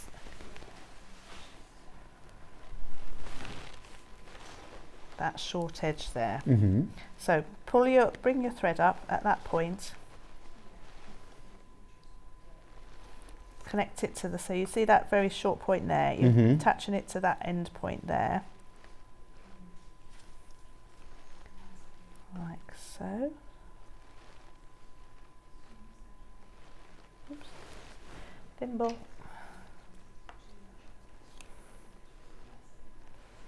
Way oversubscribed on this one. Is this the one with the dark blue background? No, yes. Yeah. So then fold it up, turn it so you're sewing away from yourself and sew up the seam. So as I say, that line there ends at that point there, and that point there is to match that point there. Got you. There is a lot of forgiveness in this because the centre circle is quite large. There is a lot of give in it. So if you don't get that point exactly matched up, it's not the end of the world. It'll be fine. It'll be fine. So, I mean, as with all my rings, if you find there's a little pucker in or they stand up slightly, once you've given it a press and you take the papers out, it will lie flat. Yeah, fabric's pretty flexible, isn't it? Exactly. It's an absolute gift of a price. $14.99. Great opportunity to try something new today. Exactly. If you've never tried EPP, if you've never tried patchwork before, this is a lovely little self-contained hand-sewn project. You don't need a sewing machine. You can even sew the binding onto your quilt by hand. Well, there's no binding, it's bagged out. Yeah, there's just a little hook on the top. Yeah. So there you go. So Definitely don't need a sewing machine. Carry on connecting all your pieces, like so. So as I say, you're just connecting that little piece there with that ring that all lines up into a circle. So we'll give it a press. Have we got time to give it a press and take the papers out? Yes, we do. Okay. Which is your favourite part of doing a project? Which stage do you love the most? I like the piecing. Depends what mood I'm in, actually. If I'm sat in front of the telly, I like the piecing. And then, I mean, all of it really. And the hand quilting, I do like the repetitiveness of the hand quilting. So again, you've got your background fabric. Oh, you're going to take these out first. I'd like the pulling the paper out. Would you? Well, yeah, because it's like picking at something. Not really, no. No, in fairness, it's like I haven't. picking at something. Do you know what I mean, though? It's a bit sort of, something quite satisfying about that. Yes. Well, like weeding. I like weeding in the garden because it's sort of, I don't know, you're kind of destroying something, but to a better end. To a tidying. You're a tidier. Have I pulled it back? Do you want to, well, no, not really. Do you want to come and empty our garden of Weed stones? your garden. Oh no, definitely not. Couldn't do that. I've been in the garden this week quite a lot, doing quite a lot of, tidying and eating mostly. No, I've been doing things like lawns and edging lawns and weeding borders and things like that. We've got an old raised border that's got stones, well, blocks. Stones but we want to put sleepers in. Oh, nice. But we've got so many flowers in the bed that I want to try and take them out, save them, and put them back in again. But we've got that an anemone. Oh, right. That spreads and it's everywhere. Okay. And I want to get rid of it. Right. So again. Well, now's the opportunity. Well, I suppose, I isn't can it? see where it is. Yeah. Yeah. So again, like bring your iron in on your edges and give it a good press so it's nice and flat, like so.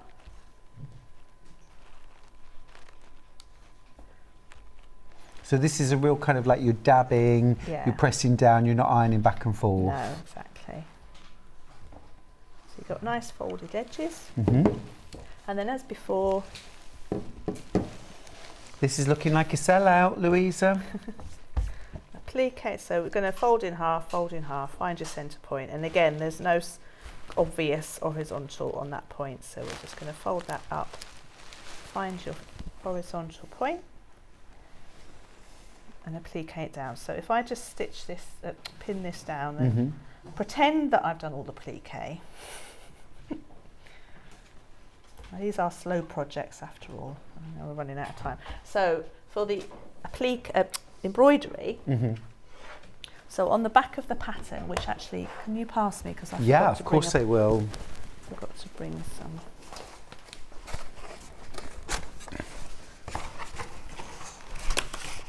So the light box is invaluable for this, but you can also stick it on a window.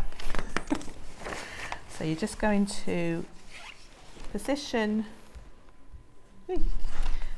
your flower. So you have got a circle around there, which ideally should be the circle of your flower. So you're just going to line that up on there. If you do find that the print is coming through from the back as well, just trace that off onto another piece of paper. Yeah. So you've just got a blank piece of paper. And then I have got somewhere sew line pencil that's got a yellow lead in it, a light lead in it. So just something that will contrast with the blue. Something that will contrast. That light box, by the way, details were on screen there. Really super thing, this great light box. So then you can just about see the flower. So you're just going to draw in the flower with your pencil. I'm doing this very quickly and roughly. Obviously, I would be doing this a lot slower at home. If you hadn't got a light box, what would you I would do? just stick it on the window. Yeah. Yeah.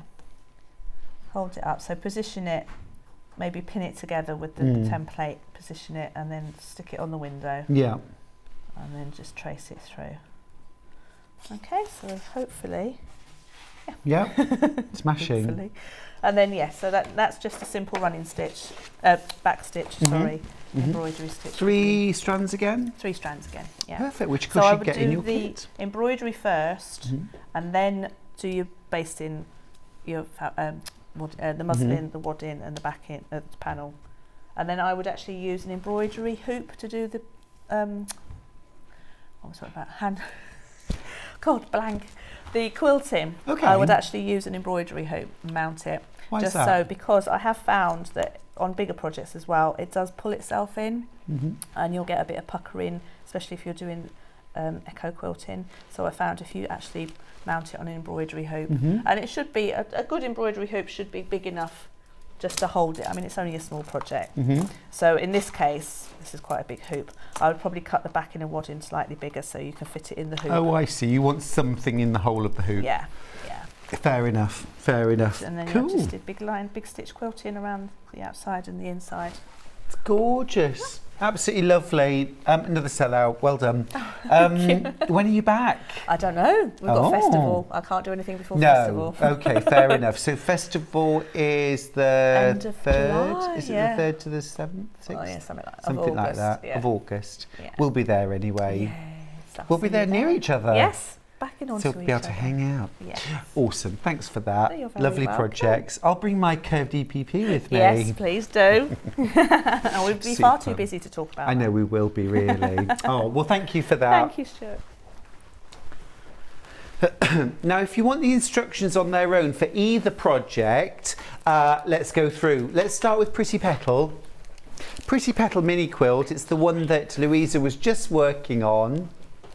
You get full instructions plus all your paper piecing pieces for 3 blocks, all included. You can cut more if you want, but you get them all included. And then you can use your own special fabrics. Step-by-step photographs, really good value pattern that, £10.99.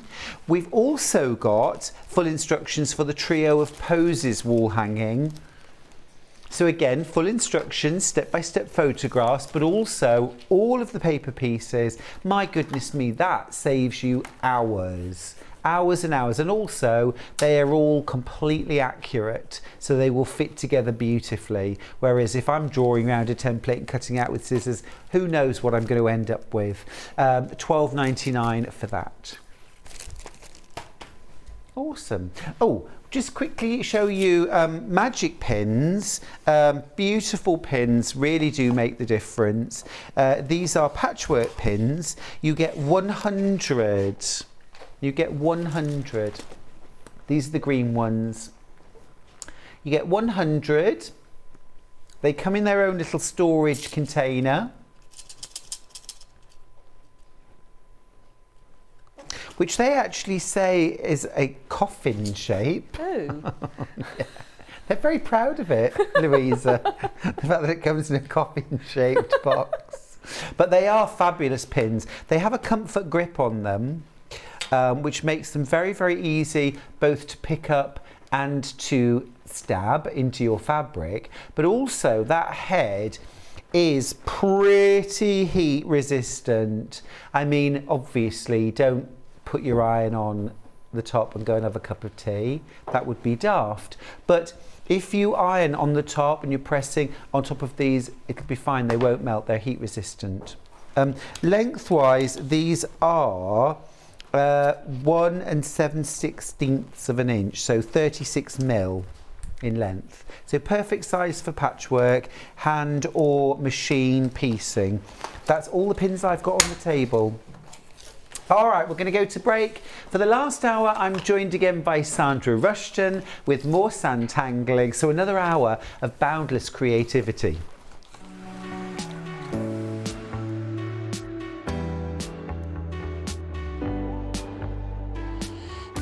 What I really like about coming to the Festival of Quilts is a chance to see what people are making and really share my own enthusiasm for the quilting world.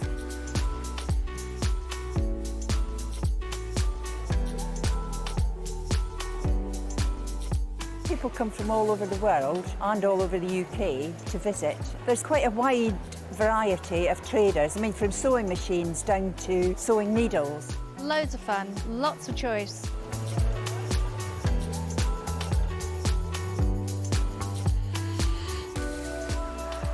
The quilts at the show today have been very inspiring because they've been done by lots of different people. They've got different techniques, different colour combinations. Oh, it's the biggest thrill when you're chosen and you get a first prize.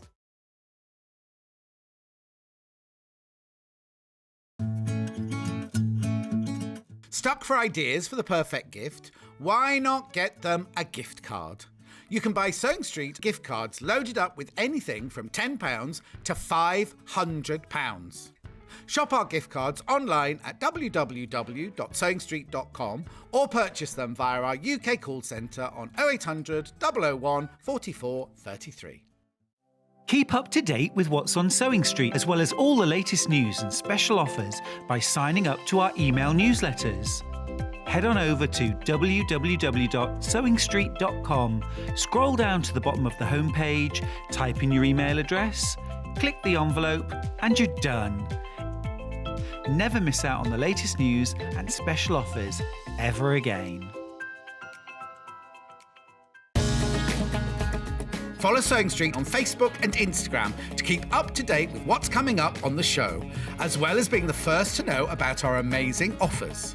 Get involved with our competitions that are exclusive to social media. And pick up some top tips from us too.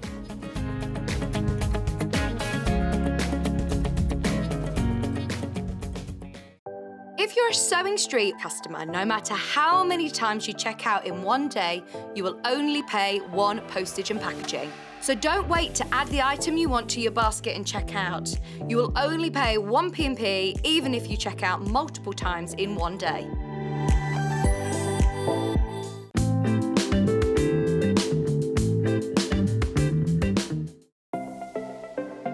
Missed the live show? Don't worry, we recorded it for you. Never miss out on your favourite presenters, guests and makes ever again. Head on over to our YouTube pages to watch back the day's live show and enjoy your favourite demos over and over again. Subscribe and turn on the bell notification so you never miss a show or video ever again.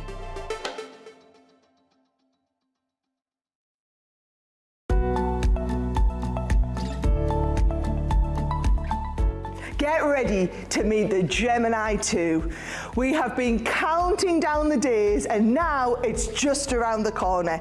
The Gemini 2 is coming right here to Sewing Street on the 30th of May. Now I just can't wait to introduce you guys, our wonderful Sewing Street community, to this, the Gemini 2. Now it's our brand new, improved, smarter, faster and just all round amazing die cutting and embossing machine.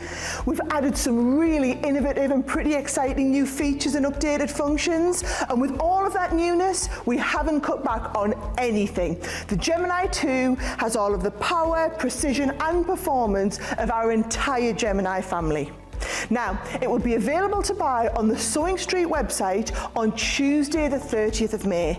This will be a day to remember, so make sure you join Craig, Becky, John Scott and the whole Sewing Street team from 8 AM on Tuesday the 30th of May for the official launch of our amazing Gemini 2.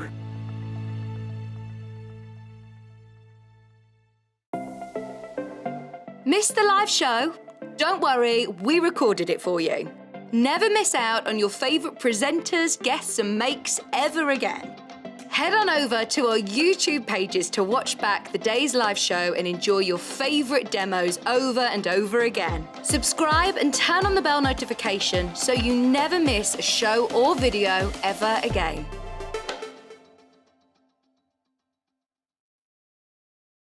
If you're a Sewing Street customer, no matter how many times you check out in one day, you will only pay one postage and packaging. So don't wait to add the item you want to your basket and check out. You will only pay one P&P even if you check out multiple times in one day. Follow Sewing Street on Facebook and Instagram to keep up to date with what's coming up on the show, as well as being the first to know about our amazing offers. Get involved with our competitions that are exclusive to social media. And pick up some top tips from us too.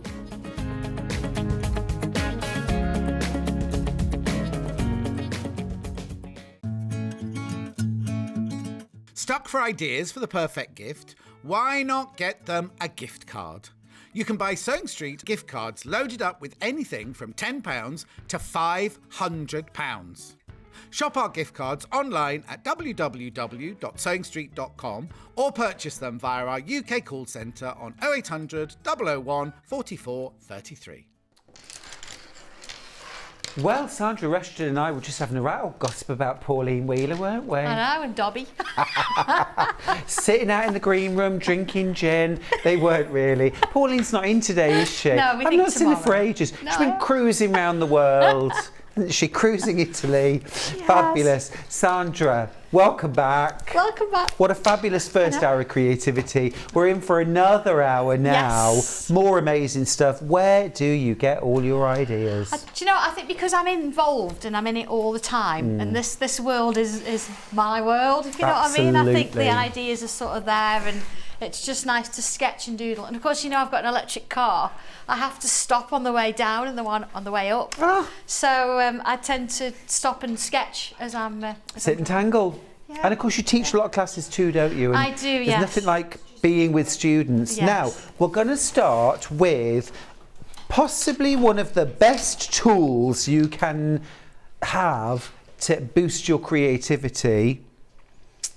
And it's this. What's contained within this book really will inspire your creativity in a way like no others. And it's real magic inside this book. I'll just show you what's inside this book. This is what will really inspire your creativity.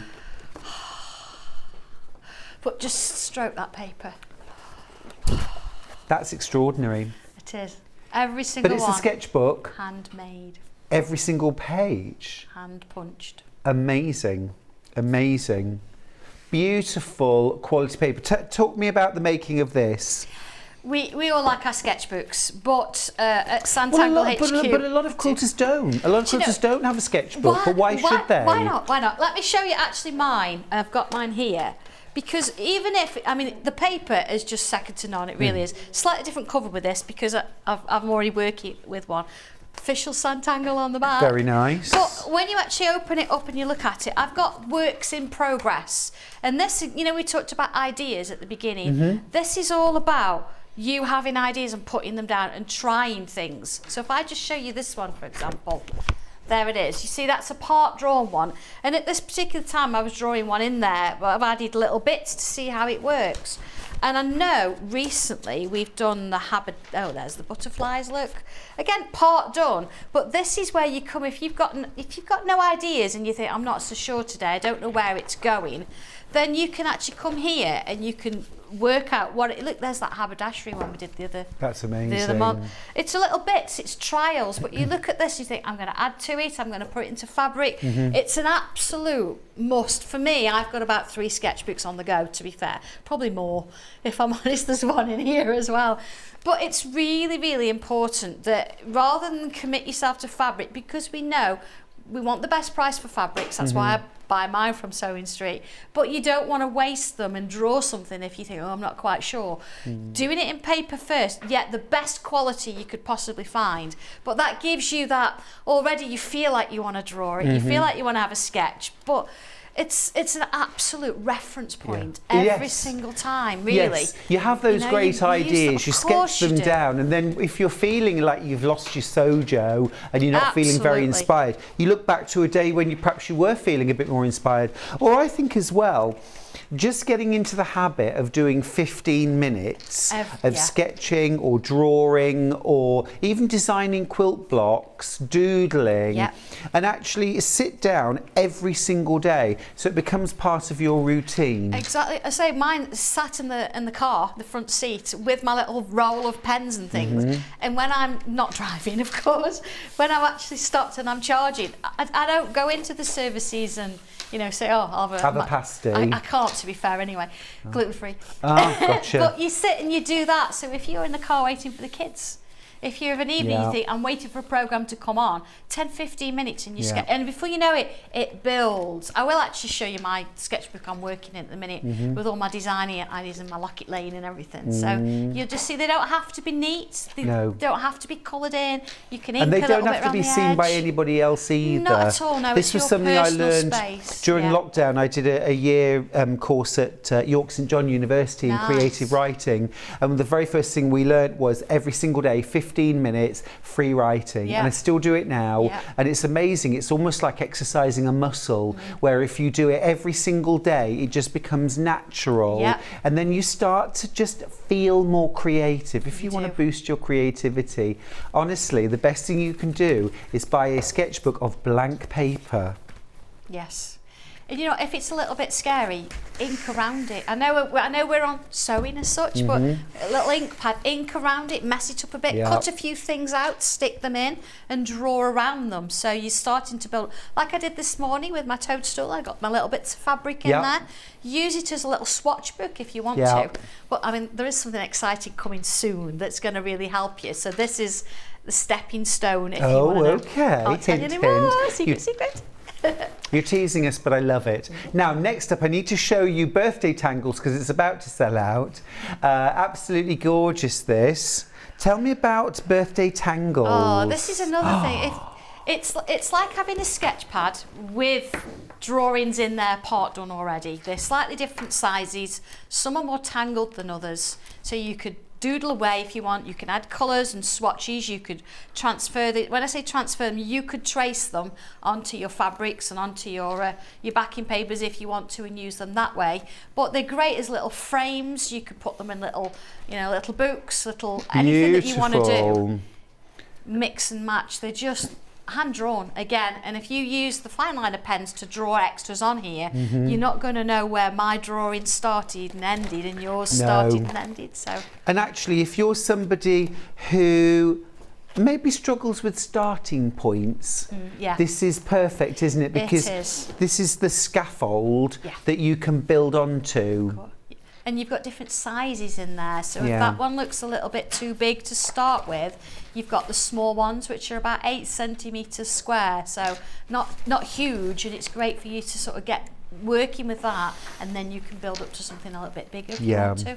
Lovely little pieces, aren't they? Yeah, absolutely brilliant. And just obviously you've spent years and years developing your sort of resource of little motifs you can put in here and honing my there. skills. But we can, again, scaffold off that. Of course, yeah. And we yeah. can, okay, I see now, you filled that with this, I could fill this in with that. That's right, exactly. And that's how you develop. Again, another reference point, isn't Yeah, it? it's So a you can look really at that, good you've got your reference sketchbook, book. you've got your stencils, and you can mix and match all of them together and create something really different if you want to. Absolutely beautiful.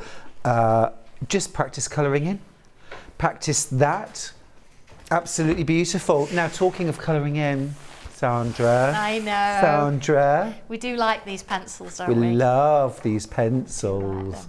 I mean, I often talk actually about when we have like solid fabrics or whatever, about that sheer joy as a child or as an adult of buying a new box of colouring pencils. Of course, yeah. Or a box of paint. just to sort of check the colours and just do a little swatch and try them all. Again, your sketchbook or whatever you want to do, they blend beautifully. They These really are do. amazing. And you've spent years and years road testing hundreds of different kinds of I've pencils. got quite a few. This is the perfect formulation for you. It is, and it's the colours that I use. It's the colours that I wanted, because of course we had a choice of quite a lot. But it's all about you mixing and matching, but not trying to worry too much about which goes with which. So whether it's on the super smooth paper in the colouring book, whether it's in the sketch pad, you can use it. You can use them on fabrics, but they won't stay on fabrics if you wash them. Right, they're not colour fast. So no, so anything that you want to do with that, so brilliant for your sketch pads, and of course matching K facets. Yes. I've got to say, the colours match beautifully. Oh, which is useful. You're a fan. Because that's what I did with my toadstool earlier, of course. And the couple of blues in there match our Dobby's shorts, which again... They do. Yeah, they do. It's They're not beautiful. planned, but it's just how it worked out. And also very affordable at $29.99. A beautiful selection of 36 very special, creamy, blendable, buildable pencil crayons, which do actually go beautifully onto fabrics. They just, you know, you can't heat set them. They won't stay in if you wash it. But if it's a non-washed item, go for it. Go for it. Go for it. Okay, few tools as well that are really important. We've got scissors. Oh, pokey tool first. Right, this is the Sanntangle pokey tool. Now, of course, for paper crafters, pokey tools are obvious, pushing the bits out of dies. But for fabric use, what's your favourite use for this? Well, when you've got that backing material, when you're doing your applique, your bondeweb, I never remember the word bondeweb, thank you for reminding me, is you put the pokey tool between your fabric and the bondeweb, and it just lifts up and you're done. And the more you do it, the quicker you get. No need for scratching anything. No. Put it into the corner and out it comes. They're amazing for it. We had hundreds, we've got 30 left. We've got 30 left. I shall need one, thank you, so there's 29. Brilliant, brilliant. Every quilter needs one of those, every quilter. So that's that. Then we've also got the scissors, the Sanntangle scissors. Now, these have a guard on them, and then beautiful sharp points. Where are we going to use these in particular? Threads. Threads. Cutting your threads. You know, when you've machined around, cutting those little threads off, they get real close to the fabric and a nice little snip. Yeah. And of course, I've actually used them cutting in, you know, when you've got to cut into a seam, into a corner. Yes, yes, you can snip into the corner with them as well. And you need they're very scissors that are sharp to the point. Yeah, very definite. Now, $7.99 for these. That's a gorgeous little price. There we go. Sanntangle. Fancy a little cheeky price on that? Let's do it. Go on. Do it for me. Thanks, Sandra. It's all right. Nice to have a match. $4.99. Nice to have a collection with the name on, isn't it? Happy birthday. There we go. Merry Christmas, everybody. $4.99. Those are brilliant. Beautiful they are. Work really Yeah, well. love it. Everything you do is quality, but so practical as well, really, you know, just ticks the boxes. Last little tool that none of us can do without is the set of 3 Sanntangle pens. Now, you get 2 03s and 1 05. Yeah. The 03 is that super fine nib that you're going to use for the vast majority of your tangling, the vast majority of drawing, whether it's on paper or on fabric. A really fine line, shading, detail, permanent ink, washable 40 degrees. You can iron over it. You don't need to iron over it to heat set it. Just leave it in the fabric and it will dry and it'll be permanent. You also get an 05 nib, which is a broader, thicker nib, so filling in, adding deeper shading. That's right, yeah. If you're working on a larger project as well, it's nice to have a large... I know we think we want to be really fine, but start with the larger pen and then go into the detail with the 03. But the majority of the time you'll use the 03 because that's a really nice all-round sort of size to And that's why you've got 2 in the pack and 1 of the 5s. Now, let's move on. What are we doing today, Sandra, in this hour? Oh, this is really exciting because nobody's seen this at all yet on any channel. And I wanted to do a series of books. Imagine at Lockett Lane and you're in the house and you're on the shelf and you're pulling your little books off. That's where it's come from here. So it's all about going into the houses now. So what I did was I've done a stencil that gives you a collection of different sort of appliques that you can do. You've got 2 really nice ones in there, but like I say, 2 nice ones I've given you instructions for, but you can do lots of different versions. But I've also, because it's books, I've given you 3 different sizes of book cover, including a planner. You think amazing. I mean, I've got it up here so we can see that. Will you grab them down in a sec? I'm going to come over. Let's have a look. Not just book covers, but I've also done book sleeves to match because again, if you want to take it with you. Nice. So here we go. So now the value's phenomenal because think about this. We could have a pattern for a book cover, £9.99. And that would be great value and it would be wonderful and we'd all use it numerous times. See, I do. Oh, you're as good as your word, aren't you? You use everything. It's a magnet, so it's all in there. So you've got your book cover, but you actually get 2 different sizes. You get 3. 3 different sizes. Let me show you, because there's our A5 one and you can see that we've got that lovely little applique. Beside that little pocket. Gorgeous. Look at that. And then if I take this one out, there's a pocket there as well of my sleeve. Here is the A4 beautiful one. So again, looking at this, the actual applique in the book shows you how to do this one, but you can see I've changed it up a little bit for the book cover to match. And if we look inside, I've changed it about a bit. Beautiful? We're talking about sketchbooks. This is my actual sketchbook. So you can see here, nice. This is my different variations. But Sandra, I'm also thinking, what about like a memory book? Oh, yes. For someone special or for your family, about a wedding, about, you know, some travels, a journey. Remember, what you're getting here is all of the patterns for 3 different sizes of book jacket and then 3 different sizes of book bag, I suppose, book sleeve. Yeah, it's like a sleeve, and again... With a pocket in the front as well. And the back, if you want and the back. Yeah, look at this. This is super. It fastens up. But then also...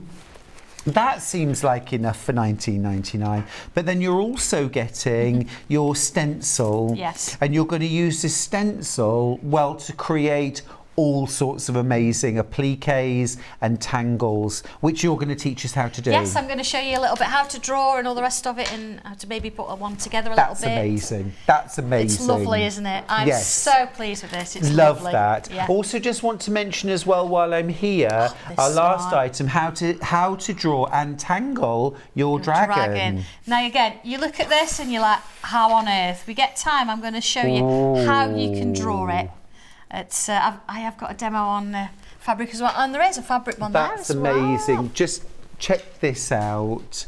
Look at this bag. Look at this. That is amazing. And it's not just one dragon, you get little baby dragons as well if you want to draw those. It shows you. Remember the mouse earlier? It's very similar, but it's got wings. That's so cool. I love that it's glittery. Lovely, yeah, look at that. Incredible, £16.99. You get the instruction booklet and all the stencils. It's lovely. It's wild. It's a really Absolutely nice one. wild. Really nice one. You're spoiling us now. I know, there's so many things and it's like which to bring, so shall I show you how to... Yes, Yeah, shall I please. show- While you right, grab okay. that out, I'm just Right. going to read a message from All right, Sheila, I'm going to get started. Hi, Sheila. who says, I have 3 or 4 sketchbooks on the go. It depends what fits into the bag I'm using on the day. I've been known to change my bag to fit what I'm sketching. Absolutely, I yeah, love I love it. that. Love that completely. That's cute. It's brilliant. Right, I've got a few bits and pieces here, and again, if we have a quick wander through the instructions, I'll show you some of them on the front there. Look, there's my planner. And here it actually goes from all the different materials you're going to need into how you do the pocket, how you start with your little appliques, working your way through. And then at the back, just want to sort of point this out, it does give you the measurements for all the different products in there. And then of course your numbers for your stencil. So that's important, you number your stencil. Okay, so. And you just use your 03 pen to do that? Exactly, yeah. Do you think I can have my... Yeah, you certainly my can. stencil? Thank you Have your very much. stencil back. So first things first, what I've done, rather than actually draw each individual little book, because I'm going to sort of show you this one and then I'll merge into the other, I've actually cut myself some little rectangles and put a bit of Bonder web on the back. So you can either cut it straight off, but if you think I'm not sure, don't really know where I'm going with this, you can use the books Oh, fab. that I've got there ready for you. So let's just pick one out or 2 out. So you ideally, I'm drawing them with a friction pen, so I can cut them out later. Let's put that one next to it so it's one less cut. There we go. And then I'd perhaps do a couple in a different fabric. This one you can't really see on the front, so So you draw on the back instead? yeah, draw on the back instead, whatever makes life easy. Yeah. And of course you could draw your own little rectangles. It doesn't have to be this size if you don't want it to be. Whatever you want it to do. What I would suggest is certainly one of your fabrics you want to sort of have as a plain, because we want to tangle a little bit on it. Yeah. So if it's a lighter sort of design or a lighter pattern, we can tangle on it, but something like this is a little bit heavy. Yeah. Maybe it's a little bit too dark for doing that, but again, if you're into sewing and not too much drawing, you could use embroidery, fancy embroidery stitches on there and things like that. So again, if I just sort of cut my little... There is a short queue on the Out phone there. lines. Everyone's Gonna draw this really loving Oh, these they're projects. They're lovely, and you know, there's so many variations and things you can do with them. So many opportunities for personalisation. That's I mean, what I the book like. jackets anyway. Yeah. Oh, goes without saying. Sketchbooks, favourite recipes. I think one of the loveliest things that I have from childhood is a recipe folder. Oh, really? And it was yeah. recipes from school, but also ones my mum gave me, and kind of favourites from magazines, all that kind of thing. You know, create a cover for a book that's full of all your favourite recipes. Absolutely. Either to give as, you know, but also as a bit of a family heirloom. That's the thing, you know. I've got a couple of little recipes that my dad did. He wasn't a serious cook, but he used to write things down. You know, like his curry recipes and stuff like that. But he's not with us anymore. So you look at his handwriting and you think, I really do need to put those in a book. Yeah, it's a touchstone, isn't it? The person's back there with you just for a moment. Yeah. And as well, you know, I often ask people, what's your favourite, you know, recipe? What's your favourite dish? I will be asking Sandra, so prepare yourself. Oh, goodness me. And usually a lot of people will say at least one of their dishes, oh, my mum's roast chicken or my dad's apple pie or something like that. To be fair, it's not going to be my mum's. Sorry, Mum. Well, it's not. Oh, dear me. Go on. What is your favourite dish? My it changes. I do like a lot of stir fries. Lovely. Anything to do with a bit of chicken in there, fish, because as we say, I am gluten free, so it's quite tricky finding things at times. But yeah, that's where I'd be heading. Fab. Okay. Chicken stir fry. Yeah, something like that would be lovely. As much dark green veg in as possible, because I'm dairy free as well. Rice noodles? Yeah, rice noodles. I do like my rice noodles, absolutely. Yeah. So you're just building up a little I'm just library building shelf up, yeah, there. of course. And you can see I've got my pocket ready, and I'm working in the middle. And if you're not sure where the middle is, fold your pocket in half so you've got a little line, and work from there, because we're going to turn this round to create a tube. Okay. So if you would be so kind, you want to actually do a little bit of a press. Yeah. Not a problem. Not a problem. There we are. And of course we used a friction pen, so they'll disappear. Yeah. So this applique, really sweet little applique, very easy to do. So if you've never done it before, so you can then perhaps just zigzag round it, or you can straight stitch if you want to. But what I quite like is making the names of the books up. Oh yes. So looking at this one, for example, here we go.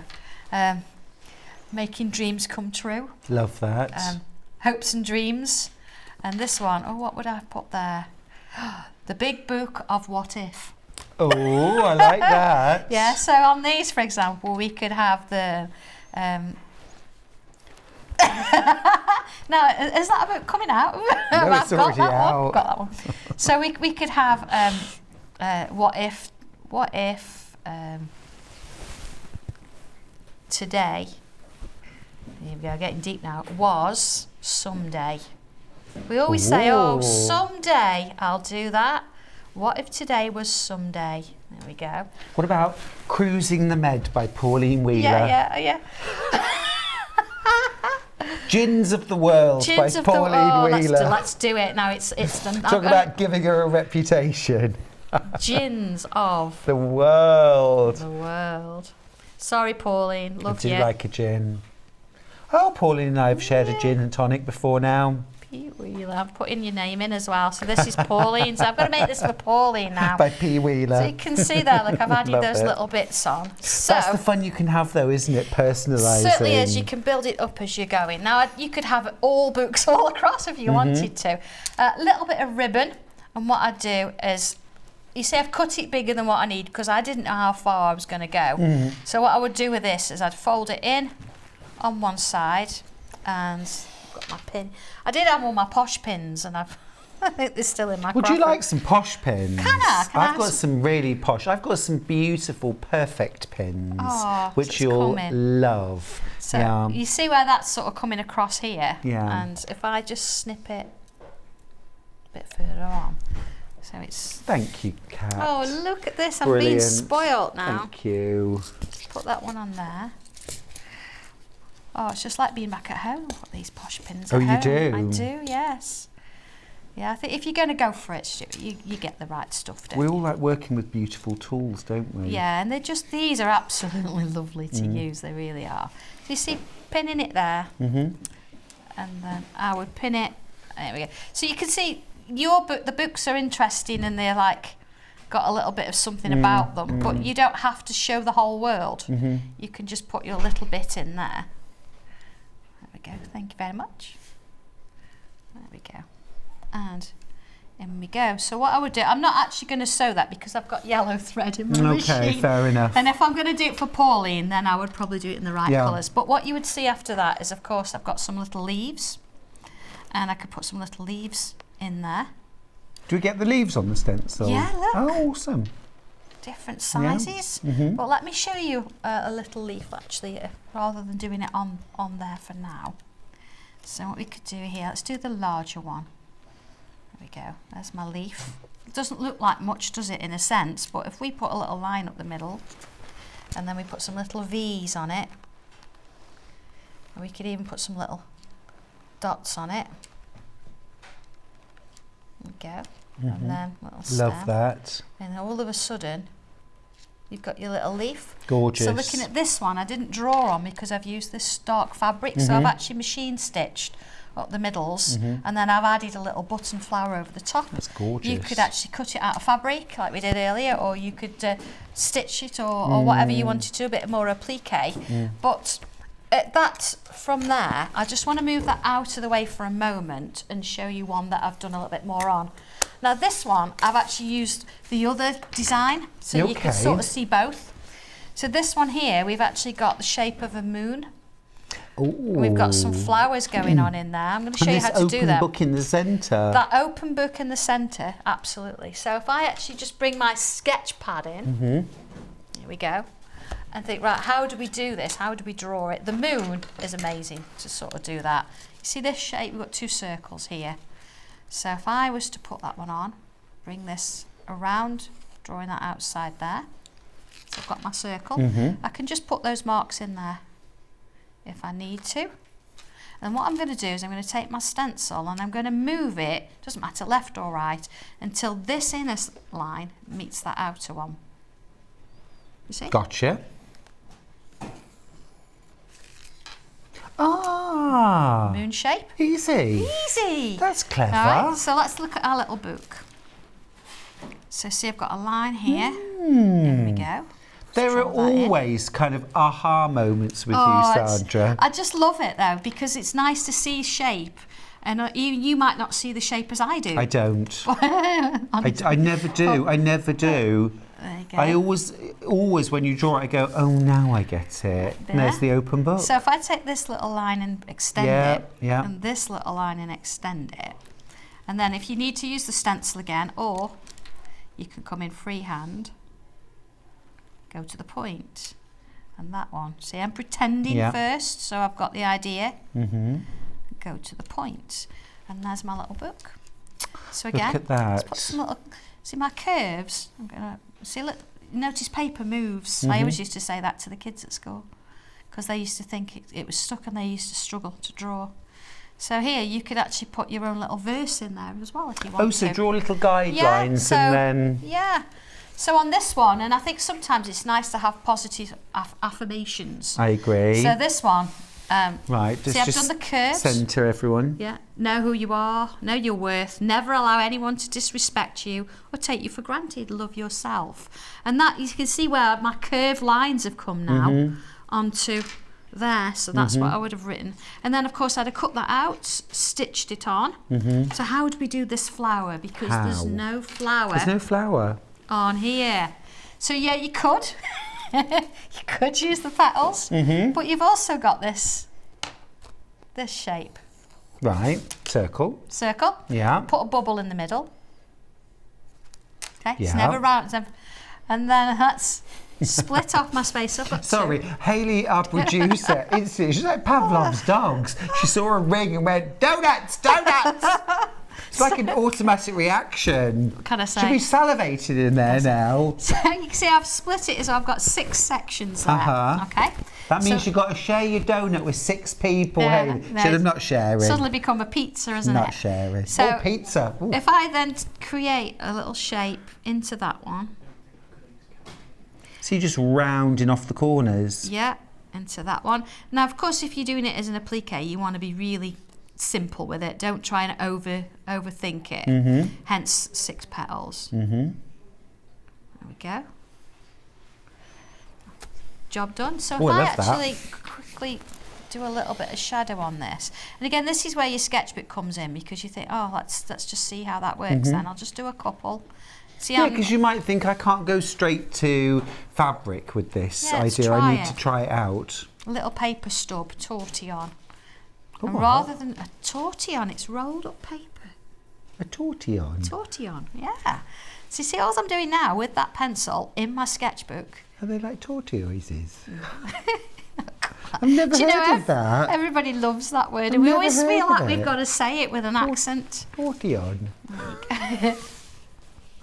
There we go. I like how Sandra says book. That's my Stoke-on-Trent in me, isn't it?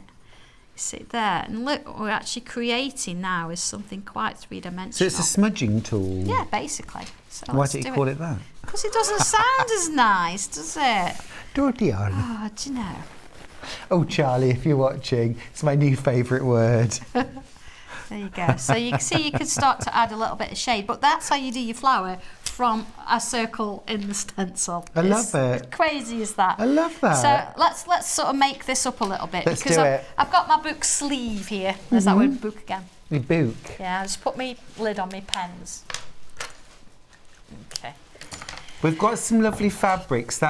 This butterfly fabric, which you love. It's lovely. We've got that. Absolutely We've actually lovely. got that. Dan Morris, all aflutter. Oh, it's beautiful. And what I've actually done with it, I've got a little bit of fleecing on the back, only a little bit, and then I've gone really random, because again, if you've never sewed before, you're not quite sure, straight stitches, and then with my pockets, there you go, my pocket, I've actually followed the line, so I've got little pockets within if I want to.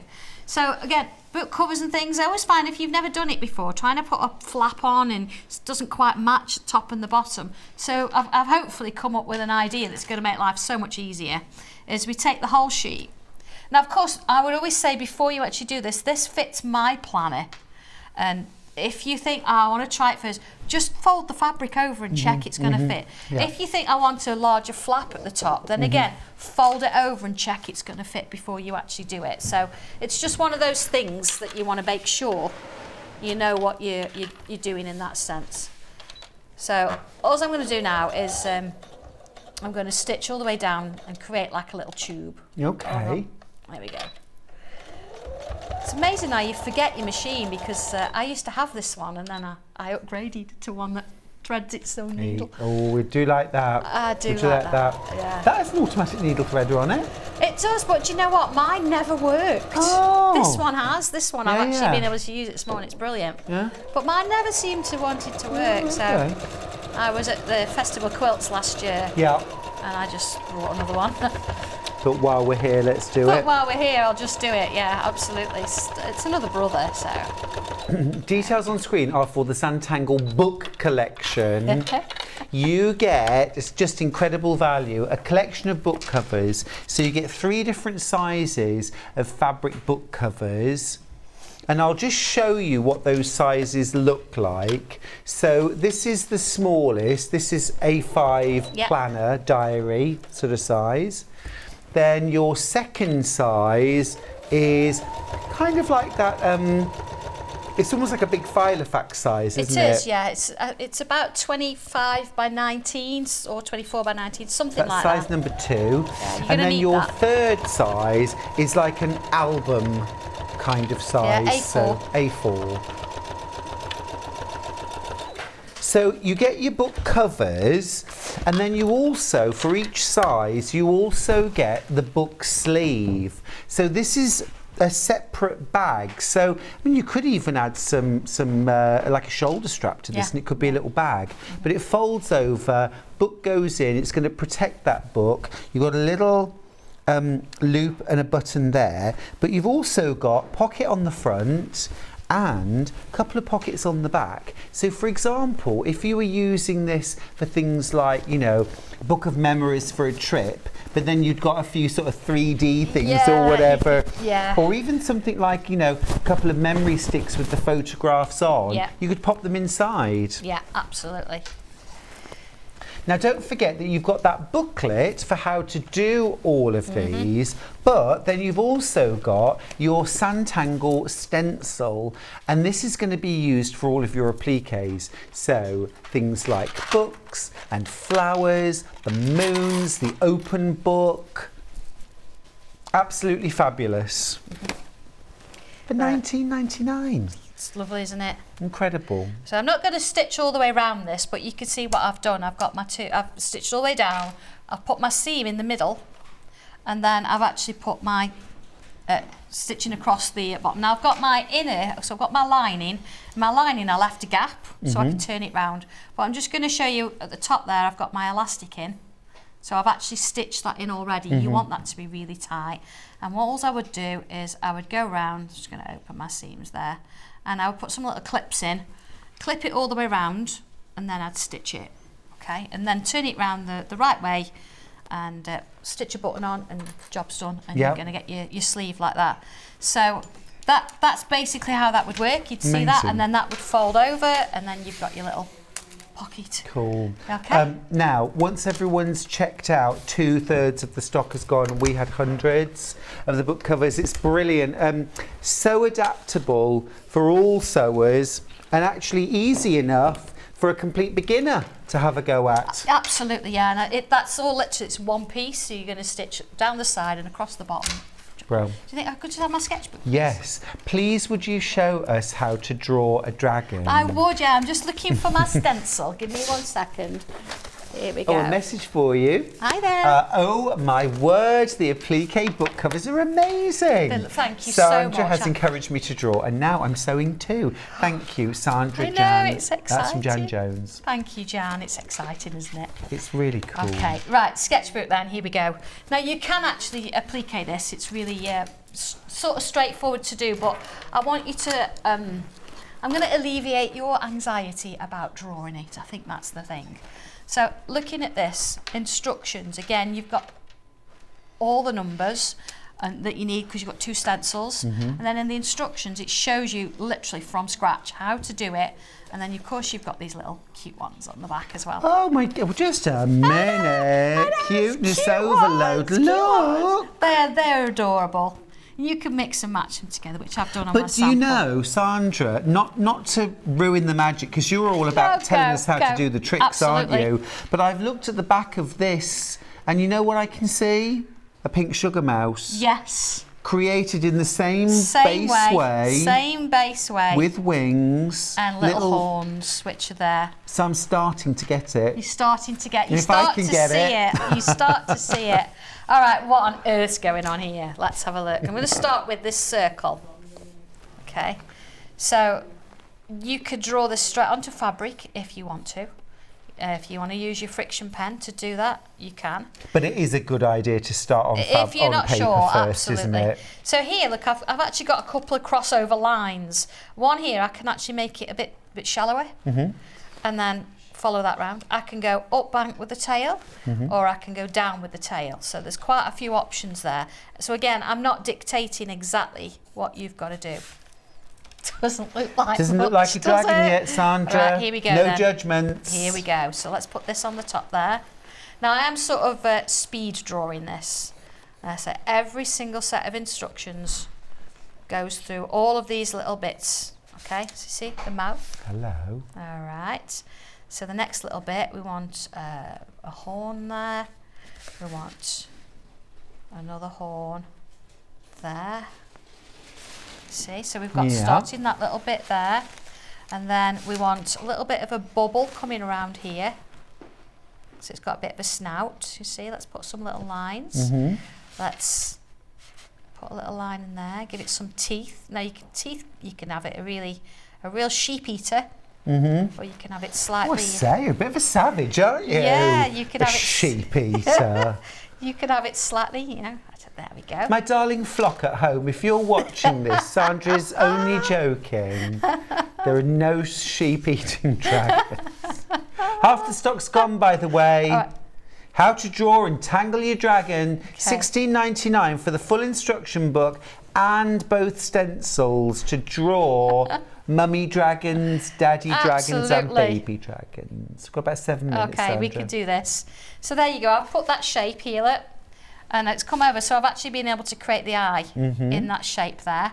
And then here, it needs to have a little bit of fat to it. So I'm going to follow that line around, bringing it round.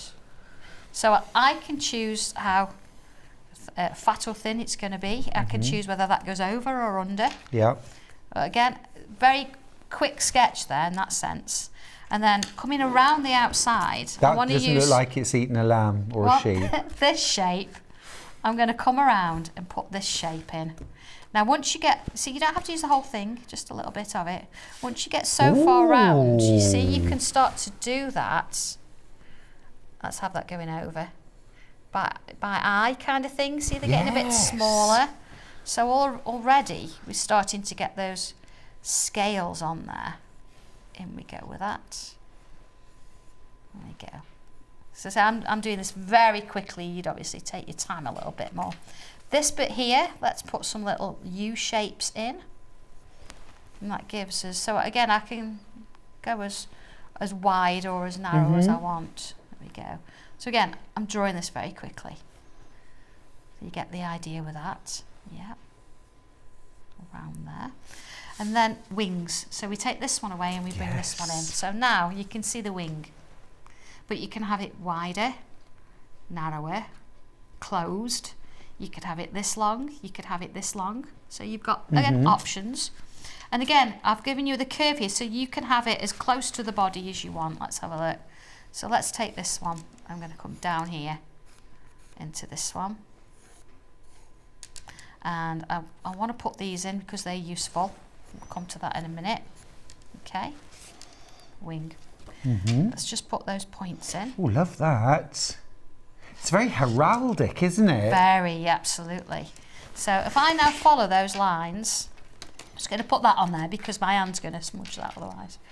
Now again, you know we talked about pretending, and look how far back I'm holding my pencil now. I can imagine where it's going, and it's going to help me create those shapes. Oh, look at the way you can just join those up. You're making that look easy. If it doesn't go exactly, you've got points to work to. Yeah. Sometimes a confident broad stroke is so much easier. True enough. Than trying to sort of sketch and being careful. Let's put the other wings. You could just have one. You could have a pair there if you want. Or let's have a look. It's about there. I'd normally mark on where I would put it. See. Let's put this one in. So that one now, it's going to go sort of behind. Yeah, and again, let's put those in. So we've got those. Again, join them up into there, into there. So again, you see you've got that shape. So I've got one that I've done a little bit more on. Let me just find it in my sketchbook. There it is. So all I've done here, look, same sort of thing, you've got the wings, and I've added a little bit of pencil, and I use that tortillon and I give it a bit of shading, just so you can see. Once you're happy with that, you think, right, what can I do with this? So we can start to add tangles and things, but you want to see it on fabric, don't you? Of course. You want to see it on fabric. Yes, please. So if you've drawn this, you would put your Bondo web and you'd actually draw your main outline, and what I have done is I've kept my Bondo web. I say I've kept it. So don't do too much detail on this. We want the broad baselines. I've got my broad basic dragon shape, okay, so I can work with that. So if I move that along, bring in my dragon. Oh, wow. Here we go. So what have I done here? There's my main dragon shape. You see all those little lines I just drew? I've actually done it now with a little bit of stitching. But I want to come in and add some. You see here, look, my stitch lines are representing my lines. So I've got to put those in. But baby dragon. Aww. The bottom there, look. Gazing up at Mama. So to come in here, looking at my, let me just put my instructions a sec. Looking at my details, you see here, I've got some little lines and bubbles and things going on. We can actually bring some of that into here. So we definitely need that eye in place. So it's a little, it's like a little leaf that we drew earlier, really. And then at the top of all these, we want a little sort of a nut and bolt. Yeah, I saw that. I love that. It's a really cool idea. Yeah, a little bit steampunky, but again, it's that ode to how would this fit together. How much fun. And what a chance to look back at your stash and all your scraps and reimagine them, because if you've never looked at your scraps and thought what would be good for a dragon, you haven't lived. Absolutely. I mean, this was brought because Dobby wanted a t-shirt. Of course. So he's got a t-shirt in this, and it's like, what else do you do with it? But dragon wings, it's amazing. And I remember doing this range of fabric, these yellows that you've used for the, this was sunflower like painting. It's an American artist, Californian artist. A message for you. Hi Sandra, do you ever sleep? You keep coming up with these fantastic projects. Thank you for your inspiration from Alison Deacon. Amazing. I know, I do love what I do. I think that's the main thing. And we love you for it. Thank you. Thank you so much. You're Go welcome. to the website. All of these templates, the books, everything from Sandra is on the website today. Give yourself a treat. Try something different. Give it a go. Go on the Sanntangle group and see what we've all done there. Yeah. And you honestly, you'll be astounded on Facebook. When are you coming back? I don't know. Next month, I think here. But It's not early enough. Come back sooner. Next door on Monday. Okay, fair enough. We'll look out for you there. I need to do the menu. Yeah. Okay, here we go. 8 o'clock tomorrow. It's Fabulous Fabrics. At 9 a.m, Jenny Jackson's back with the May Strip of the Month. At 10 o'clock, it's Sewing Room Tools. And then at 11 o'clock, JJ will be showing us how to make a lampshade and Victorian tile cushion. At 12 o'clock, miss it or miss out, quilt kits. That is tomorrow. I will see you bright and early at 8 a.m. Do get a good night's sleep, won't you? I'm going to spend the afternoon sitting out in the sun, probably eating as well, which is what I do best. What are you doing this afternoon? I'm actually going to start prepping for Monday because I've got lots of things to do, but I love doing it. So do it in the garden. Make the most of it. All right, take care, everybody. See you soon.